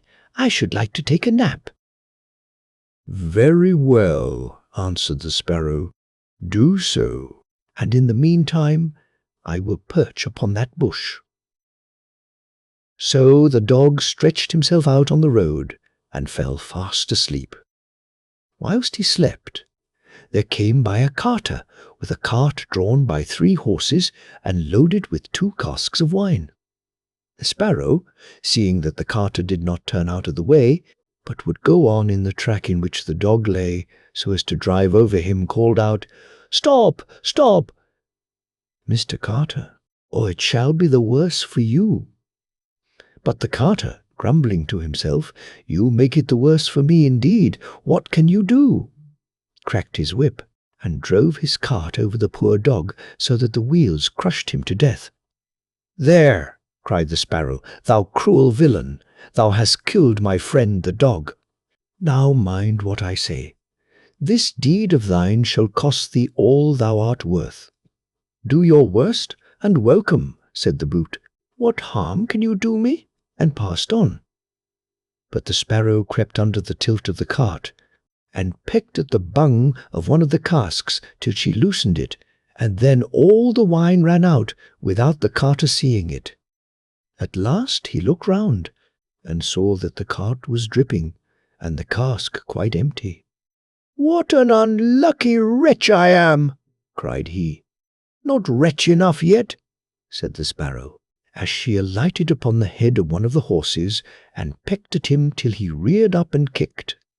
When the carter saw this, he drew out his hatchet and aimed a blow at the sparrow, meaning to kill her, but she flew away, and the blow fell upon the poor horse's head with such force that he fell down dead. "Unlucky wretch that I am!" cried he. "Not wretch enough yet," said the sparrow. And as the carter went on with the other 2 horses, she again crept under the tilt of the cart and pecked out the bung of the second cask, so that all the wine ran out. When the carter saw this, he again cried out, "Miserable wretch that I am!" But the sparrow answered, "Not wretch enough yet," and perched on the head of the second horse and pecked at him too. The carter ran up and struck at her again with his hatchet, but away she flew, and the blow fell upon the second horse and killed him on the spot. "Unlucky wretch that I am," said he. "Not wretch enough yet," said the sparrow, and perching upon the third horse, she began to peck him too. The carter was mad with fury, and without looking about him, or caring what he was about, struck again at the sparrow, but killed his third horse, as he done the other 2. "Alas, miserable wretch that I am," cried he. "Not wretch enough yet," answered the sparrow as she flew away. "Now will I plague and punish thee at thy own house." The carter was forced at last to leave his cart behind him, and to go home overflowing with rage and vexation. "Alas," said he to his wife, "what ill luck has befallen me! My wine is all spilt, and my horses all 3 dead." "Alas, husband," replied she, "and a wicked bird has come into the house, and has brought with her all the birds in the world, I am sure, and they have fallen upon our corn in the loft, and are eating it up at such a rate." Away ran the husband upstairs, and saw thousands of birds sitting upon the floor eating up his corn, with the sparrow in the midst of them. "Unlucky wretch that I am!" cried the carter, for he saw that the corn was almost all gone. "Not wretch enough yet," said the sparrow.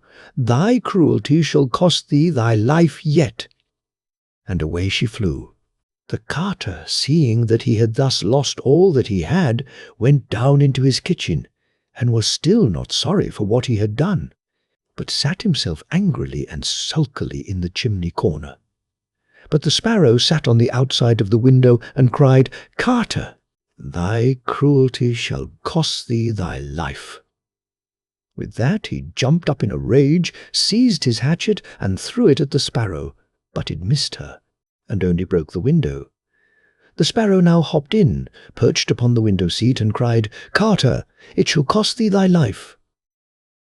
Then he became mad and blind with rage, and struck the window-seat with such force that he cleft it in 2. And as the sparrow flew from place to place, the carter and his wife were so furious that they broke all their furniture, glasses, chairs, benches, the table, and at last the walls, without touching the bird at all. In the end, however, they caught her, and the wife said, "Shall I kill her at once?" "No," cried he, "that is letting her off too easily. She shall die a much more cruel death. I will eat her." But the sparrow began to flutter about, and stretch out her neck, and cried, "Carter, it shall cost thee thy life yet."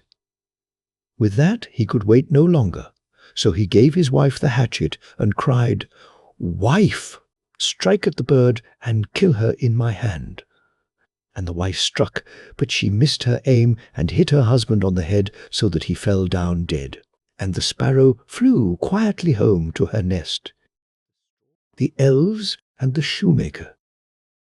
There was once a shoemaker who worked very hard and was very honest, but still he could not earn enough to live upon, and at last all he had in the world was gone, save just leather enough to make 1 pair of shoes. Then he cut his leather out, all ready to make up the next day, meaning to rise early in the morning to his work. His conscience was clear, and his heart light amidst all his troubles. So he went peaceably to bed, left all his cares to heaven, and soon fell asleep. In the morning, after he had said his prayers, he sat himself down to his work, when, to his great wonder, there stood the shoes all ready made upon the table. The good man knew not what to say or think at such an odd thing happening. He looked at the workmanship. There was not 1 false stitch in the whole job. All was so neat and true that it was quite a masterpiece. The same day a customer came in, and the shoes suited him so well that he willingly paid a price higher than usual for them. And the poor shoemaker, with the money, bought leather enough to make 2 pairs more. In the evening he cut out the work and went to bed early, that he might get up and begin betimes next day. But he was saved all the trouble, for when he got up in the morning, the work was done ready to his hand. Soon in came buyers, who paid him handsomely for his goods, so that he bought leather enough for 4 pair more. He cut out the work again overnight, and found it done in the morning, as before, and so it went on for some time. What was got ready in the evening was always done by daybreak, and the good man soon became thriving and well off again.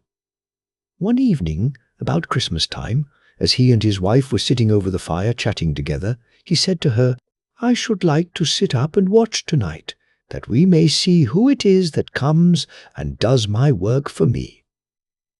The wife liked the thought, so they left a light burning, and hid themselves in a corner of the room, behind a curtain that was hung up there, and watched what would happen. As soon as it was midnight, there came in 2 little naked dwarfs, and they sat themselves upon the shoemaker's bench, took up all the work that was cut out, and began to ply with their little fingers, stitching and rapping and tapping away at such a rate that the shoemaker was all wonder, and could not take his eyes off them. And on they went till the job was quite done, and the shoes stood ready for use upon the table. This was long before daybreak, and then they bustled away as quick as lightning. The next day the wife said to the shoemaker, "These little wights have made us rich, and we ought to be thankful to them, and do them a good turn if we can. I am quite sorry to see them run about as they do, and indeed it is not very decent, for they have nothing upon their backs to keep off the cold. I'll tell you what, I will make each of them a shirt, and a coat and waistcoat, and a pair of pantaloons into the bargain. And do you make each of them a little pair of shoes." The thought pleased the good cobbler very much, and one evening, when all the things were ready, they laid them on the table, instead of the work that they used to cut out, and then went and hid themselves to watch what the little elves would do. About midnight in they came, dancing and skipping, hopped round the room, and then went to sit down to their work as usual. But when they saw the clothes lying for them, they laughed and chuckled, and seemed mightily delighted. Then they dressed themselves in the twinkling of an eye, and danced and capered and sprang about, as merry as could be, till at last they danced out at the door, and away over the green. The good couple saw them no more, but everything went well with them from that time forward, as long as they lived. The Fisherman and His Wife.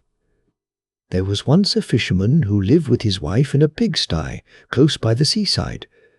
The fisherman used to go out all day long, fishing, and one day, as he sat on the shore with his rod, looking at the sparkling waves and watching his line, all on a sudden his float was dragged away deep into the water, and in drawing it up he pulled out a great fish. But the fish said, "Pray, let me live. I am not a real fish. I am an enchanted prince. Put me in the water again and let me go." "Oh ho," said the man, You need not make so many words about the matter. I will have nothing to do with a fish that can talk. So swim away, sir, as soon as you please." Then he put him back into the water, and the fish darted straight down to the bottom, and left a long streak of blood behind him on the wave. When the fisherman went home to his wife in the pigsty, he told her how he had caught a great fish, and how it had told him it was an enchanted prince, and how, on hearing it speak, he had let it go again. "Did not you ask it for anything?" said the wife. "We live very wretchedly here, in this nasty, dirty pigsty. Do go back and tell the fish we want a snug little cottage."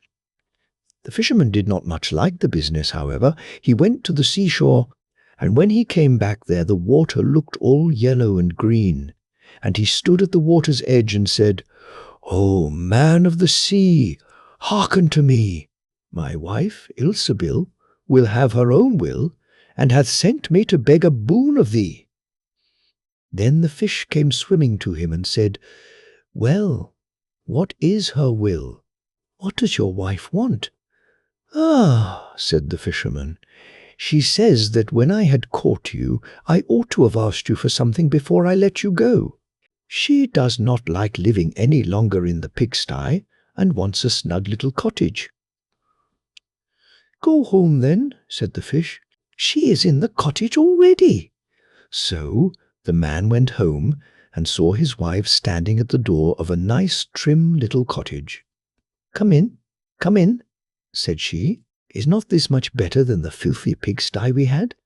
And there was a parlour, and a bedchamber, and a kitchen, and behind the cottage there was a little garden, planted with all sorts of flowers and fruits, and there was a courtyard behind, full of ducks and chickens. "Oh," said the fisherman, "how happily we shall live now." "We will try to do so at least," said his wife. Everything went right for a week or two, and then Dame Ilsebil said, "Husband, there is not near room enough for us in this cottage. The courtyard and the garden are a great deal too small. I should like to have a large stone castle to live in. Go to the fish again and tell him to give us a castle." "Wife," said the fisherman, "I don't like to go to him again, for perhaps he will be angry. We ought to be easy with this pretty cottage to live in." "Nonsense," said the wife. "He will do it very willingly, I know. Go along and try." The fisherman went, but his heart was very heavy, and when he came to the sea, it looked blue and gloomy, though it was very calm, and he went close to the edge of the waves and said, "O man of the sea, hearken to me. My wife Ilsebil will have her own will, and hath sent me to beg a boon of thee." "Well, what does she want now?" said the fish. "Ah," said the man dolefully, "my wife wants to live in a stone castle."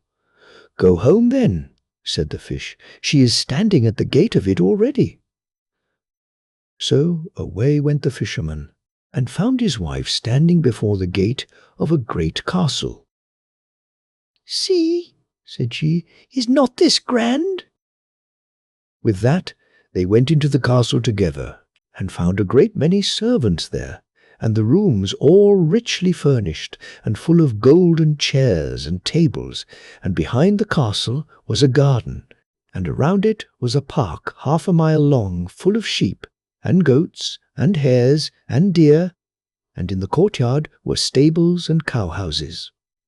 "Well," said the man, "now we will live cheerful and happy in this beautiful castle for the rest of our lives." "Perhaps we may," said the wife, "but let us sleep upon it before we make up our minds to that." So they went to bed. The next morning when Dame Ilsebil awoke, it was broad daylight, and she jogged the fisherman with her elbow, and said, "Get up, husband, and bestir yourself, for we must be king of all the land." "Wife, wife," said the man, "why should we wish to be the king? I will not be king." "Then I will," said she. "But, wife," said the fisherman, "how can you be king? The fish cannot make you a king." "Husband," said she, "say no more about it, but go and try. I will be king." So the man went away quite sorrowful to think that his wife should want to be king. This time the sea looked a dark grey colour, and was overspread with curling waves and the ridges of foam as he cried out, "O man of the sea, hearken to me! My wife Ilsebil will have her own will, and hath sent me to beg a boon of thee." "Well, what would she have now?" said the fish. "Alas," said the poor man, "my wife wants to be king." "Go home," said the fish. "She is king already." Then the fisherman went home, and as he came close to the palace he saw a troop of soldiers and heard the sound of drums and trumpets. And when he went in, he saw his wife sitting on a throne of gold and diamonds, with a golden crown upon her head, and on each side of her stood 6 fair maidens, each a head taller than the other. "Well, wife," said the fisherman, "are you king?" "Yes," said she, "I am king." And when he had looked at her for a long time, he said, "Ah, wife, what a fine thing it is to be king! Now we shall never have anything more to wish for as long as we live." "I don't know how that may be," said she. "Never is a long time. I am king, it is true, but I begin to be tired of that, and I think I should like to be emperor." "Alas, wife, why should you wish to be emperor?" said the fisherman. "Husband," said she, "go to the fish. I say I will be emperor."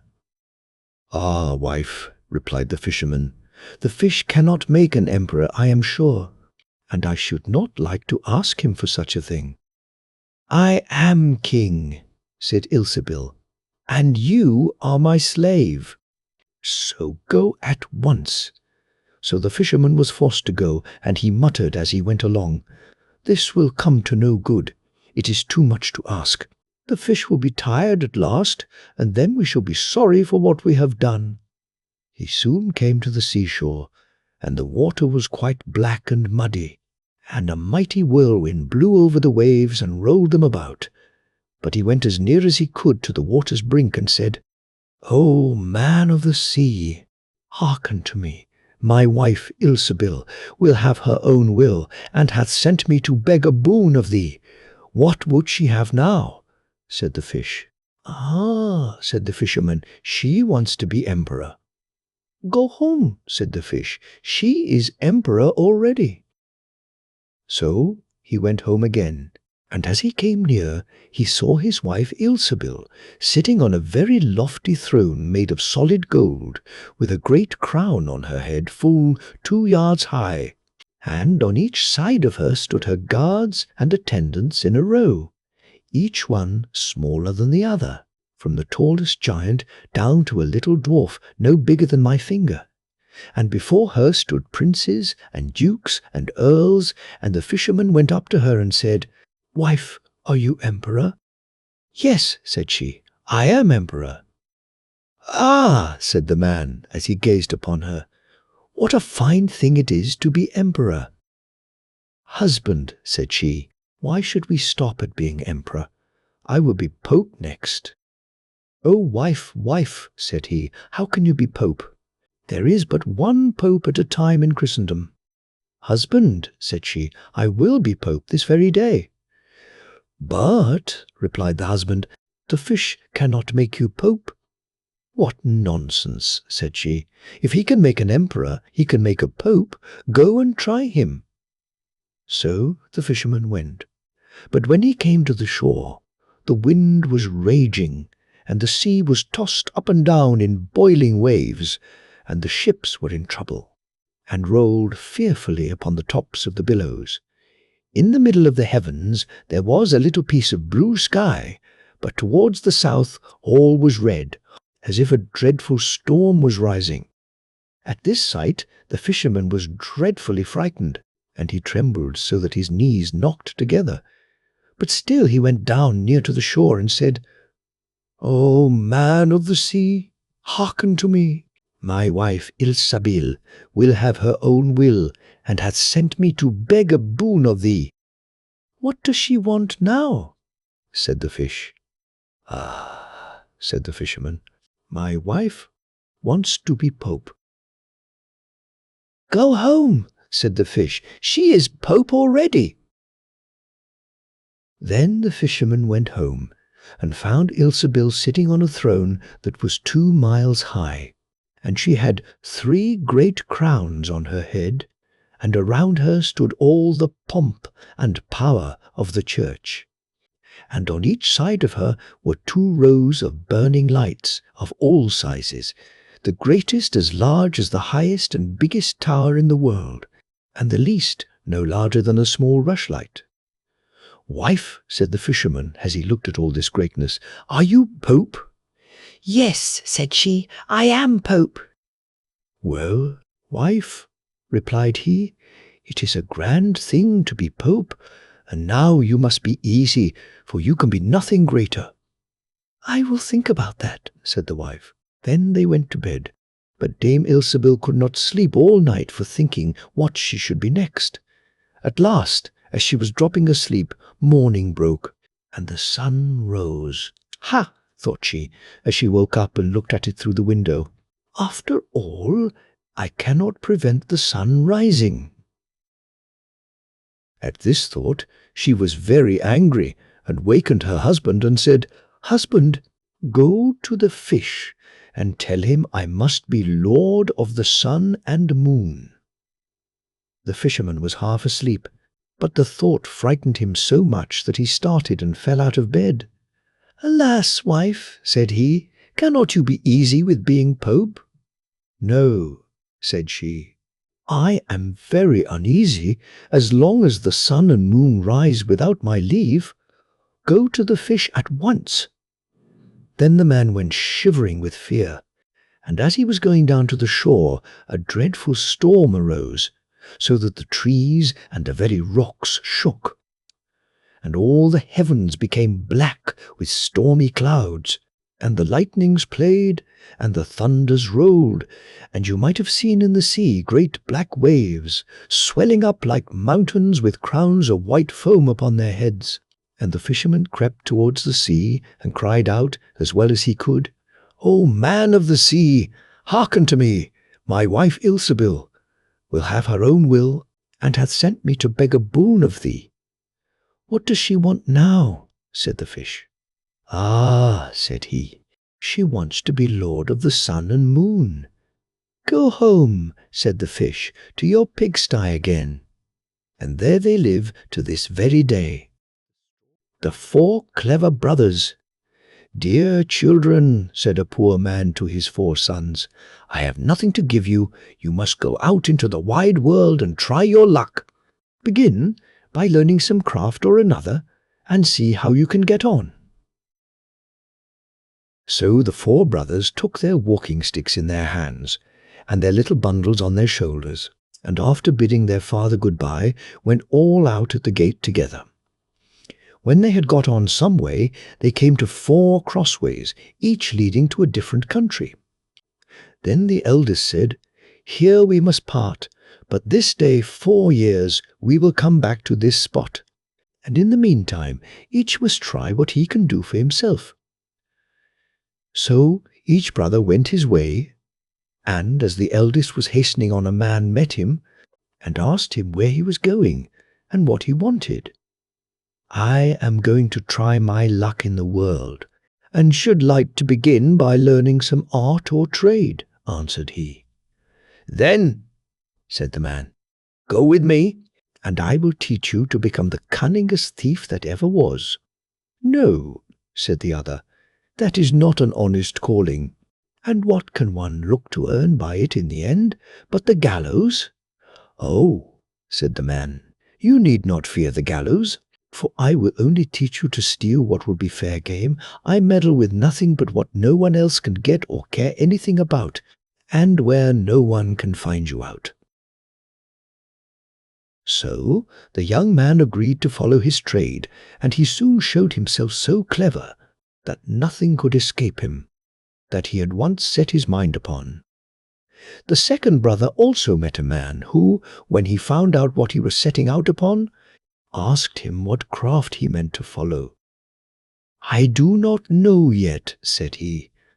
"Then come with me and be a star-gazer. It is a noble art, for nothing can be hidden from you when once you understand the stars." The plan pleased him much, and he soon became such a skilful star-gazer that when he had served out his time and wanted to leave his master, he gave him a glass and said, "With this you can see all that is passing in the sky and on earth, and nothing can be hidden from you." The third brother met a huntsman, who took him with him and taught him so well all that belonged to hunting that he became very clever in the craft of the woods.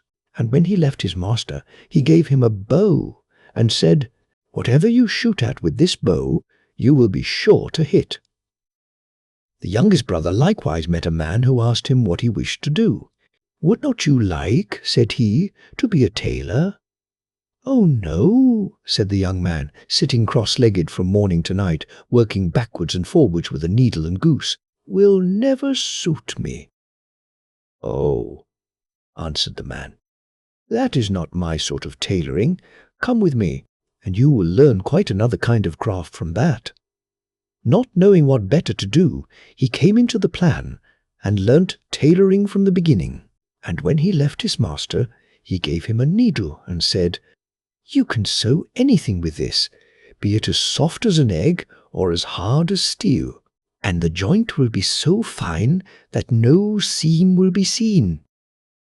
After the space of 4 years, at the time agreed upon, the 4 brothers met at the 4 crossroads, and having welcomed each other, set off towards their father's home, where they told him all that had happened to them, and how each had learned some craft.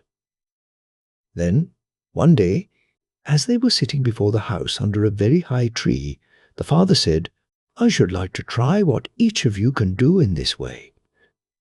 So he looked up and said to the second son, "At the top of this tree there is a chaffinch's nest. Tell me how many eggs there are in it." The star-gazer took his glass, looked up, and said, "5. "Now," said the father to the eldest son, "take away the eggs without letting the bird that is sitting upon them and hatching them know anything of what you are doing." So the cunning thief climbed up the tree and brought away to his father the 5 eggs from under the bird, and it never saw or felt what he was doing, but kept sitting on at its ease. Then the father took the eggs and put 1 on each corner of the table, and the 5th in the middle, and said to the huntsman, "Cut all the eggs in 2 pieces at 1 shot." The huntsman took up his bow, and at 1 shot struck all the 5 eggs as his father wished. "Now comes your turn," said he to the young tailor. "Sew the eggs and the young birds in them together again, so neatly that the shot shall have done them no harm." Then the tailor took his needle and sewed the eggs as he was told, and when he had done, the thief was sent to take them back to the nest and put them under the bird without its knowing it. Then she went on sitting and hatched them, and in a few days they crawled out and had only a little red streak across their necks where the tailor had sewn them together. "Well done, sons," said the old man. "You have made good use of your time and learned something worth the knowing. But I am sure I do not know which ought to have the prize. Oh, that a time might soon come for you to turn your skill to some account."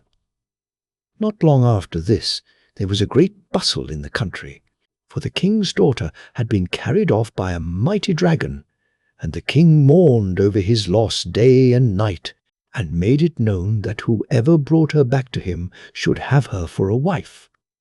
Then the 4 brothers said to each other, "Here is a chance for us. Let us try what we can do." And they agreed to see whether they could not set the princess free. "I will soon find out where she is, however," said the star-gazer. as he looked through his glass, and he soon cried out, "I see her afar off, sitting upon a rock in the sea, and I can spy the dragon close by, guarding her." Then he went to the king and asked for a ship for himself and his brothers, and they sailed together over the sea till they came to the right place.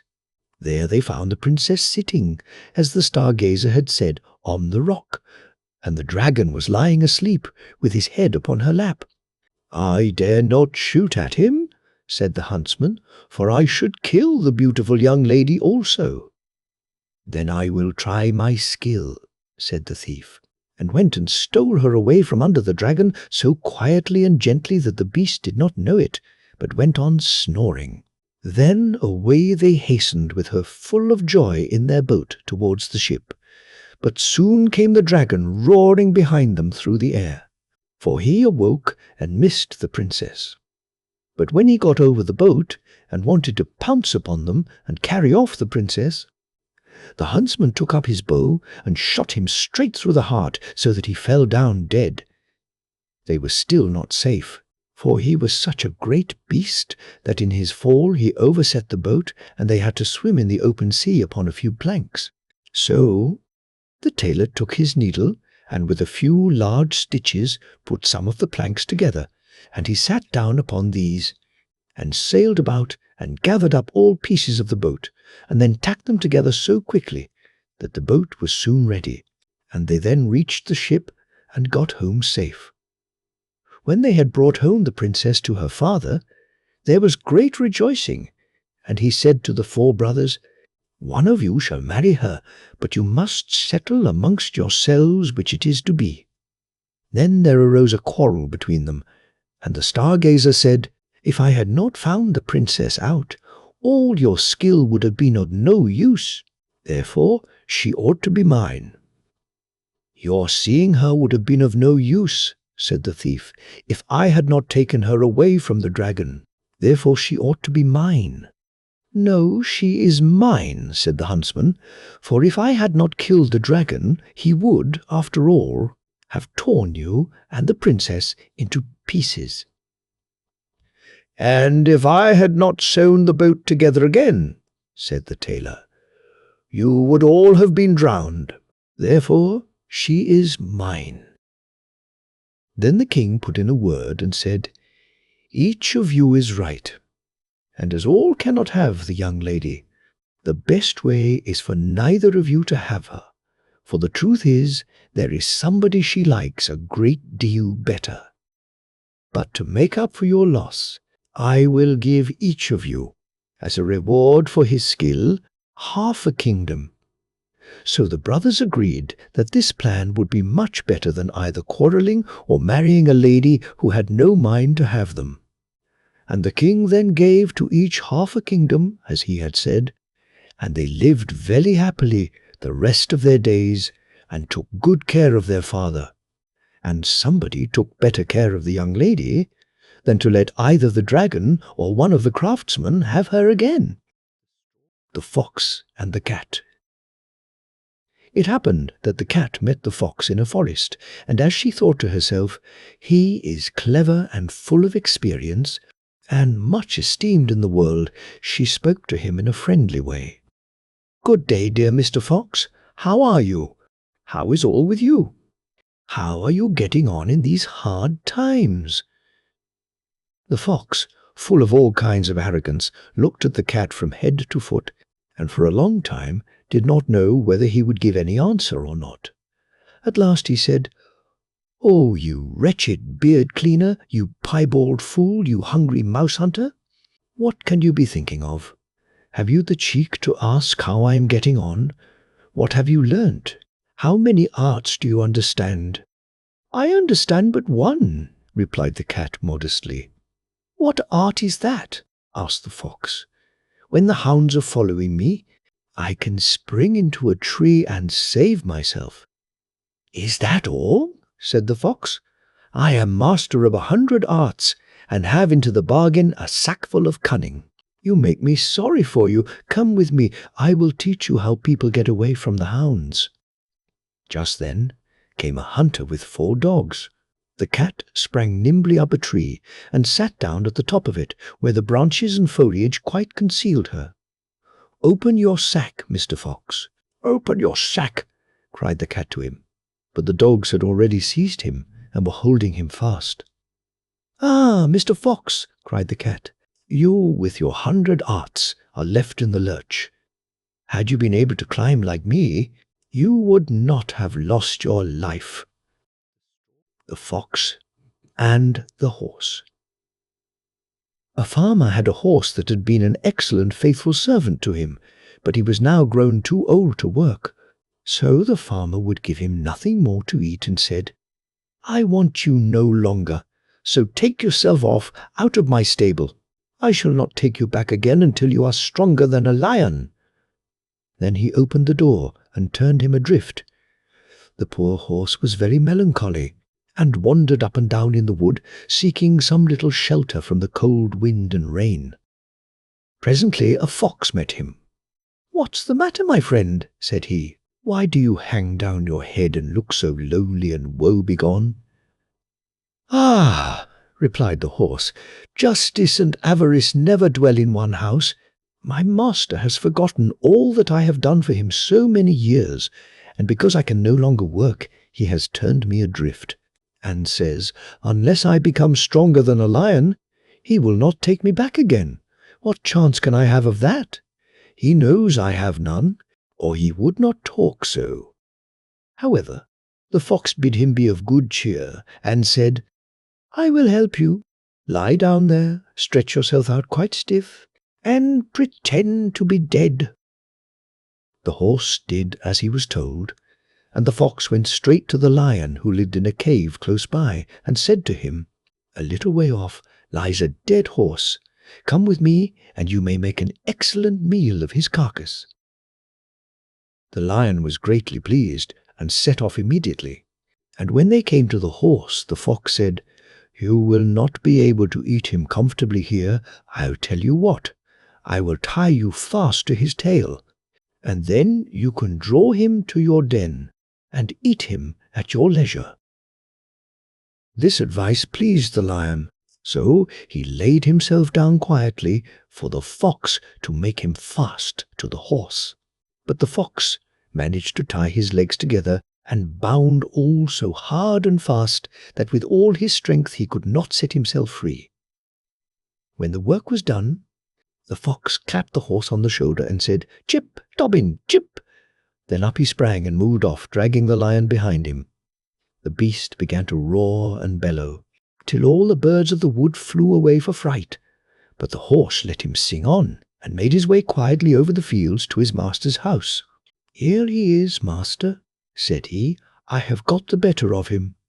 And when the farmer saw his old servant, his heart relented, and he said, "Thou shalt stay in thy stable and be well taken care of." And so the poor old horse had plenty to eat and lived till he died. The Frog Prince. One fine evening a young princess put on her bonnet and clogs, and went out to take a walk by herself in a wood. And when she came to a cool spring of water, that rose in the midst of it, she sat herself down to rest a while. Now she had a golden ball in her hand, which was her favourite plaything, and she was always tossing it up into the air, and catching it again as it fell. After a time she threw it up so high that she missed catching it as it fell, and the ball bounded away and rolled along upon the ground, till at last it fell down into the spring.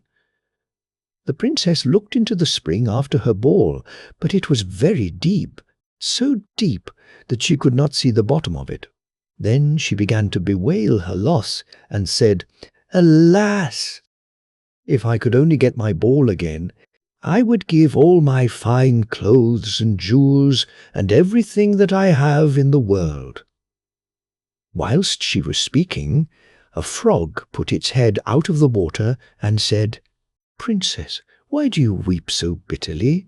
"Alas," said she, "what can you do for me, you nasty frog? My golden ball has fallen into the spring." The frog said, I want not your pearls and jewels and fine clothes, but if you will love me, and let me live with you, and eat from off your golden plate, and sleep upon your bed, I will bring you your ball again." "What nonsense," thought the princess, "this silly frog is talking. He can never even get out of the spring to visit me, though he may be able to get my ball for me, and therefore I will tell him he shall have what he asks." So she said to the frog, "Well, if you will bring me my ball, I will do all you ask." Then the frog put his head down and dived deep under the water, and after a little while he came up again with the ball in his mouth and threw it on the edge of the spring. As soon as the young princess saw her ball, she ran to pick it up, and she was so overjoyed to have it in her hand again that she never thought of the frog, but ran home with it as fast as she could. The frog called after her, "Stay, princess, and take me with you as you said." But she did not stop to hear a word. The next day, just as the princess had sat down to dinner, she heard a strange noise. Tap, tap, plash, plash, as if something was coming up the marble staircase. And soon afterwards there was a gentle knock at the door, and a little voice cried out and said, "Open the door, my princess dear. Open the door to thy true love here, and mind the words that thou and I said by the fountain cool, in the greenwood shade." Then the princess ran to the door and opened it, and there she saw the frog, whom she had quite forgotten. At this sight she was sadly frightened, and shutting the door as fast as she could, came back to her seat. The king, her father, seeing that something had frightened her, asked her what was the matter. "There is a nasty frog," said she, "at the door, that lifted my ball for me out of the spring this morning. I told him that he should live with me here, thinking that he could never get out of the spring, but there he is at the door, and he wants to come in." While she was speaking, the frog knocked again at the door and said, "Open the door, my princess dear. Open the door to thy true love here, and mind the words that thou and I said. By the fountain, cool, in the greenwood shade." Then the king said to the young princess, "As you have given your word, you must keep it, so go and let him in." She did so, and the frog hopped into the room and then straight on. Tap, tap, plash, plash, from the bottom of the room to the top, till he came up close to the table where the princess sat. "Pray lift me upon chair," said he to the princess, "and let me sit next to you." As soon as she had done this, the frog said, "Put your plate nearer to me, that I may eat out of it." This she did, and when he had eaten as much as he could, he said, "Now I am tired. Carry me upstairs, and put me into your bed." And the princess, though very unwilling, took him up in her hand, and put him upon the pillow of her own bed, where he slept all night long. As soon as it was light, he jumped up, hopped downstairs, and went out of the house. "Now then," thought the princess, "at last he is gone, and I shall be troubled with him no more."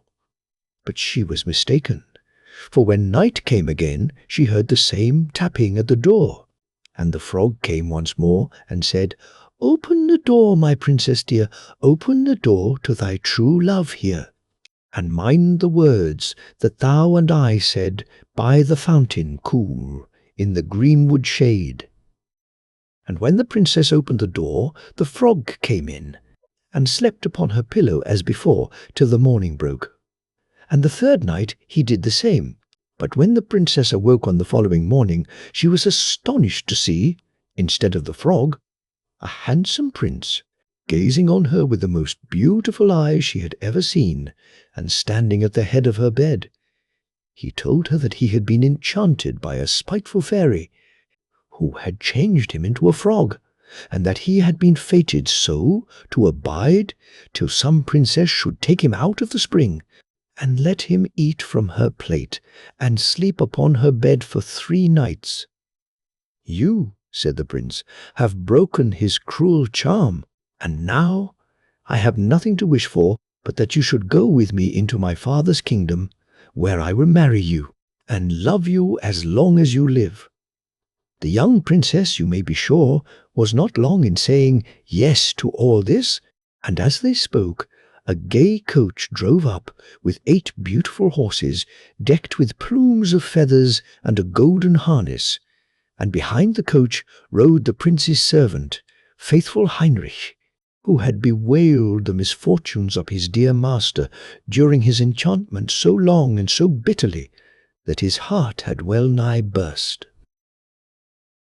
They then took leave of the king, and got into the coach with 8 horses, and all set out, full of joy and merriment, for the prince's kingdom, which they reached safely, and there they lived happily a great many years.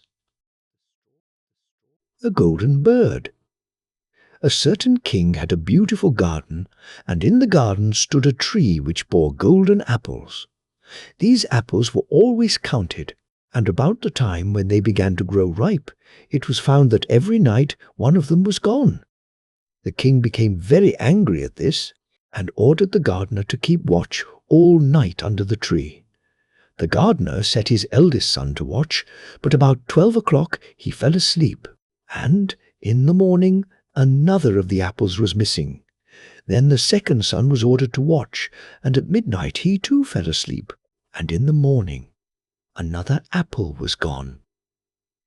Then the third son offered to keep watch, but the gardener at first would not let him.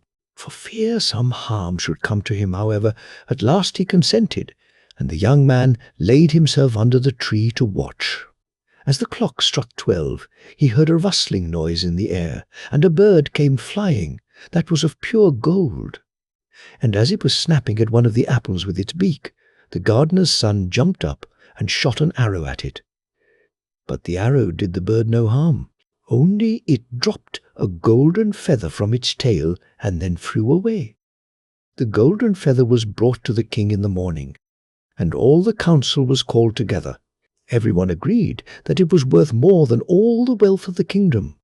But the king said, "One feather is of no use to me. I must have the whole bird."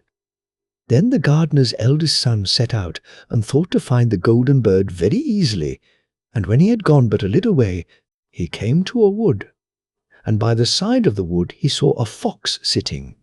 So he took his bow and made ready to shoot at it. Then the fox said, "Do not shoot me, for I will give you good counsel. I know what your business is, and that you want to find the golden bird. You will reach a village in the evening, and when you get there, you will see 2 inns opposite to each other, one of which is very pleasant and beautiful to look at. Go not in there, but rest for the night in the other, though it may appear to you to be very poor and mean." But the son thought to himself, "What can such a beast as this know about the matter?" So he shot his arrow at the fox, but he missed it, and it set up its tail above its back and ran into the wood. Then he went his way, and in the evening came to the village where the 2 inns were, and in one of these were people singing and dancing and feasting, but the other looked very dirty and poor. "I should be very silly," said he, "if I went to that shabby house and left this charming place." So he went into the smart house, and ate and drank at his ease, and forgot the bird, and his country too. Time passed on, and as the eldest son did not come back, and no tidings were heard of him, the second son set out, and the same thing happened to him. He met the fox, who gave him the good advice, but when he came to the 2 inns, his eldest brother was standing at the window where the merrymaking was, and called to him to come in, and he could not withstand the temptation, but went in, and forgot the golden bird and his country in the same manner. Time passed on again, and the youngest son too wished to set out into the wide world to seek for the golden bird, but his father would not listen to it for a long while, for he was very fond of his son, and was afraid that some ill luck might happen to him also, and prevent his coming back. However, at last it was agreed he should go, for he would not rest at home, and as he came to the wood he met the fox, and heard the same good counsel. But he was thankful to the fox, and did not attempt his life as his brothers had done. So the fox said, "Sit upon my tail, and you will travel faster." So he sat down, and the fox began to run, and away they went over stock and stone so quick that their hair whistled in the wind. When they came to the village, the son followed the fox's counsel, and without looking about him went to the shabby inn and rested there all night at his ease. In the morning came the fox again, and met him as he was beginning his journey, and said, "Go straight forward till you come to a castle, before which lie a whole troop of soldiers fast asleep, and snoring. Take no notice of them, but go into the castle and pass on and on till you come to a room where the golden bird sits in a wooden cage. Close by it stands a beautiful golden cage, but do not try to take the bird out of the shabby cage and put it into the handsome one. Otherwise you will repent it." Then the fox stretched out his tail again, and the young man sat himself down, and away they went over stock and stone till their hair whistled in the wind. Before the castle gate all was as the fox had said, so the son went in and found the chamber where the golden bird hung in a wooden cage, and below stood the golden cage, and the 3 golden apples that had been lost were lying close by it. Then thought he to himself, "It will be a very droll thing to bring away such a fine bird in this shabby cage." So he opened the door and took hold of it and put it into the golden cage. But the bird set up such a loud scream that all the soldiers awoke, and they took him prisoner and carried him before the king. The next morning the court sat to judge him, and when all was heard it sentenced him to die, unless he should bring the king the golden horse, which could run as swiftly as the wind. And if he did this, he was to have the golden bird given him for his own.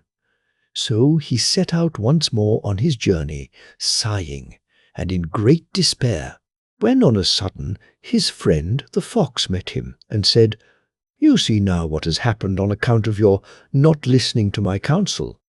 I will still, however, tell you how to find the golden horse, if you will do as I bid you. You must go straight on till you come to the castle where the horse stands in his stall. By his side will lie the groom fast asleep, and snoring.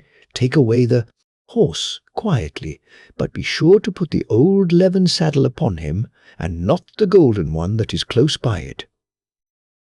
Then the son sat down on the fox's tail, and away they went over stock and stone till their hair whistled in the wind.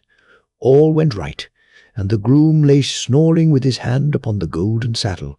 But when the son looked at the horse, he thought it a great pity to put the leathern saddle upon it.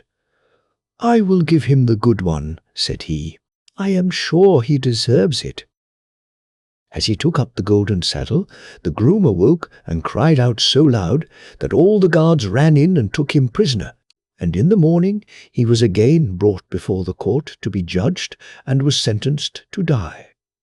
But it was agreed that if he could bring thither the beautiful princess, he should live and have the bird and the horse given him for his own. Then he went his way very sorrowful, but the old fox came and said, "Why did not you listen to me? If you had, you would have carried away both the bird and the horse. Yet will I once more give you counsel. Go straight on, and in the evening you will arrive at a castle. At 12 o'clock at night, the princess goes to the bathing-house. Go up to her and give her a kiss, and she will let you lead her away. But take care you do not suffer her to go and take leave of her father and mother." Then the fox stretched out his tail, and so away they went over stock and stone till their hair whistled again. As they came to the castle, all was as the fox had said. And at 12 o'clock the young man met the princess going to the bath and gave her the kiss, and she agreed to run away with him, but begged with many tears that he would let her take leave of her father. At first he refused, but she wept still more and more, and fell at his feet, till at last he consented. But the moment she came to her father's house, the guards awoke, and he was taken prisoner again.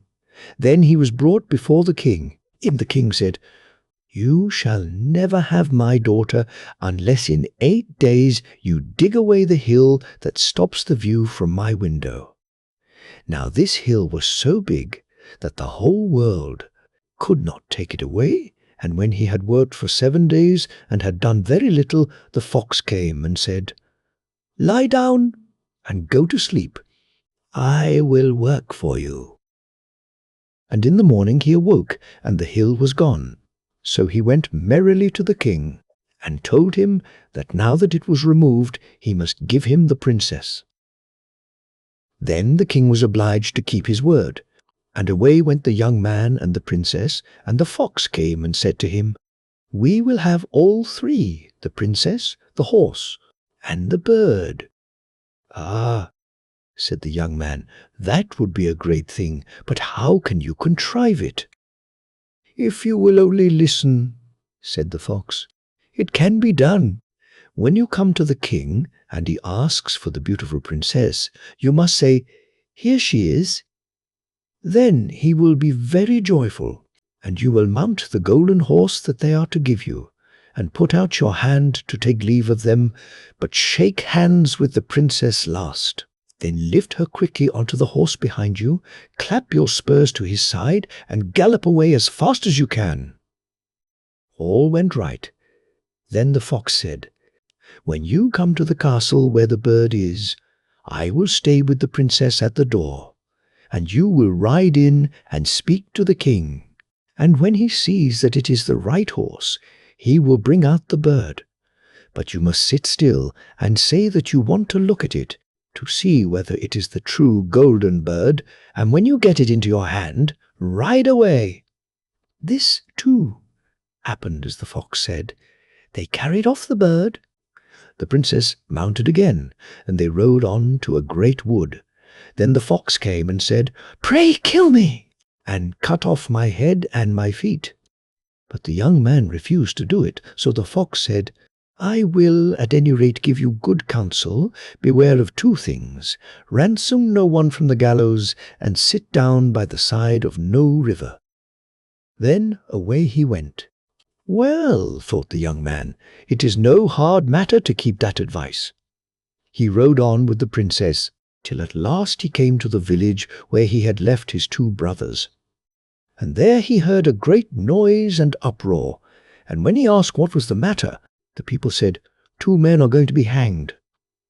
As he came nearer, he saw that the 2 men were his brothers who had turned robbers, so he said, "Cannot they in any way be saved?" But the people said, "No, unless he would bestow all his money upon the rascals and buy their liberty." Then he did not stay to think about the matter, but paid what was asked, and his brothers were given up and went on with him towards their home. And as they came to the wood where the fox first met them, it was so cool and pleasant that the 2 brothers said, "Let us sit down by the side of the river and rest a while, to eat and drink."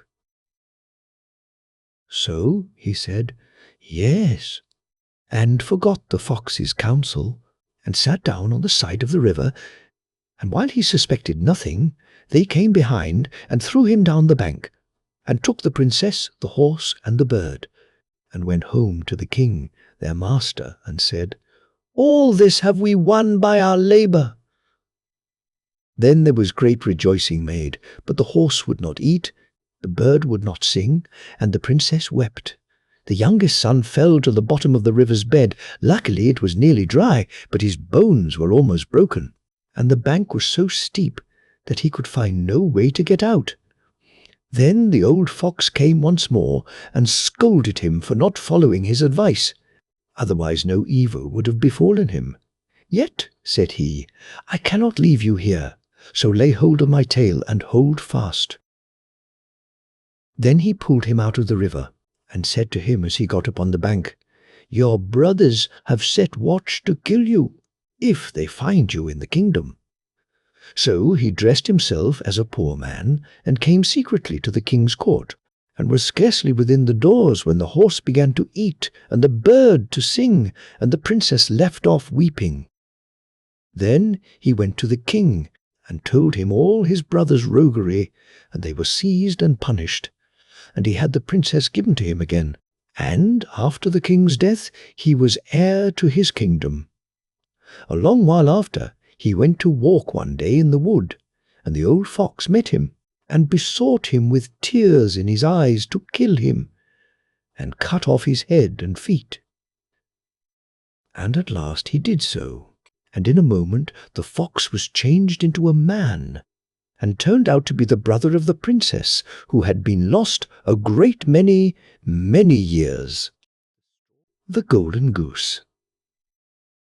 There was a man who had 3 sons, the youngest of whom was called Dummling, and was despised, mocked, and sneered at on every occasion. Simpleton. It happened that the eldest wanted to go into the forest to hew wood, and before he went, his mother gave him a beautiful sweet cake and a bottle of wine, in order that he might not suffer from hunger or thirst. When he entered the forest, he met a little grey-haired old man who bade him good day, and said, "Do give me a piece of cake out of your pocket, and let me have a draught of your wine. I am so hungry and thirsty." But the clever son answered, "If I give you my cake and wine, I shall have none for myself. Be off with you."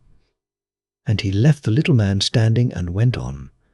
But when he began to hew down a tree, it was not long before he made a false stroke, and the axe cut him in the arm, so that he had to go home and have it bound up. And this was the little grey man's doing.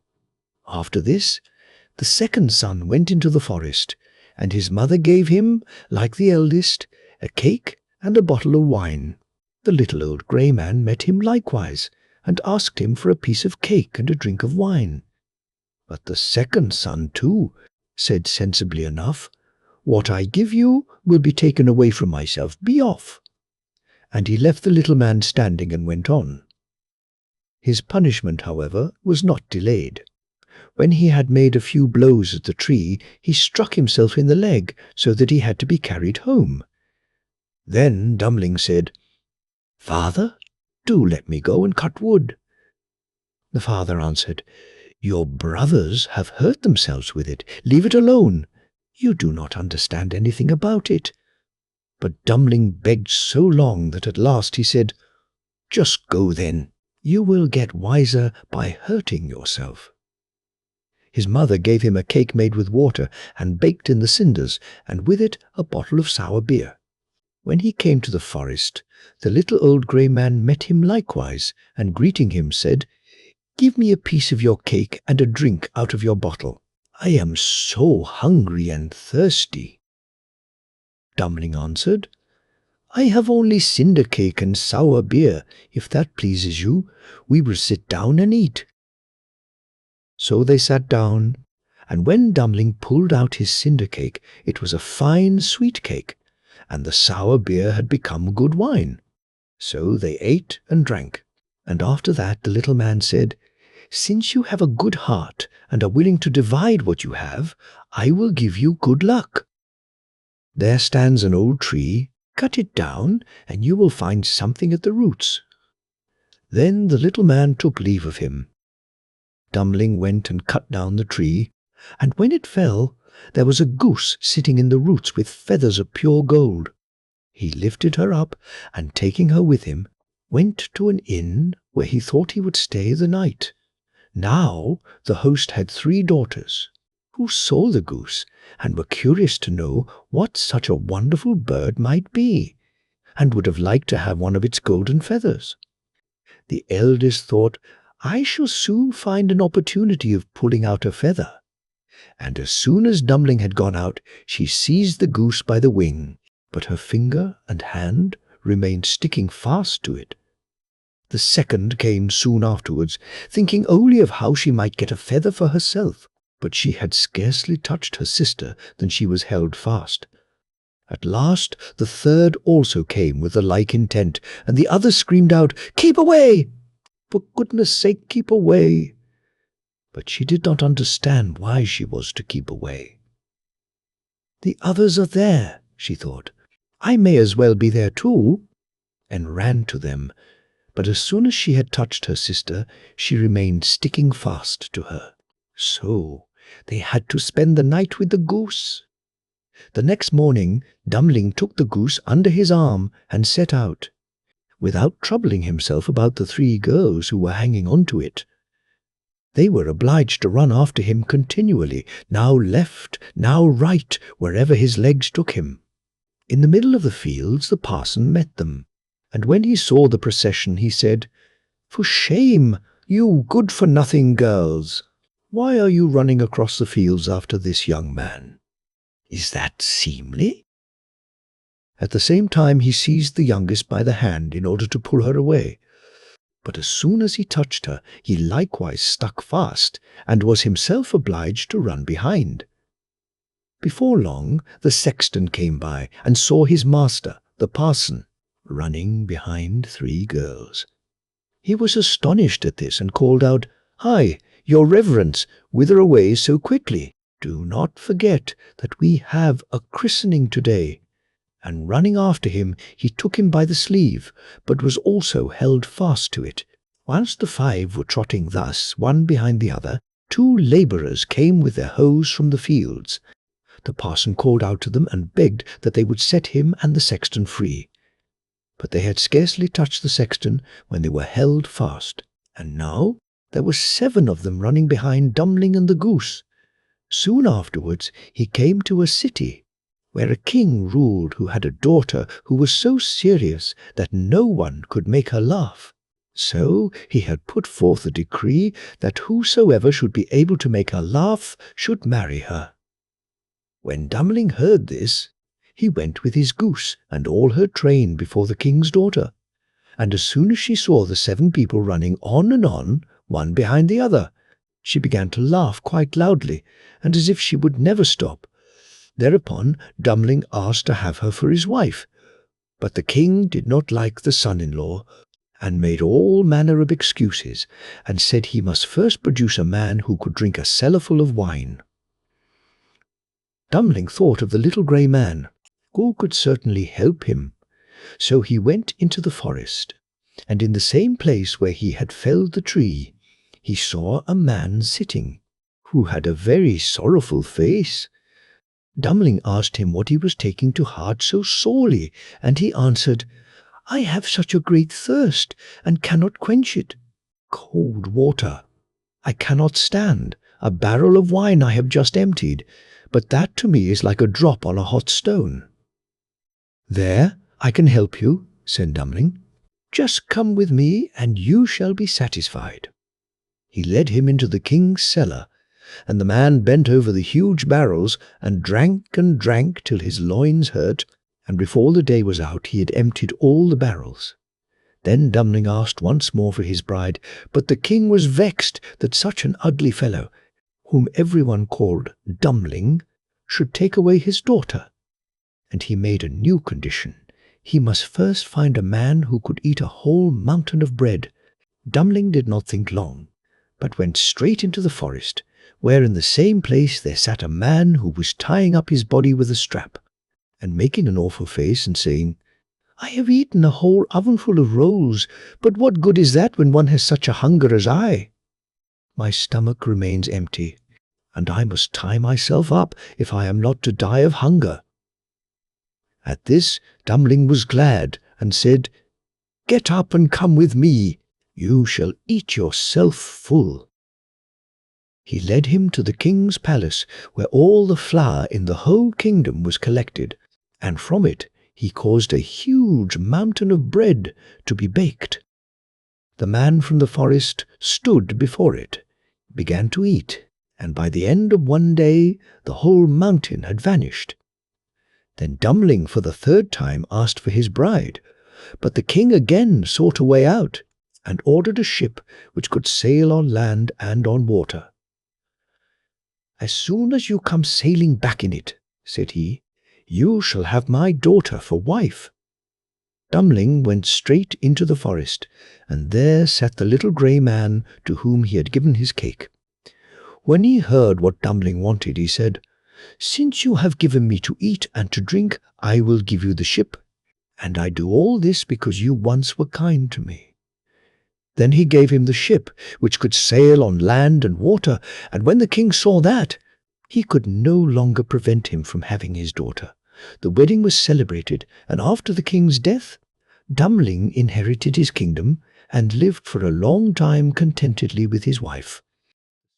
The Goose Girl. The king of a great land died, and left his queen to take care of their only child.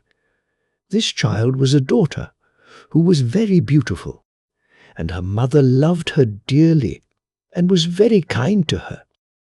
And there was a good fairy too, who was fond of the princess, and helped her mother to watch over her. When she grew up, she was betrothed to a prince who lived a great way off, and as the time drew near for her to be married, she got ready to set off on her journey to his country. Then the queen, her mother, packed up a great many costly things, jewels and gold and silver, trinkets, fine dresses, and in short everything that became a royal bride. And she gave her a waiting maid to ride with her and give her into the bridegroom's hands, and each had a horse for the journey. Now the princess's horse was the fairy's gift, and it was called Falada and could speak. When the time came for them to set out, the fairy went into her bedchamber and took a little knife and cut off a lock of her hair and gave it to the princess and said, "Take care of it, dear child, for it is a charm that may be of use to you on the road." Then they all took a sorrowful leave of the princess, and she put the lock of hair into her bosom, got upon her horse, and set off on her journey to her bridegroom's kingdom. One day, as they were riding along by a brook, the princess began to feel very thirsty, and she said to her maid, "Pray get down, and fetch me some water in my golden cup out of yonder brook, for I want to drink." "Nay," said the maid, "if you are thirsty, get off yourself, and stoop down by the water and drink. I shall not be your waiting maid any longer." Then she was so thirsty that she got down and knelt over the little brook, and drank, for she was frightened and dared not bring out her golden cup. And she wept and said, "Alas, what will become of me?" And the lock answered her, and said, "Alas, alas, if thy mother knew it, sadly, sadly would she rue it." But the princess was very gentle and meek, so she said nothing to her maid's ill behaviour, but got upon her horse again. Then all rode farther on their journey, till the day grew so warm and the sun so scorching that the bride began to feel very thirsty again. And at last, when they came to a river, she forgot her maid's rude speech and said, "Pray get down, and fetch me some water to drink in my golden cup." But the maid answered her, and even spoke more haughtily than before, "Drink if you will, but I shall not be your waiting maid." Then the princess was so thirsty that she got off her horse and lay down and held her head over the running stream and cried and said, "What will become of me?" And the lock of hair answered her again, "Alas, alas, if thy mother knew it, sadly, sadly would she rue it." And as she leaned down to drink, the lock of hair fell from her bosom and floated away with the water. Now she was so frightened that she did not see it, but her maid saw it and was very glad, for she knew the charm, and she saw that the poor bride would be in her power now that she had lost the hair. So when the bride had done drinking, and would have got upon Falada again, the maid said, "I shall ride upon Falada, and you may have my horse instead." So she was forced to give up her horse, and soon afterwards to take off her royal clothes and put on her maid's shabby ones. At last, as they drew near the end of their journey, This treacherous servant threatened to kill her mistress if she ever told anyone what had happened.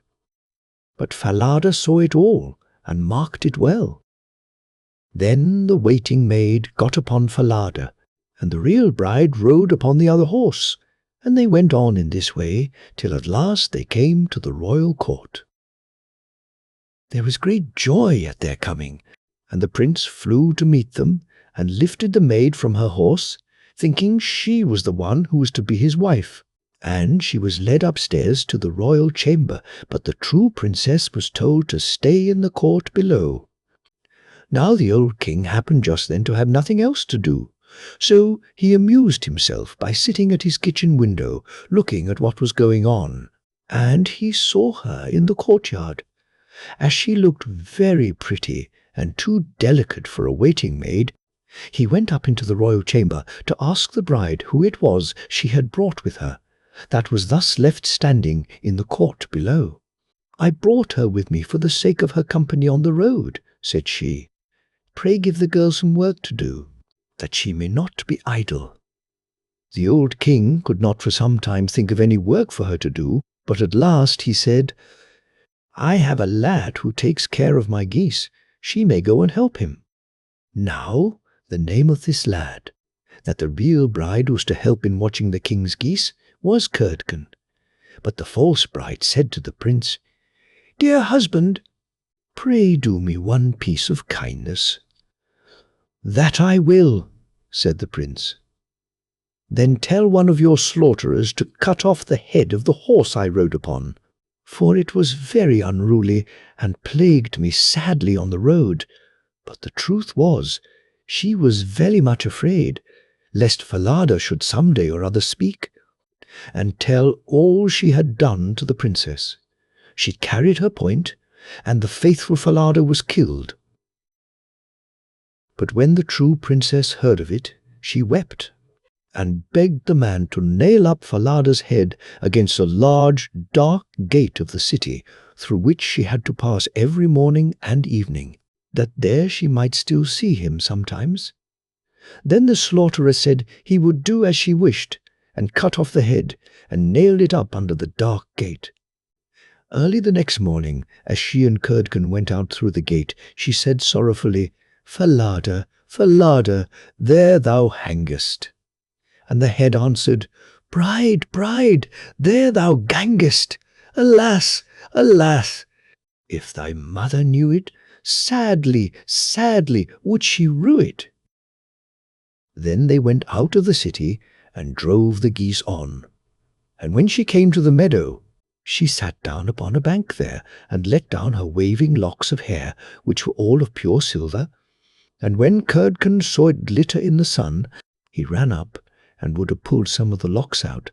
But she cried, "Blow, breezes, blow! Let Curdken's hat go! Blow, breezes, blow! Let him after it go! O'er hills, dales, and rocks, away be it whirled, till the silvery locks are all combed and curled."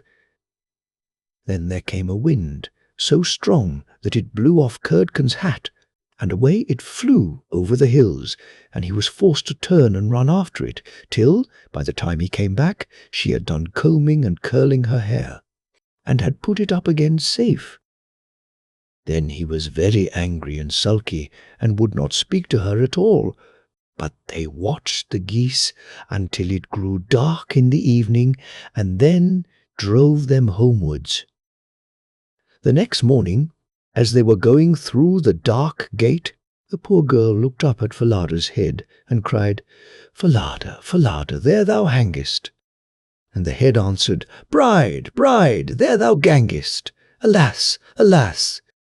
If thy mother knew it, sadly, sadly would she rue it."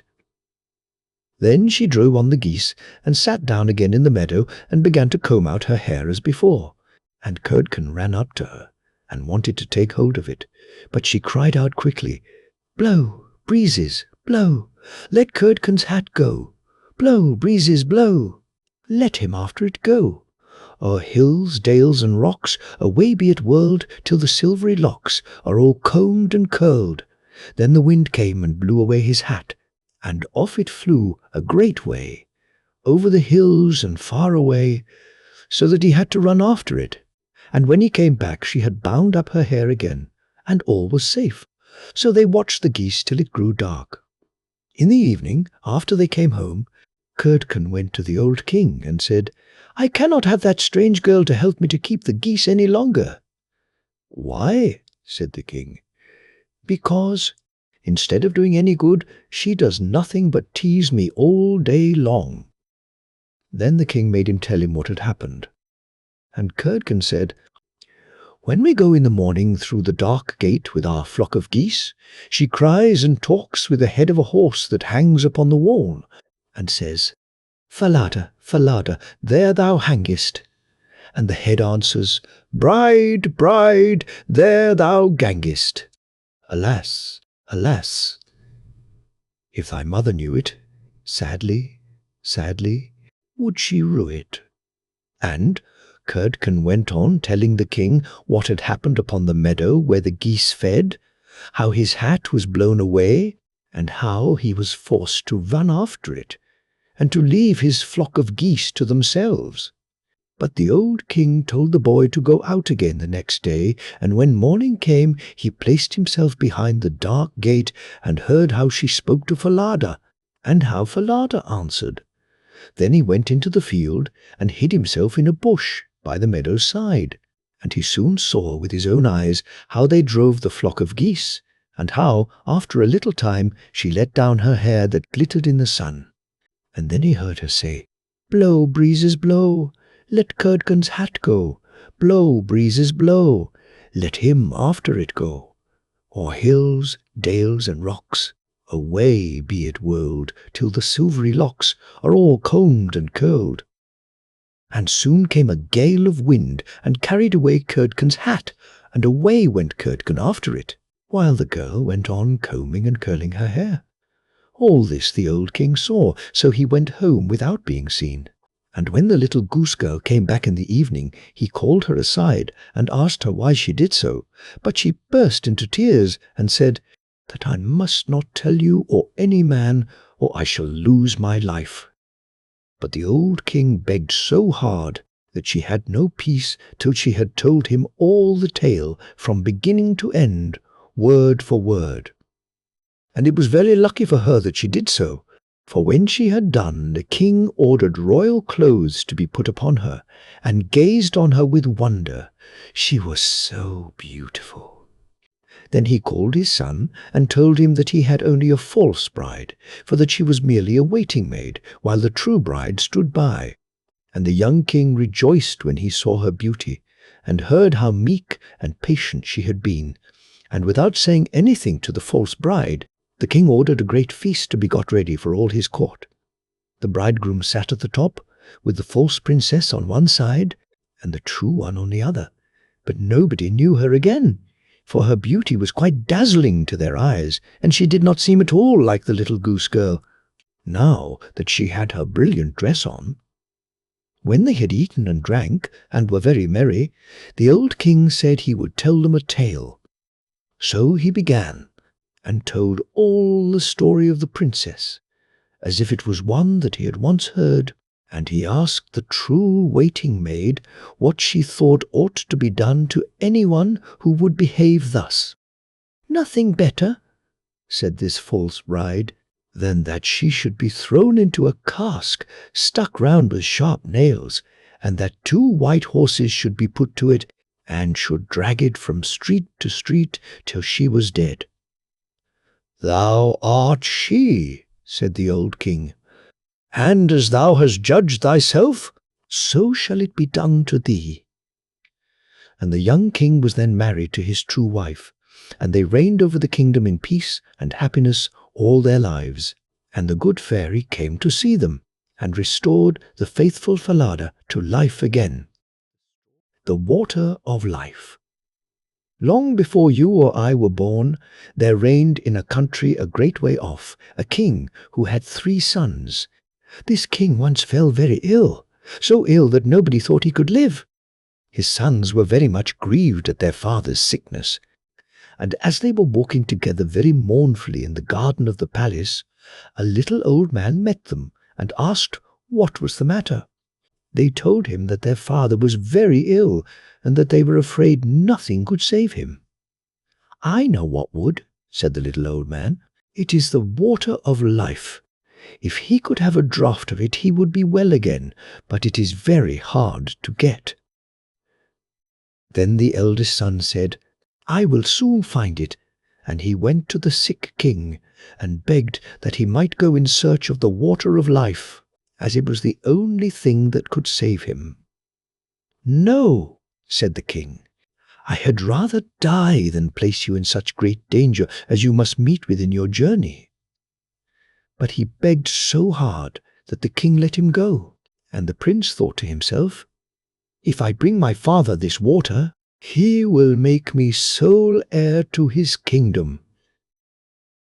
Then he set out, and when he had gone on his way some time, he came to a deep valley, overhung with rocks and woods, and as he looked around, he saw standing above him on one of the rocks a little ugly dwarf, with a sugar-loaf cap and a scarlet cloak.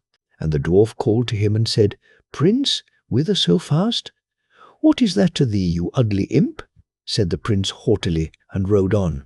But the dwarf was enraged at his behaviour, and laid a fairy spell of ill luck upon him, so that as he rode on the mountain pass became narrower and narrower, and at last the way was so straitened that he could not go a step forward, and when he thought to have turned his horse round and go back the way he came, he heard a loud laugh ringing round him, and found that the path was closed behind him, so that he was shut in all round. He next tried to get off his horse and make his way on foot, but again the laugh rang in his ears, and he found himself unable to move a step, and thus he was forced to abide spellbound. Meantime, the old king was lingering on in daily hope of his son's return, till at last the second son said, "Father, I will go in search of the water of life." For he thought to himself, "My brother is surely dead, and the kingdom will fall to me if I find the water." The king was at first very unwilling to let him go, but at last yielded to his wish. So he set out and followed the same road which his brother had done, and met with the same elf, who stopped him at the same spot in the mountains, saying, as before, "Prince, prince, whither so fast?" "Mind your own affairs, busybody," said the prince scornfully, and rode on. But the dwarf put the same spell upon him as he put on his elder brother, and he, too, was at last obliged to take up his abode in the heart of the mountains. Thus it is with proud, silly people who think themselves above everyone else, and are too proud to ask or take advice. When the second prince had thus been gone a long time, the youngest son said he would go and search for the water of life, and trusted he should soon be able to make his father well again. So he set out, and the dwarf met him too at the same spot in the valley, among the mountains, and said, "Prince, whither so fast?" And the prince said, "I am going in search of the water of life, because my father is ill, and like to die. Can you help me?" "Pray be kind, and aid me if you can." "Do you know where it is to be found?" asked the dwarf. "No," said the prince, "I do not." "Pray tell me if you know. Then, as you have spoken to me kindly, and are wise enough to seek for advice, I will tell you how and where to go. The water you seek springs from a well in an enchanted castle, and, that you may be able to reach it in safety, I will give you an iron wand and 2 little loaves of bread. Strike the iron door of the castle 3 times with the wand, and it will open. 2 hungry lions will be lying down inside gaping for their prey. But if you throw them the bread, they will let you pass. Then hasten on to the well, and take some of the water of life before the clock strikes 12. For if you tarry longer, the door will shut upon you forever. Then the prince thanked his little friend with the scarlet cloak for his friendly aid, and took the wand and the bread, and went travelling on and on, over sea and over land, till he came to his journey's end, and found everything to be as the dwarf had told him. The door flew open at the third stroke of the wand, and when the lions were quieted, he went on through the castle and came at length to a beautiful hall. Around it he saw several knights sitting in a trance. Then he pulled off their rings and put them on his own fingers. In another room he saw on a table a sword and a loaf of bread, which he also took. Further on he came to a room where a beautiful young lady sat upon a couch, and she welcomed him joyfully, and said, if he would set her free from the spell that bound her, the kingdom should be his, if he would come back in a year and marry her. Then she told him that the well that held the water of life was in the palace gardens, and bade him make haste, and draw what he wanted before the clock struck 12. He walked on, and as he walked through beautiful gardens, he came to a delightful shady spot in which stood a couch, and he thought to himself, as he felt tired, that he would rest himself for a while, and gaze on the lovely scenes around him. So he laid himself down, and sleep fell upon him unawares, so that he did not wake up till the clock was striking 11:45. Then he sprang from the couch dreadfully frightened, ran to the well, filled a cup that was standing by him full of water, and hastened to get away in time. Just as he was going out of the iron door, it struck 12, and the door fell so quickly upon him that it snapped off a piece of his heel. When he found himself safe, he was overjoyed to think that he had got the water of life, and as he was going on his way homewards, he passed by the little dwarf, who, when he saw the sword and the loaf, said, "You have made a noble prize. With the sword you can, at a blow, slay whole armies, and the bread will never fail you." Then the prince thought to himself, "I cannot go home to my father without my brothers." So he said, "My dear friend, cannot you tell me where my 2 brothers are, who set out in search of the water of life before me and never came back?" "I have shut them up by a charm between 2 mountains," said the dwarf, "because they were proud and ill-behaved, and scorned to ask advice." The prince begged so hard for his brothers that the dwarf at last set them free, though unwillingly, saying, "Beware of them, for they have bad hearts." Their brother, however, was greatly rejoiced to see them, and told them all that had happened to him, how he had found the water of life, and had taken a cup full of it, and how he had set a beautiful princess free from a spell that bound her, and how she had engaged to wait a whole year, and then to marry him, and to give him the kingdom. Then they all 3 rode on together, and on their way home came to a country that was laid waste by war and a dreadful famine, so that it was feared all must die for want. But the prince gave the king of the land the bread, and all his kingdom ate of it. And he lent the king the wonderful sword, and he slew the enemy's army with it. And thus the kingdom was once more in peace and plenty. In the same manner he befriended 2 other countries through which they passed on their way. When they came to the sea, they got into a ship, and during their voyage the 2 eldest said to themselves, "Our brother has got the water which we could not find. Therefore our father will forsake us and give him the kingdom which is our right." So they were full of envy and revenge, and agreed together how they could ruin him. Then they waited till he was fast asleep, and poured the water of life out of the cup, and took it for themselves, giving him bitter sea-water instead. When they came to their journey's end, the youngest son brought his cup to the sick king, that he might drink and be healed. Scarcely, however, had he tasted the bitter sea-water when he became worse even than he was before, and then both the elder sons came in and blamed the youngest for what they had done, and said that he wanted to poison their father, but that they had found the water of life, and had brought it with them. He no sooner began to drink of what they brought him than he felt his sickness leave him and was as strong and well as in his younger days. Then they went to their brother and laughed at him and said, "Well, brother, you found the water of life, did you? You have had the trouble, and we shall have the reward. Pray, with all your cleverness, why did not you manage to keep your eyes open? Next year, one of us will take away your beautiful princess, if you do not take care. You had better say nothing about this to our father, for he does not believe a word you say, and if you tell tales, you shall lose your life into the bargain. But be quiet, and we will let you off."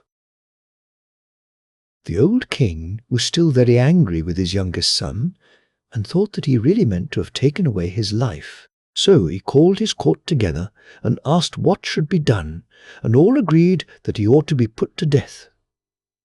The prince knew nothing of what was going on, till one day, when the king's chief huntsman went a-hunting with him, and they were alone in the wood together, the huntsman looked so sorrowful that the prince said, "My friend, what is the matter with you?" "I cannot and dare not tell you," said he. But the prince begged very hard and said, "Only tell me what it is, and do not think I shall be angry, for I will forgive you." "Alas," said the huntsman, "the king has ordered me to shoot you." The prince started at this and said, "Let me live, and I will change dresses with you. You shall take my royal coat to show to my father. And do you give me your shabby one?" "With all my heart," said the huntsman. "I am sure I shall be glad to save you, for I could not have shot you."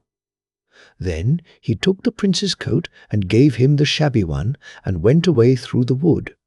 Some time after, 3 grand embassies came to the old king's court with rich gifts of gold and precious stones for his youngest son. Now all these were sent from the 3 kings to whom he had lent his sword and loaf of bread, in order to rid them of their enemy and feed their people.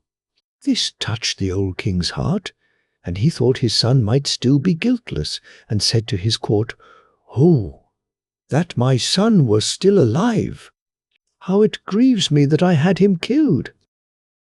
"He is still alive," said the huntsman, "and I am glad that I had pity on him, but let him go in peace," and brought home his royal coat. At this the king was overwhelmed with joy, and made it known throughout all his kingdom that if his son would come back to his court, he would forgive him. Meanwhile, the princess was eagerly waiting till her deliverer should come back, and had a road made leading up to her palace, all of shining gold, and told her courtiers that whoever came on horseback and rode straight up to the gate upon it was her true lover, and that they must let him in. But whoever rode on one side of it, they must be sure was not the right one, and that they must send him away at once. The time soon came when the eldest brother thought that he would make haste to go to the princess, and say that he was the one who had set her free, and that he should have her for his wife, and the kingdom with her. As he came before the palace and saw the golden road, he stopped to look at it, and he thought to himself, "It is a pity to ride upon this beautiful road." So he turned aside and rode on the right-hand side of it. But when he came to the gate, the guards, who had seen the road he took, said to him he could not be what he said he was, and must go about his business. The second prince set out soon afterwards on the same errand, and when he came to the golden road, and his horse had set one foot upon it, he stopped to look at it, and thought it very beautiful, and said to himself, "What a pity it is that anything should tread here." Then he too turned aside and rode on the left side of it. But when he came to the gate, the guard said he was not the true prince, and that he too must go away about his business, and away he went. Now when the full year was come round, the third brother left the forest in which he had lain hid for fear of his father's anger, and set out in search of his betrothed bride. So he journeyed on, thinking of her all the way, and rode so quickly that he did not even see what the road was made of, but went with his horse straight over it. And as he came to the gate, it flew open, and the princess welcomed him with joy, and said he was her deliverer, and should now be her husband and lord of the kingdom. When the first joy at their meeting was over, the princess told him she had heard of his father having forgiven him, and of his wish to have him home again. So, before his wedding with the princess, he went to visit his father, taking her with him. Then he told him everything, how his brothers had cheated and robbed him, and yet that he had borne all those wrongs for the love of his father. And the old king was very angry and wanted to punish his wicked sons, but they made their escape, and got into a ship and sailed away over the wide sea, and where they went to nobody knew and nobody cared. And now the old king gathered together his court and asked all his kingdom to come and celebrate the wedding of his son and the princess. And young and old, noble and squire, gentle and simple, came at once on the summons, and among the rest came the friendly dwarf with the sugar-loaf hat and a new scarlet cloak. And the wedding was held, and the merry bells rung. And all the good people they danced and they sung, and feasted and frolicked, I can't tell how long. The Wedding of Mrs. Fox. There was once upon a time an old fox with 9 tails, who believed that his wife was not faithful to him, and wished to put her to the test. He stretched himself out under the bench, did not move a limb, and behaved as if he was stone dead. Mrs. Fox went up to her room, shut herself in, and her maid, Miss Cat, sat by the fire and did the cooking. When it became known that the old fox was dead, suitors presented themselves. The maid heard someone standing at the house door, knocking.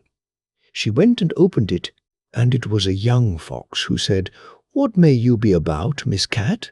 Do you sleep, or do you wake?" She answered, "I am not sleeping, I am waking. Would you know what I am making? I am boiling warm beer with butter. Will you be my guest for supper?" "No, thank you, miss," said the fox. "What is Mrs. Fox doing?" The maid replied, "She is sitting in her room, moaning in her gloom, weeping her little eyes quite red, because old Mr. Fox is dead." "Do just tell her, miss, that a young fox is here who would like to woo her." "Certainly, young sir." The cat goes up the stairs, trip, trap. The door she knocks at, tap, tap, tap. "Mistress Fox, are you inside?" "Oh, yes, my little cat," she cried.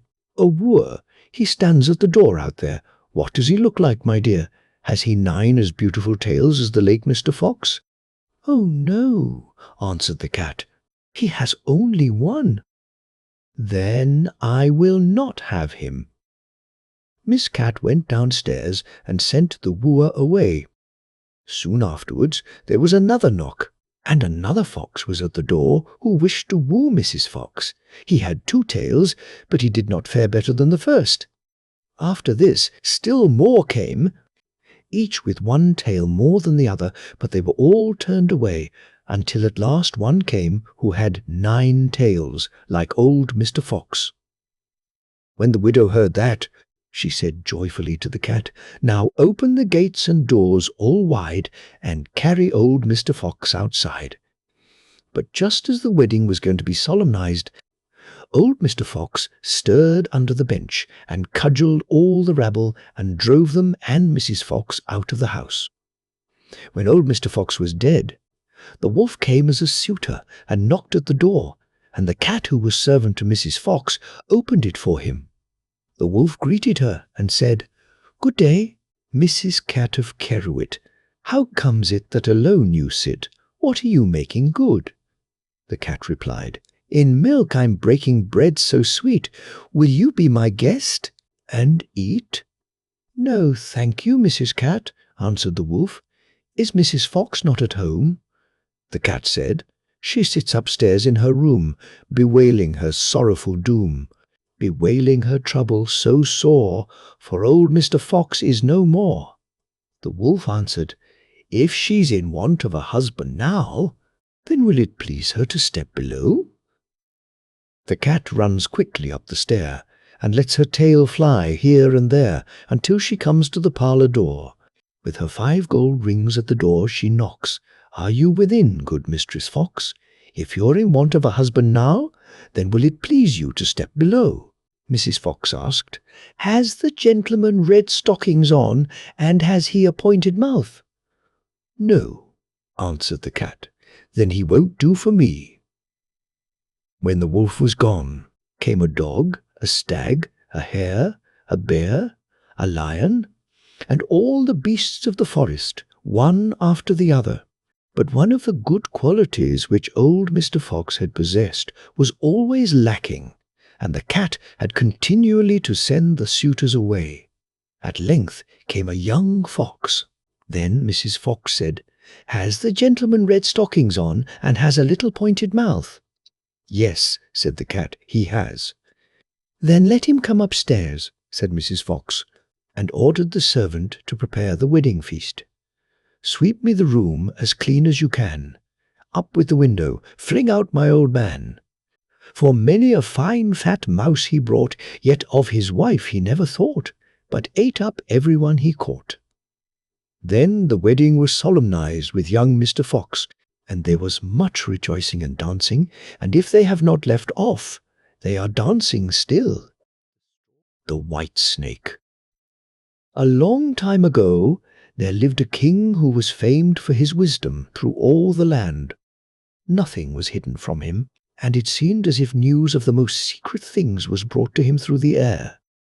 But he had a strange custom. Every day after dinner, when the table was cleared and no one else was present, a trusty servant had to bring him one more dish. It was covered, however, and even the servant did not know what was in it. Neither did anyone know, for the king never took off the cover to eat of it until he was quite alone. This had gone on for a long time, when one day the servant who took away the dish was overcome with such curiosity that he could not help carrying the dish into his room. When he had carefully locked the door, he lifted up the cover and saw a white snake lying on the dish. But when he saw it, he could not deny himself the pleasure of tasting it, so he cut off a little bit and put it into his mouth. No sooner had it touched his tongue than he heard a strange whispering of little voices outside his window. He went and listened, and then noticed that it was the sparrows who were chattering together, and telling one another of all kinds of things which they had seen in the fields and woods. Eating the snake had given him power of understanding the language of animals. Now it so happened that on this very day the queen lost her most beautiful ring, and suspicion of having stolen it fell upon this trusty servant, who was allowed to go everywhere. The king ordered the man to be brought before him, and threatened with angry words that, unless he could before the morrow point out the thief, he himself should be looked upon as guilty and executed. In vain he declared his innocence. He was dismissed with no better answer. In his trouble and fear, he went down into the courtyard and took thought how to help himself out of his trouble.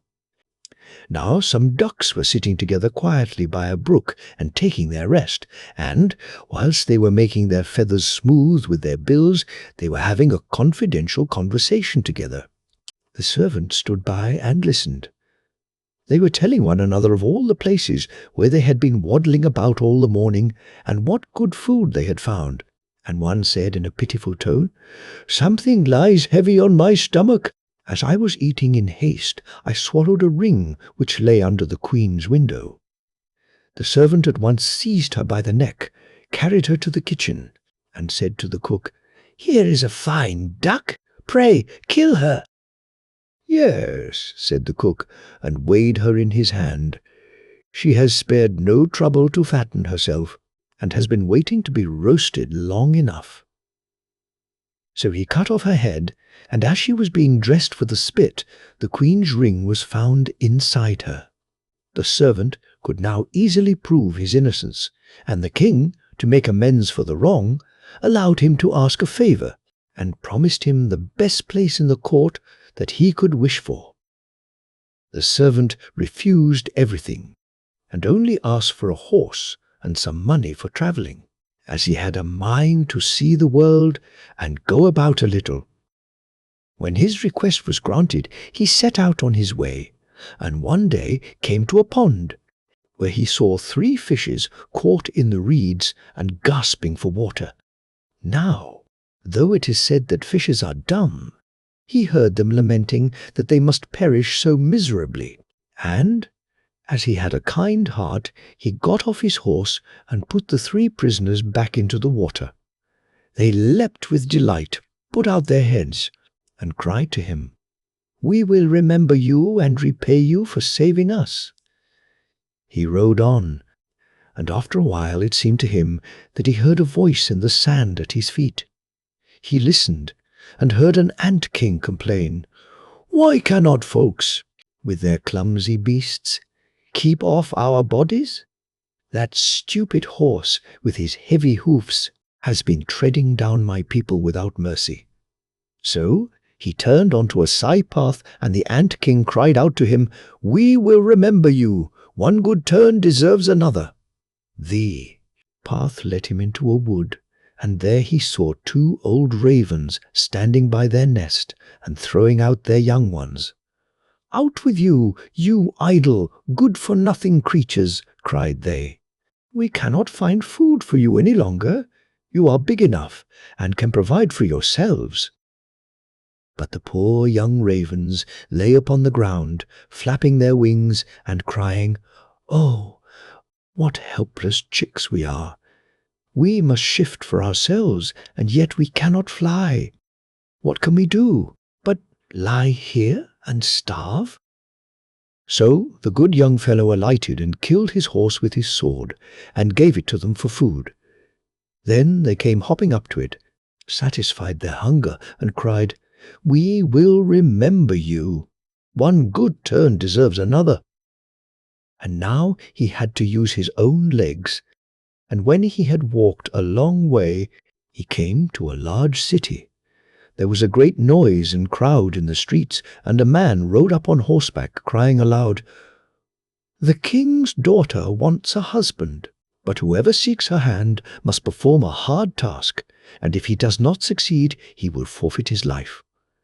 Many had already made the attempt, but in vain.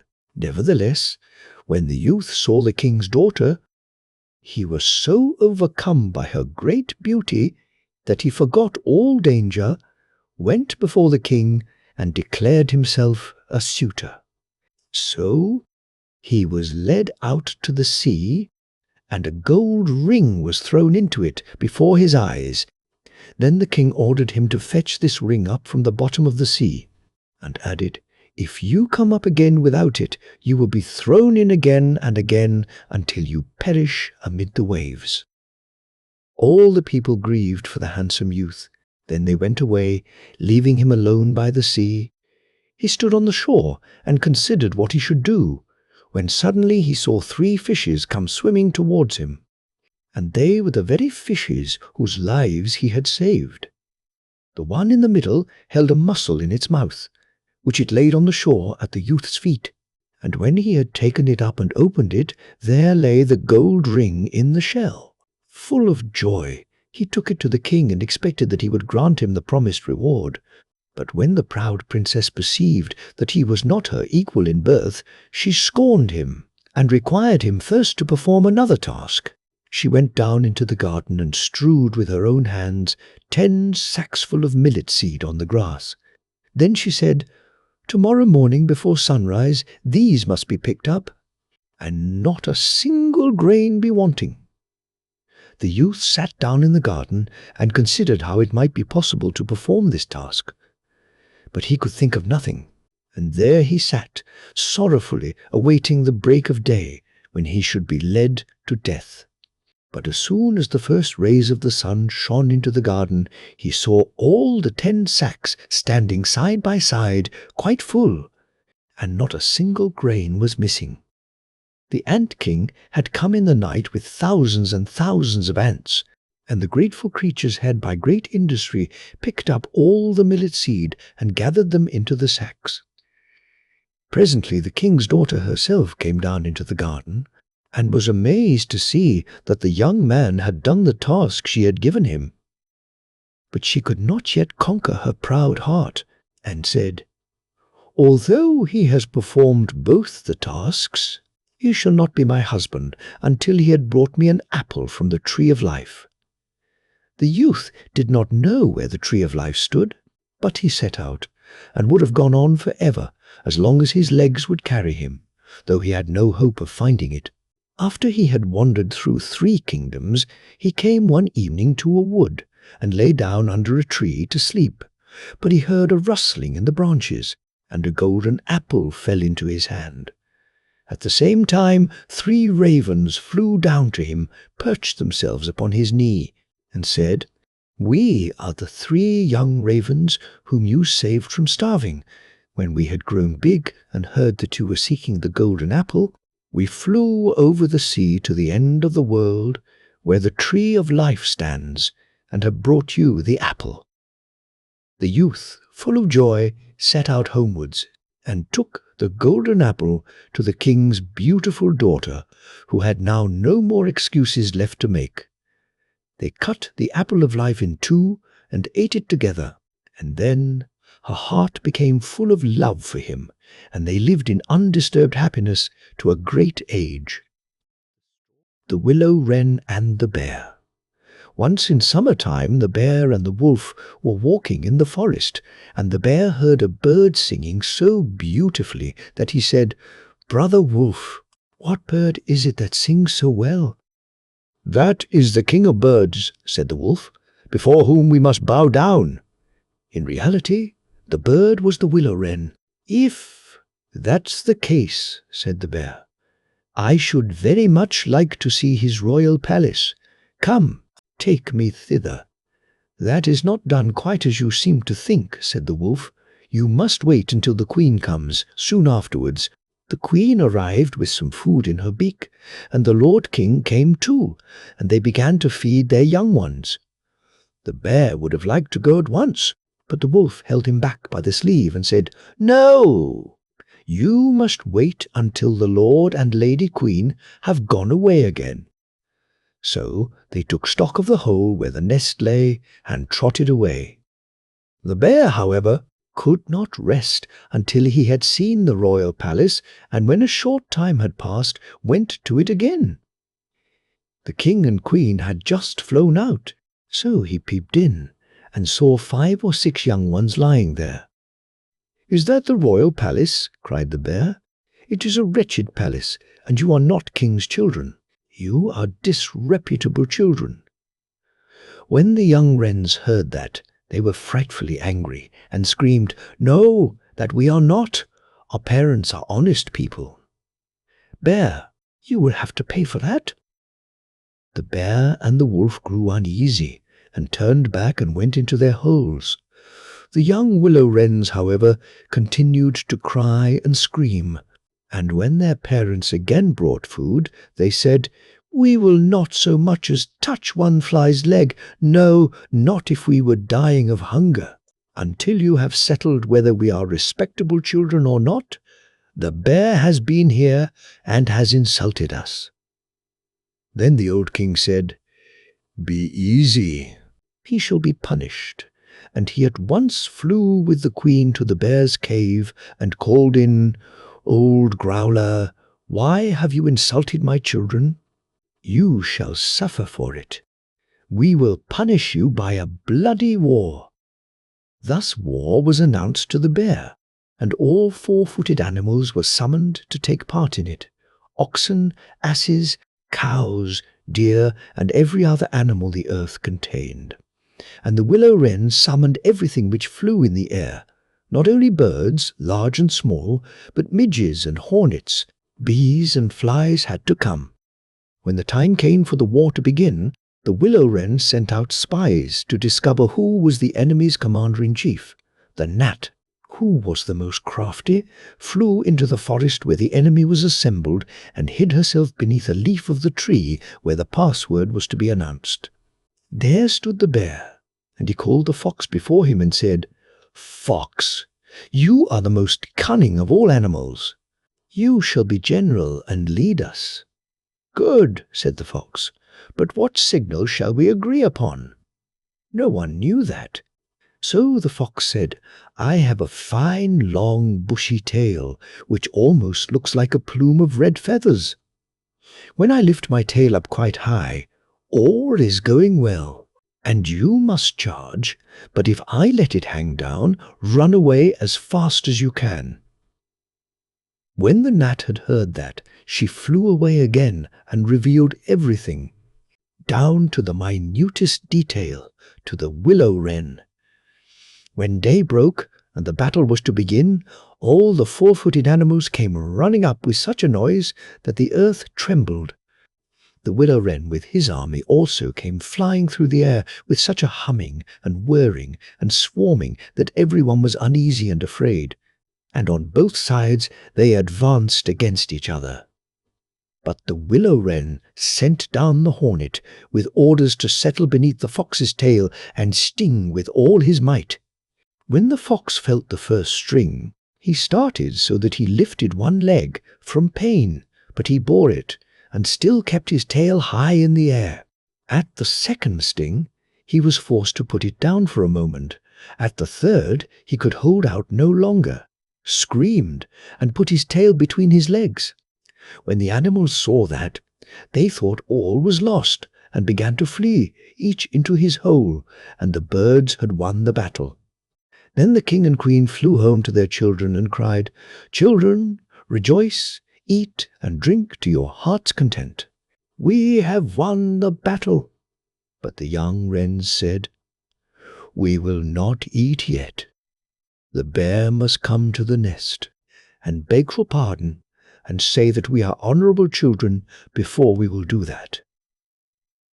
Then the willow wren flew to the bear's hole and cried, "Growler, you are to come to the nest to my children and beg their pardon, or else every rib of your body shall be broken."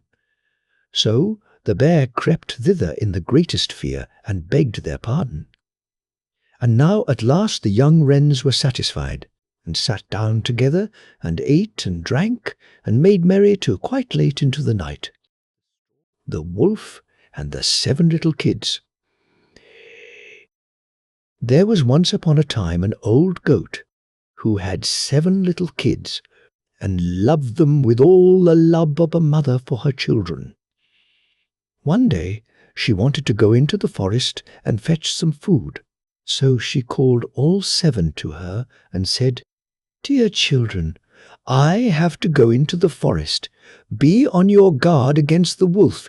If he comes in, he will devour you all, skin, hair, and everything. The wretch often disguises himself, but you will know him at once by his rough voice and his black feet." The kids said, "Dear mother, we will take good care of ourselves. You may go away without any anxiety." Then the old one bleated and went on her way with an easy mind. It was not long before someone knocked at the house door and called, "Open the door, dear children.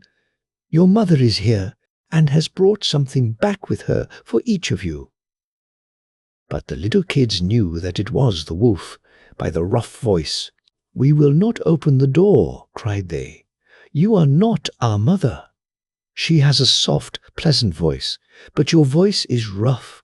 You are the wolf." Then the wolf went away to a shopkeeper and bought himself a great lump of chalk, ate this, and made his voice soft with it. Then he came back, knocked at the door of the house, and called, "Open the door, dear children. Your mother is here, and has brought something back with her for each of you." But the wolf had laid his black paws against the window, and the children saw them and cried, "We will not open the door. Our mother has not black feet like you. You are the wolf." Then the wolf ran to a baker and said, "I have hurt my feet. Rub some dough over them for me." And when the baker had rubbed his feet over, he ran to the miller and said, "Strew some white meal over my feet for me." The miller thought to himself, "The wolf wants to deceive someone," and refused. But the wolf said, "If you will not do it, I will devour you." Then the miller was afraid, and made his paws white for him. Truly, this is the way of mankind. So now the wretch went for the third time to the house door, knocked at it, and said, "Open the door for me, children. Your dear little mother has come home, and has brought every one of you something back from the forest with her." The little kids cried, "First show us your paws, that we may know if you are our dear little mother."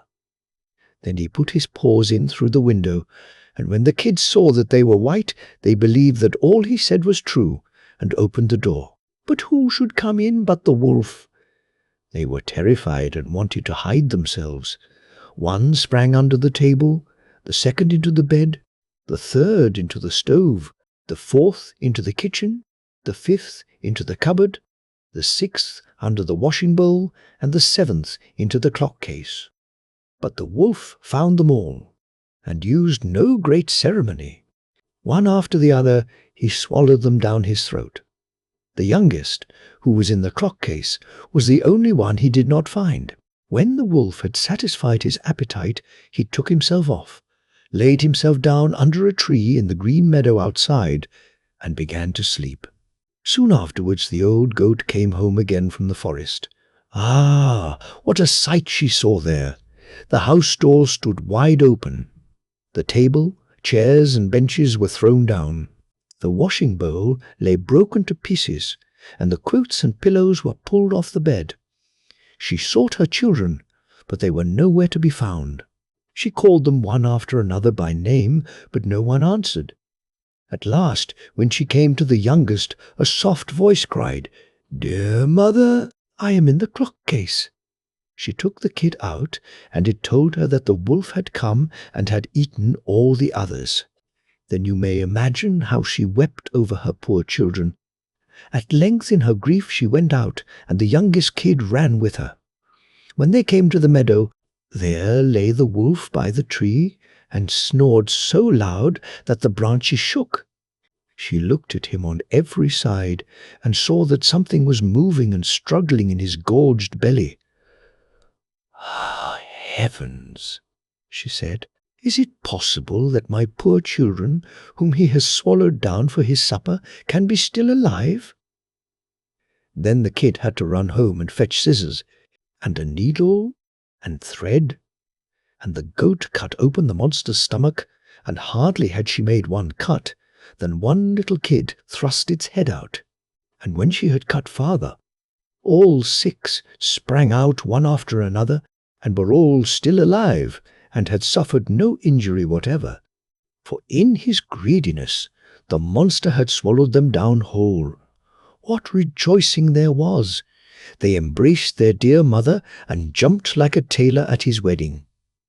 The mother, however, said, "Now go and look for some big stones, and we will fill the wicked beast's stomach with them while he is still asleep." Then the 7 kids dragged the stones thither with all speed, and put as many of them into this stomach as they could get in, and the mother sewed him up again in the greatest haste, so that he was not aware of anything and never once stirred. When the wolf at length had had his fill of sleep, he got on his legs, and as the stones in his stomach made him very thirsty, he wanted to go to a well to drink. But when he began to walk and to move about, the stones in his stomach knocked against each other and rattled. Then cried he, "What rumbles and tumbles against my poor bones? I thought 'twas 6 kids, but it feels like big stones." And when he got to the well and stooped over the water to drink, the heavy stones made him fall in, and he drowned miserably. When the 7 kids saw that, they came running to the spot and cried aloud, "The wolf is dead! The wolf is dead!" and danced for joy round about the well with their mother. Tom Thumb. A poor woodman sat in his cottage one night, smoking his pipe by the fireside, while his wife sat by his side spinning. "How lonely it is, wife," said he, as he puffed out a long curl of smoke, "for you and me to sit here by ourselves, without any children to play about and amuse us, while other people seem so happy and merry with their children." "What you say is very true," said the wife, sighing, and turning round her wheel. "How happy should I be if I had but one child, if it were ever so small. Nay, if it were no bigger than my thumb, I should be very happy and love it dearly." Now, odd as you may think it, it came to pass that this good woman's wish was fulfilled, just in the very way she had wished it, for, not long afterwards, she had a little boy, who was quite healthy and strong, but was not much bigger than my thumb. So they said, "Well, we cannot say we have not got what we wished for, and, little as he is, we will love him dearly." And they called him Thomas Thumb. They gave him plenty of food, yet for all they could do he never grew bigger, but kept just the same size as he had been when he was born. Still, his eyes were sharp and sparkling, and he soon showed himself to be a clever little fellow who always knew well what he was about. One day, as the woodman was getting ready to go into the wood to cut fuel, he said, "I wish I had someone to bring the cart after me, for I want to make haste." "Oh, father," cried Tom, "I will take care of that. The cart shall be in the wood by the time you want it." Then the woodman laughed and said, "How can that be? You cannot reach up to the horse's bridle." "Never mind that, father," said Tom. "If my mother will only harness the horse, I will get into his ear and tell him which way to go." "Well," said the father, "we will try for once." When the time came, the mother harnessed the horse to the cart and put Tom into his ear, and as he sat there the little man told the beast how to go, crying out, "Go on!" and "Stop!" as he wanted, and thus the horse went on just as well as if the woodman had driven it himself into the wood. It happened that as the horse was going a little too fast, and Tom was calling out, "Gently, gently," two strangers came up. "What an odd thing that is," said one. "There is a cart going along, and I hear a carter talking to the horse, but yet I can see no one." "That is queer indeed," said the other. "Let us follow the cart and see where it goes." So they went on into the wood, till at last they came to the place where the woodman was. Then Tom Thumb, seeing his father, cried out, "See, father, here I am with the cart, all right and safe." "Now take me down." So his father took hold of the horse with one hand, and with the other took his son out of the horse's ear, and put him down upon a straw, where he sat as merry as you please. The two strangers were all this time looking on, and did not know what to say for wonder. At last one took the other aside and said, "That little urchin will make our fortune, if we can get him, and carry him about from town to town as a show. We must buy him." So they went up to the woodman, and asked him what he would take for the little man. "He will be better off," said they, "with us than with you." "I won't sell him at all," said the father. "My own flesh and blood is dearer to me than all the silver and gold in the world." But Tom, hearing of the bargain they wanted to make, crept up his father's coat to his shoulder and whispered in his ear, "Take the money, father, and let them have me. I'll soon come back to you." So the woodman at last said he would sell Tom to the strangers for a large piece of gold, and they paid the price. "Where would you like to sit?" said one of them. "Oh, put me on the rim of your hat. That will be a nice gallery for me. I can walk about there and see the country as we go along." So they did as he wished, and when Tom had taken leave of his father, they took him away with them. They journeyed on till it began to be dusky, and then the little man said, Let me get down. I'm tired." So the man took off his hat and put him down on a clod of earth in a ploughed field by the side of the road. But Tom ran about amongst the furrows, and at last slipped into an old mouse-hole. "Good night, my masters," said he. "I'm off. Mind, and look sharp after me the next time." Then they ran at once to the place, and poked the ends of their sticks into the mouse-hole, but all in vain. Tom only crawled farther and farther in, and at last it became quite dark, so that they were forced to go their way without their prize, as sulky as could be. When Tom found they were gone, he came out of his hiding-place. "What dangerous walking it is," said he, "in this ploughed field. If I were to fall from one of these great clods, I should undoubtedly break my neck." At last, by good luck, he found a large empty snail-shell. "This is lucky," said he. "I can sleep here very well." And in he crept. Just as he was falling asleep, he heard two men passing by, chatting together, and one said to the other, "How can we rob that rich parson's house of his silver and gold?" "I'll tell you," cried Tom. "What noise was that?" said the thief, frightened.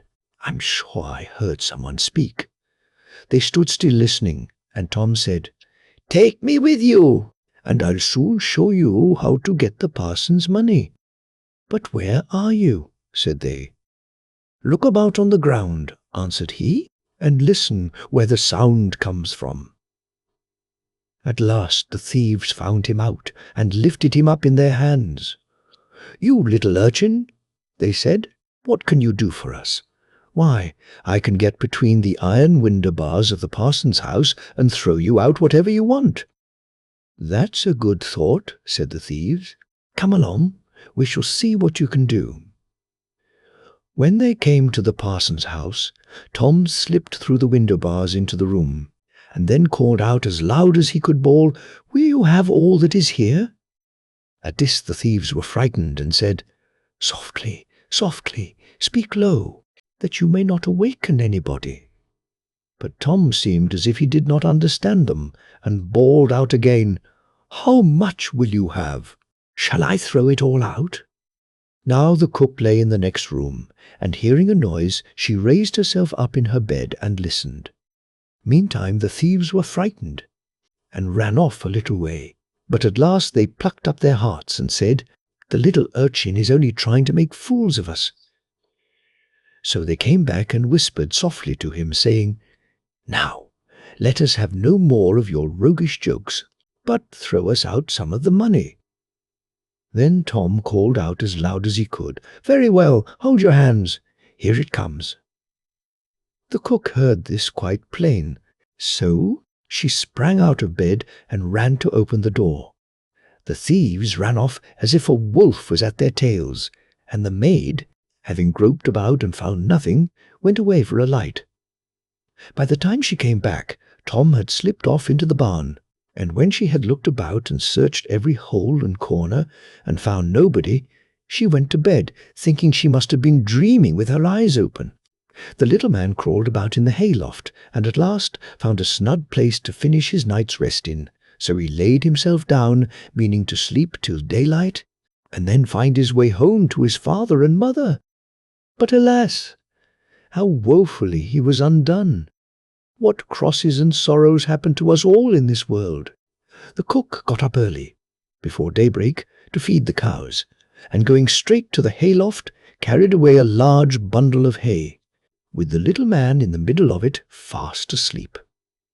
He still, however, slept on, and did not awake till he found himself in the mouth of the cow, for the cook had put the hay into the cow's rick, and the cow had taken Tom up in a mouthful of it.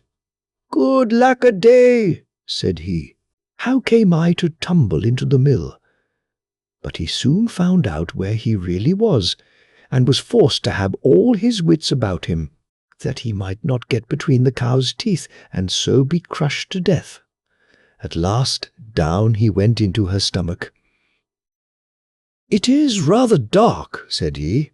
"They forgot to build windows in this room to let the sun in, A candle would be no bad thing.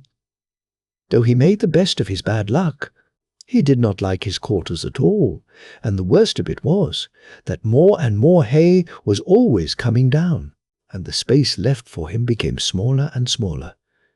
At last he cried out as loud as he could, "Don't bring me any more hay! Don't bring me any more hay!" The maid happened to be just then milking the cow, and hearing someone speak, but seeing nobody, and yet being quite sure it was the same voice that she had heard in the night, she was so frightened that she fell off her stool and overset the milk pail. As soon as she could pick herself up out of the dirt, she ran off as fast as she could to her master, the parson, and said, "Sir, sir, the cow is talking." But the parson said, "Woman, thou art surely mad." However, he went with her into the cowhouse to try and see what was the matter. Scarcely had they set foot on the threshold when Tom called out, "Don't bring me any more hay." Then the parson himself was frightened, and thinking the cow was surely bewitched, told his man to kill her on the spot. So the cow was killed and cut up, and the stomach in which Tom lay was thrown out upon a dunghill.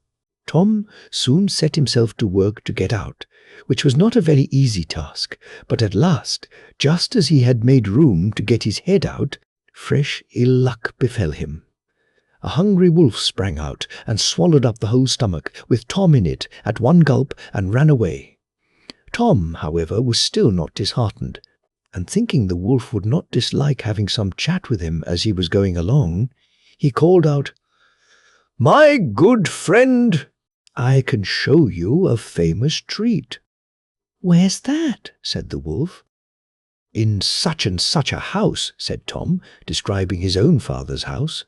"You can crawl through the drain into the kitchen and then into the pantry, and there you will find cakes, ham, beef, cold chicken, roast pig, apple dumplings, and everything that your heart can wish."